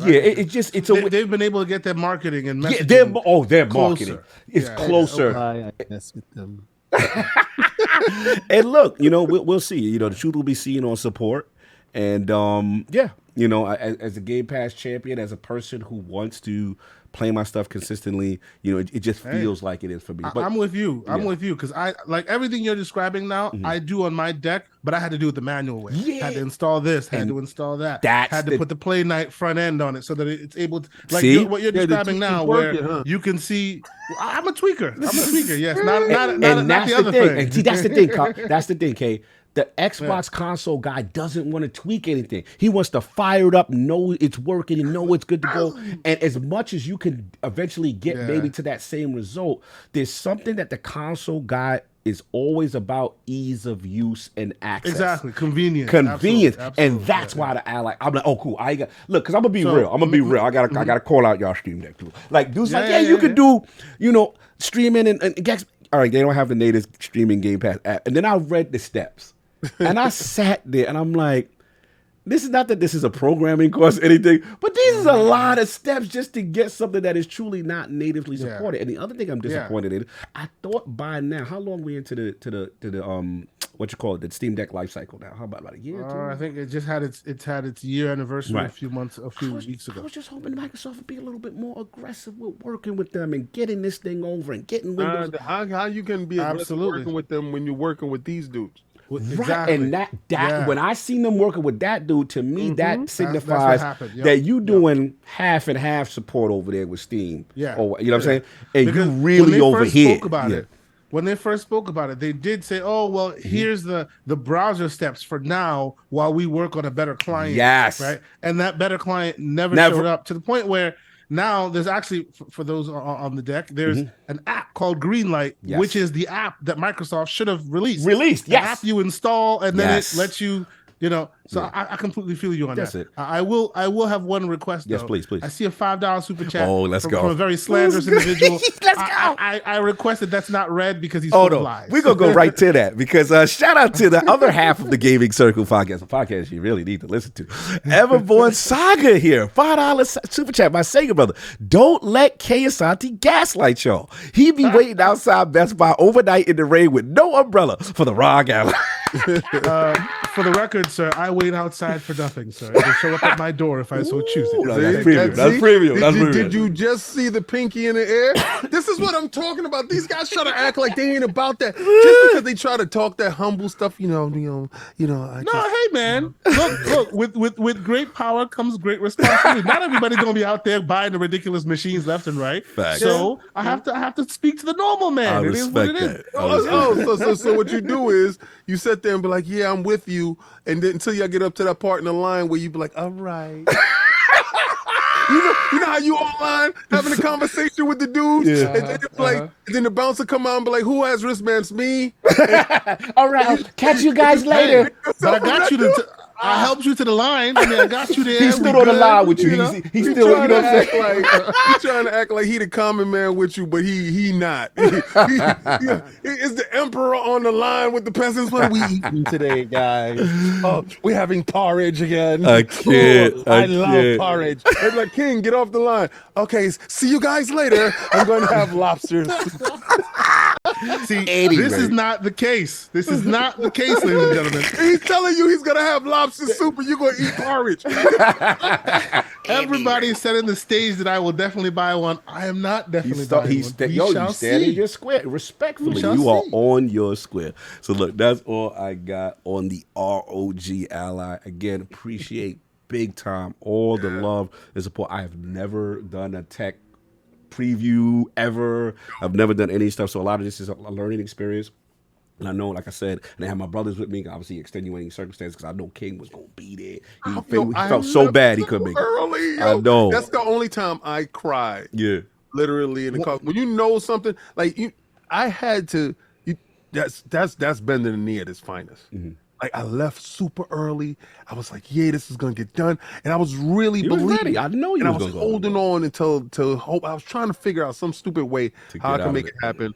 And when I realized, damn, I'm not gonna be there, a tear came down my eye. Because I'm like, I think this is the one. Like we felt that. We felt like getting coverage on this might do something for us. And it did. It was not even that.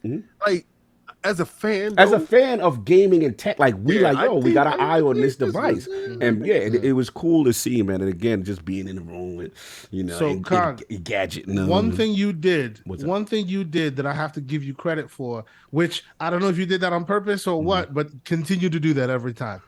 Open multiple things on any device you test. I was pushing it. Multiple things to see how far it went. Because a lot of people, we were talking about it, even on my show, folks were commenting on your great video, and they were like, yo, it had multiple things open in the background, and still the game that was on the main screen was playing and playing well.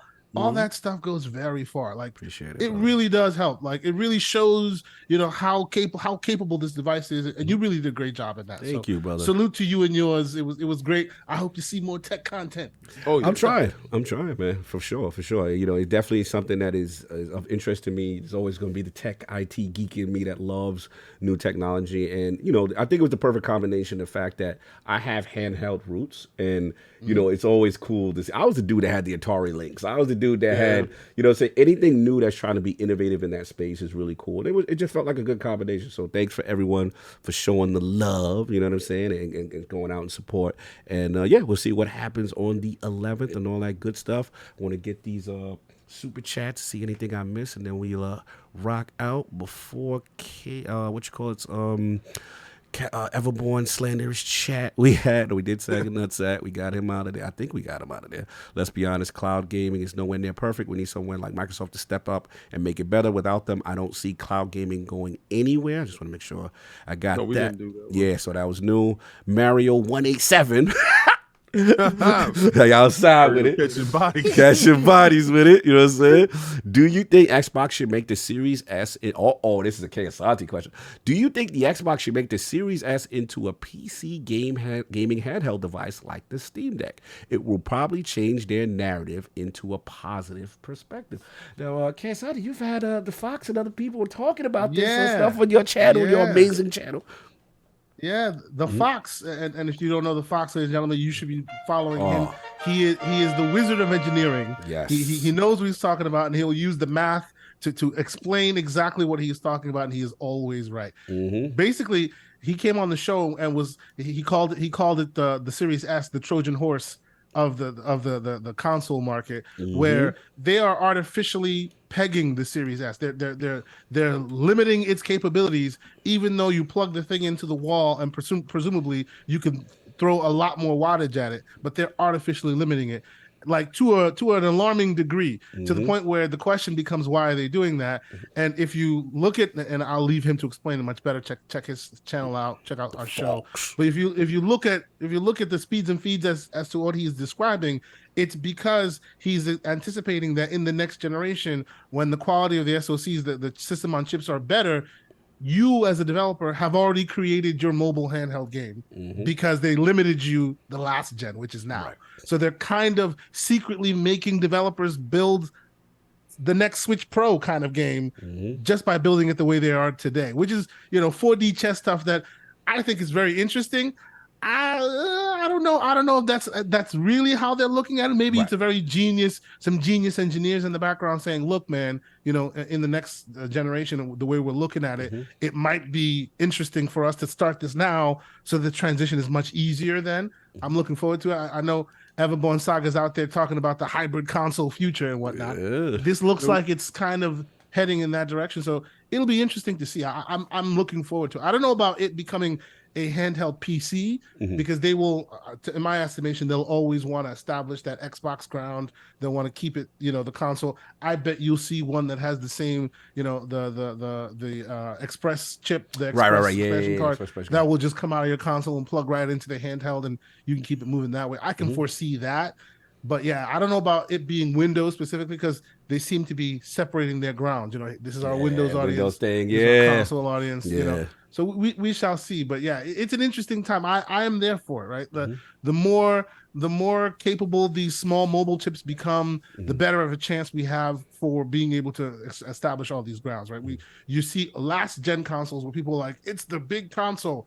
It has the T-flops that are way less than your phone at this point. Good right? point, so the time is near, and it's very exciting that people are jumping into it. Yeah. I just hope Microsoft is get face fully first, full, say get in there. This generation's last time. And I'm not saying don't even do the hardware, like you're saying, King. Do not do that hardware. There's so many partners that are ready to do the hardware for you. Yeah, just get that software established. Yes, I get agree. that nice front end. Anybody that wants to bring their device comes to it. Yeah, Microsoft is a software company, and they want to get back to their roots. They don't want to be in this hardware stuff, and they're going to get to the point where the infrastructure is big enough. Just have the app, and you can play it wherever, and they can partner with and the UI, and kind of get it custom to what K is talking about. Because I do agree with them. Like if they have that clean interface, that UI that goes But it could go a long way for them. That we'll see how you it have goes. your GPD Win, it comes out. You have your Aya Neo, they come out. They all have various different levels of hardware, but they all use Windows. Yeah. If you, Microsoft, bring a front end that automatically adds your Game Pass right there and others, you win. Like they're making the hardware for you. It's beautiful. It's a thing. You know what I mean? Yeah. No, definitely. And I mean, for the Windows 11 standpoint, I want to give them credit that I did like the fact that I was able to pull up Game Bar and have the traditional stuff that I would have on PC. Yeah. It felt good in that respect. So we'll see what happens. I want to get the final super chats.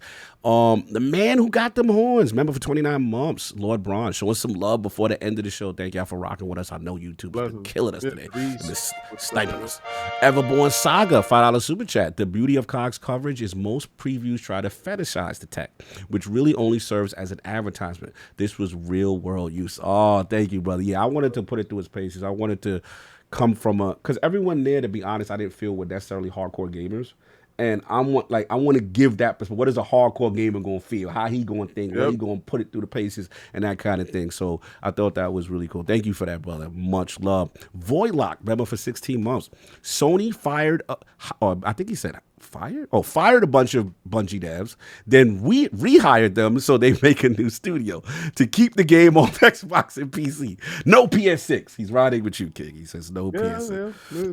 I believe so too. No doubt. And he said, Slow Mo, $5 super chat. This was nice. Some gaming circle podcast vibes without the constant bad takes and tinfoil hat conspiracy theories. What are you implying, sir? He's going at Everborn. What are you implying at my gaming circle? What you do? There is no implication necessary. He's speaking truth right there. I'm just saying. Are you implying because one member of the gaming circle podcast is not here that there are no tinfoil and conspiracy? Everborn, get your man. Get your man.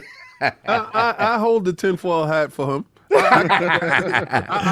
As the originator of the tinfoil hat, you and Everborn are in pocket for sure. Yeah, we definitely. Rock together. A lot of our for opinions. Sure. Salute. So let's get up out of here and get the poll that we got rocking. All right, with the CMA recently blocking Microsoft's acquisition of ABK in the UK. What do you think Microsoft's next step should be moving forward? Choices are A, appeal based on cloud nascent market and focus on the EU next. B, move on from the deal, focus on smaller studio acquisitions for Game Pass. C, focus on third-party exclusives and increasing first-party quality. Or D, I don't care, no Call of Duty for UK. And that's final. Let's go. Anyway, that is the question. Those are the choices. Please rock the vote when it goes up on Twitter. Again, I want to salute the legendary Patrick Wren from Respawn, which we had on earlier in segment 1 of 4 streams, YouTube. So hopefully you don't kill us in the algorithm today, but it is what it is. We've been sniped. But go check that out. Really talk about everything that's going on. He addressed the performance issues. He didn't run from it. He didn't run from the Halo Infinite situation. As a former 343 developer, he got it. Please check that out. Go support it. I know it's split up there. We'll try to edit it as best as we can. And then, of course, my brother KSanti coming through, man, dropping the knowledge gems, breaking down the CMA with precision, and then, of course, giving that good Allied Steam Deck love at the end in the handheld scene. Where can the fine people find you? What you got going on, sir? Oh, I will first and foremost say, of course. Here he goes. $5 super chat. I mean, $2 super chat. Everborn Saga. Move on to Sega is his choice. Okay, continue. Of course. No, I appreciate you brothers inviting me. It's always great to be on this show. I have said it many places, and I will say it here. My favorite podcast on Sundays. When you guys are not on, I'm beside myself. When you have an 8-hour joint, my wife is looking at me with the side eye because I can't take my hand off the phone. So y'all gotta love. Yes. No, but thank you guys so much for having me. It's always a pleasure to be here with you guys. Gaming Circle Podcast, TKO Sante on Twitter, Xbox, PlayStation, all those places you want to find me. We have been blessed with awesome guests as of late. Killing it. I think next week will be another awesome guest that the ILP might know something about. It's not confirmed. Not confirmed yet. It is, and we'll see. So the ILP might appreciate that. All right, so I'm putting your channel in the thing. What time can I find? What time is the game? And that is 10 a.m. Eastern Standard Time on Saturday morning. So y'all in the morning. It is a little. it's a little bit early for some, but depending on the guests, we sometimes we can move things around a little bit. But no, it's always fun. We're getting a lot more viewers, a lot more folks checking us out. I see a lot of friendly faces that check us out as well. So I cannot sing my appreciation more. I appreciate you guys always support and all of that. So you won't see me on here. You'll see me in your chat next week because I'm always here. I appreciate you, brother. The support is tremendous. And then just to see your guys' growth has been amazing to see. I try to sneak in when I can. And, bro, I really love the discussions. Very intelligent discussions. You have fun, but it's really cool. You know what I'm saying? And keep up the good work, bro. I love to see it, man. I see my man Ham Solo in there gaming. Yes, I see you in there. Sir. What's going on, brother? Salute to Everborn. I love what you guys got going on. Salute to Boom, too, for giving brothers a platform. Absolutely, you know what I'm saying? Absolutely. As well. He will always be... no one will ever be able to talk down the Boom to me. Nobody that can man say that. is great. At the end of the day, say anything but a great word for that man. Nobody can say nothing about my brother Boom. He puts people on in position, and now y'all doing your own thing. Salute on that. And so Gaming Circle was longer than IOP this week. That's the new norm. It was just crazy. Yeah. It was just wild. I don't know how the heck that happened. I apologize. I think it was 5 hours or something. Yeah, they was out of control. No doubt. Again, send some love to Attic. Had to dip a little bit early for holding us down, and then please send some love to Lord Saul again, and my boy Lord Kaibatu going through it with a loss in their family. Truly legit. Flood that timeline. Hit him some love. You know what I'm saying? Again, what they going through right now, because I know he wanted to be here. Lord King, bro, you had the masses inspired. They came in here ready to pelt stones and thought it was going to be a sacrifice, but you rose up and you inspired a whole. People say it showed up. People like they got the glow. They played. You got the touch. All the inspirational music came out. You said you standing on your square and the community is riding. Because I'm the only one that's keeping it a buck. A lot of these dudes like to ride off the coattails when it's good. It's always great to ride with somebody when they winning. That's the best time, right? Easy. You guys feel the best time is when that guy looks over when everybody's deserted him and are you standing there? Ooh. I was the one that gave Phil his name. Factual. I was the one that was there when dudes was like, dudes I know that rock with him was standing there saying, I don't know about this guy. Good point. That rock with him. Good point. That I was like, nah, B, watch your mouth. He's the one. Right. No, you had to check me because I was coming with Peter Morse land. I was right. I'm still Peter Moore, but I mean, Phil's my guy. Don't get me wrong. Much love to Phil, but I'm a bias to Peter. So you was like, that's. I'm gonna show you my man. I'm gonna show you what he do. I said, he's about the praise that I'm about to give him. I don't give praise to men easy. Pause. But this dude right here, and I see y'all now. Y'all thought that was the death blow. Y'all thought that was the Kumo D death blow, the final count that he was gonna take. He was gonna take the knee. The CMA was gonna be it. Nah, man. I watched all Rocky films. I'm about a real hero. I'm a Holyfield fan. I seen. I got to take him off of here. Yeah, because the only one. And that's me. All that fighting. Sucker think he good. Sucker think he with me, but I know he ain't good. Hey, boy, he gon' style his chump. It's like, y'all. I come from an era where I ain't hear no bell. So when it's over, then you're gonna see me bend the knee. Okay. It's not over. Respect. And when this dude lands that haymaker and your champ starts to wobble and his knees start to shake and he starts to buckle under the stress and he looks at you and he tells you, remember what I said I was gonna do to you? What y'all did was y'all making a beast stronger than what he actually really is. Y'all hyping him up, and he's going to get to that point where he's going to knock you smooth the hell out. And after the EA joint happens, and this deal goes through, and they become that monster that y'all didn't want him to be. Okay. I remember each and every last one of you dudes that said, I didn't like Call of Duty anyway. We got the receipts. I remember each and every last one of you dudes that was like, I don't care about the deal. The deal can go through for all I care, but was championing it as soon as it got blocked. As soon as it got blocked, it came up, yo, King, where's your knees? They were scared. It's going to be in your mouth when the deal go through.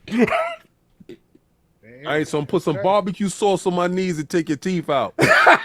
You're going to get this knee. You're going to get this knee. You're going to get this knee. Because it ain't over. I don't quit. I don't bend. I don't fold. And I'm not fake. So I'm still riding with Phil Dominus Maximus Aurelius Spencer. And his name ain't gonna be broken into nothing. I want him to become Genghis Khan on you. I want you to look over in terror at what he did to y'all, because I seen how soft y'all are. Y'all wave the flag as soon as it get rough. And I gotta respect Jim. Jim went out there with his snitching ways. What did I tell you? The Mount Rushmore snitches. I'm telling you. Mount Rushmore. Don't be helping him. The meekest, the most cowardly. He is Loki. Oh damn, the trickster. He's the trickster.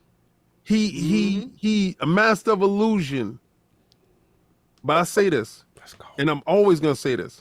If Sean Layden was in place, this deal would have been done already. It took a beast like Jim, a dude that, you know, his spine is wiggly. You got a little tail and a little nose that wiggles. Not the cutthroat with the cadaver. Yeah, I'm telling you, that dude does what he got to do to get where he's at. I seen it when he consolidated Japan and took away your studios that you loved. Remember that he folded them up when he went to the EU mimic cyanosis. He closed that stuff down. He closed studios down. He consolidated and he moved the war over to the EU. I respect you, dude. So when they get your pelt, it's gonna be the best pelt in the business. Phil coming for your pelt. Shout out to Lil Phil running through, and he's the young squabbler. I respect him. Odin got his back all day. All right, he riding. You heard it here first. Lord Addict is back to help us out on any final super chats we may have missed, because we missed Solve very much. But yeah, me and my girl went out for ice cream. Oh, salute to you and your ice cream. I like how you ate that. Me and my girl went out for ice cream. You had too much fun with that. But let me go. What we got? Or are you still pulling them up? Did you read any since I've been gone? Yeah, I read probably the last couple, but there's probably a few before that you know, what you call it, that I definitely missed. I got up to the sagging nutsack. I got his day. So I'm gonna just read them all, just be able to say so. I'll let you know. Let me read the ones that I know for a fact I read. Okay. I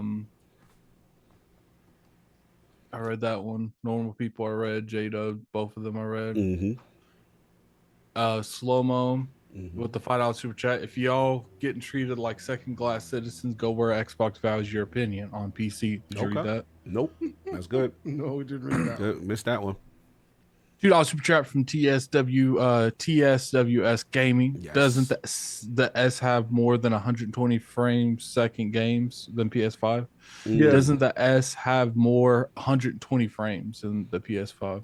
I believe that is true. Yes. We got a $5 super chat from J-Dub. I don't want a new deal. I want to block you, merger, Jim Ryan. Ooh. Jim Ryan is the GOAT. He said that to Brad Sand's face and make good on that promise. Hey, I love that. I want you to stick with him. And I want to see you next week and for the next coming weeks. I don't want you to run. I want you to hide. I want you to stick around. So when the deal go through, I want your knees. So you say J-Dub ain't mad enough to pop up here on ILP if that deal goes through? When the deal was looking like it was going through, nobody was talking to me. You ain't see nobody outside? At me no more. I remembered y'all. I forgot y'all still existed until y'all pop up and be like, yo, King. I was like, oh, y'all still alive. I see. Yeah, man, stick around. $10 super chat from Kyle. PS guys are short-sighted. ABK chose to sell after Vanguard didn't sell well. And the continued drop in MAUs, I don't know what that is. Monthly active users. Oh, okay. Monthly active users. ABK has said depending on Call of Duty, it's not sustainable. ABK could very well fade in a decade. He's saying in the long run, he doesn't know if they could survive or not. $10 from Jada. The CMA UK clearly stated these deals that Microsoft is signing up for everybody is not detailed enough and gave Microsoft 100% of the pot instead of current industry standard 30%. Okay.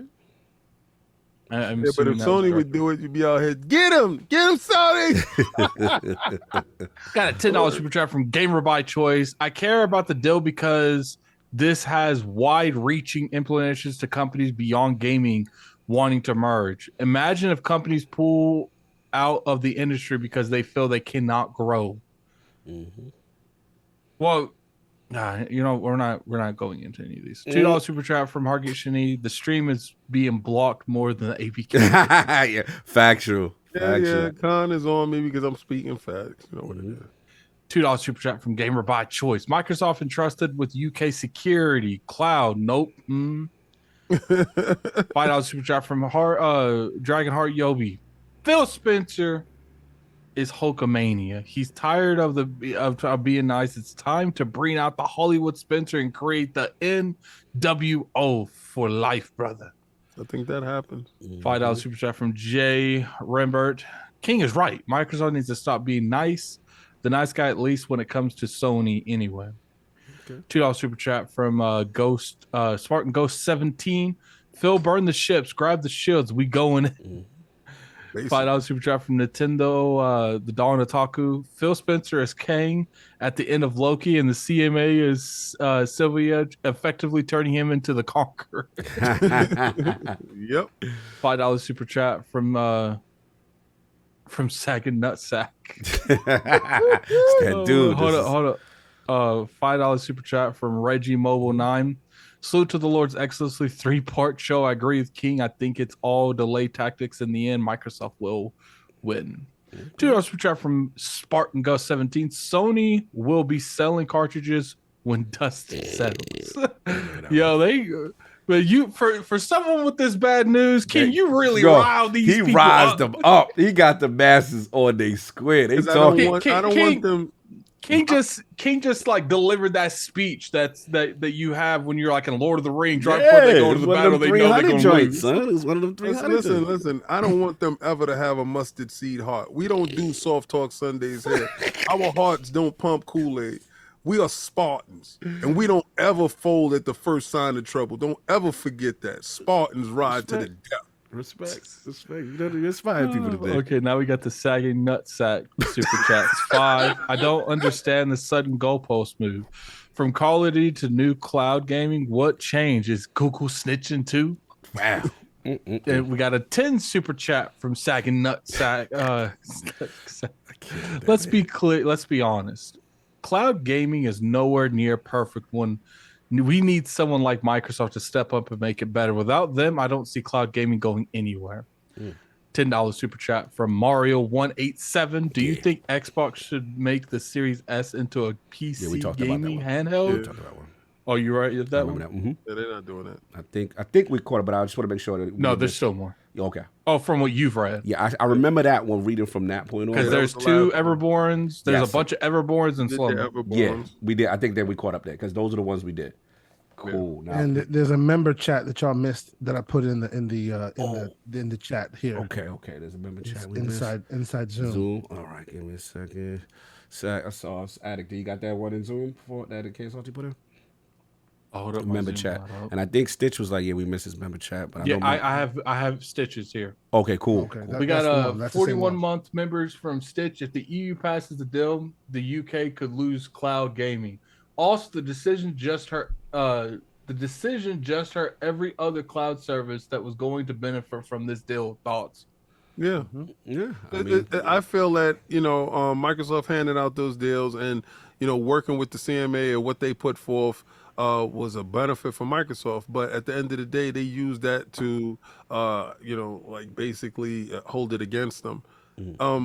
With enough petitions and enough people, appealing with Microsoft, they have a whole bunch of people that can benefit from it. So I think the appeal process will go in Microsoft's favor. We shall see. But yeah, I think this is a giant flaming L. This is like Microsoft mailing their own L to them. They're not getting it now. When they mail the L and it come back a W, what you gonna say? You know what, King? Just because I love this deal to go through, if I'm wrong, I'm willing to give you my knees over. I don't want your knees. I want your knees. What you want? I want your frailty. I don't want your knees. I don't want you to be flip flopping no more. I want you to understand. You want your undying fealty? Yeah, I want your fealty. I want you to pledge. I want you to pledge your heart to Microsoft. How about this? Don't turn away. How about I give you your knees back? No, listen. I already grew knees back. I'm Wolverine. I got Deadpool knees. You got regenerated. Okay. Yeah, my knees been back weeks ago. The thing is this. I want you to understand.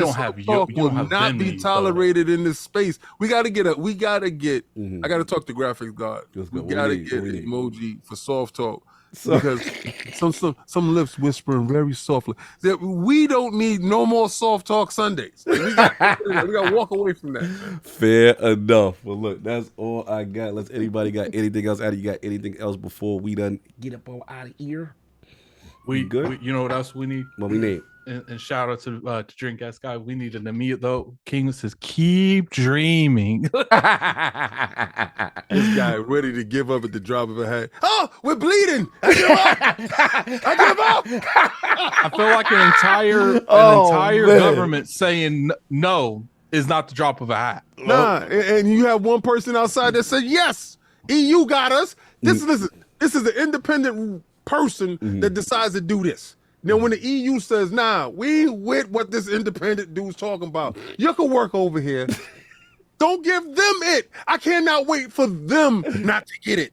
And then for their offices to be bombarded with, why can't we have it? What are y'all doing? And then when everybody on that team decided to change the region that their Xbox is from and their PlayStation is from, and they abandon the region, when all the little lights go out the region, they populate someplace else that actually have it. Yeah, you the cause. And I want Ms. Khan to go over there and try to figure out why the CMA don't want to talk to her no more. Why they ghosted her and not her phone calls. And there you have it. So look, we will catch you guys next Sunday. Absolutely funny show. Good. Oh, I'm sure next Sunday is gonna be one crazy. It's gonna be crazy. We'll see what happens. We got more stuff cooking. Go check that out. And again, make sure you go subscribe to my brother KSI to the Gaming Circle podcast. And that's all I got. Everybody enjoy your Sunday and thanks for rocking with us. Peace.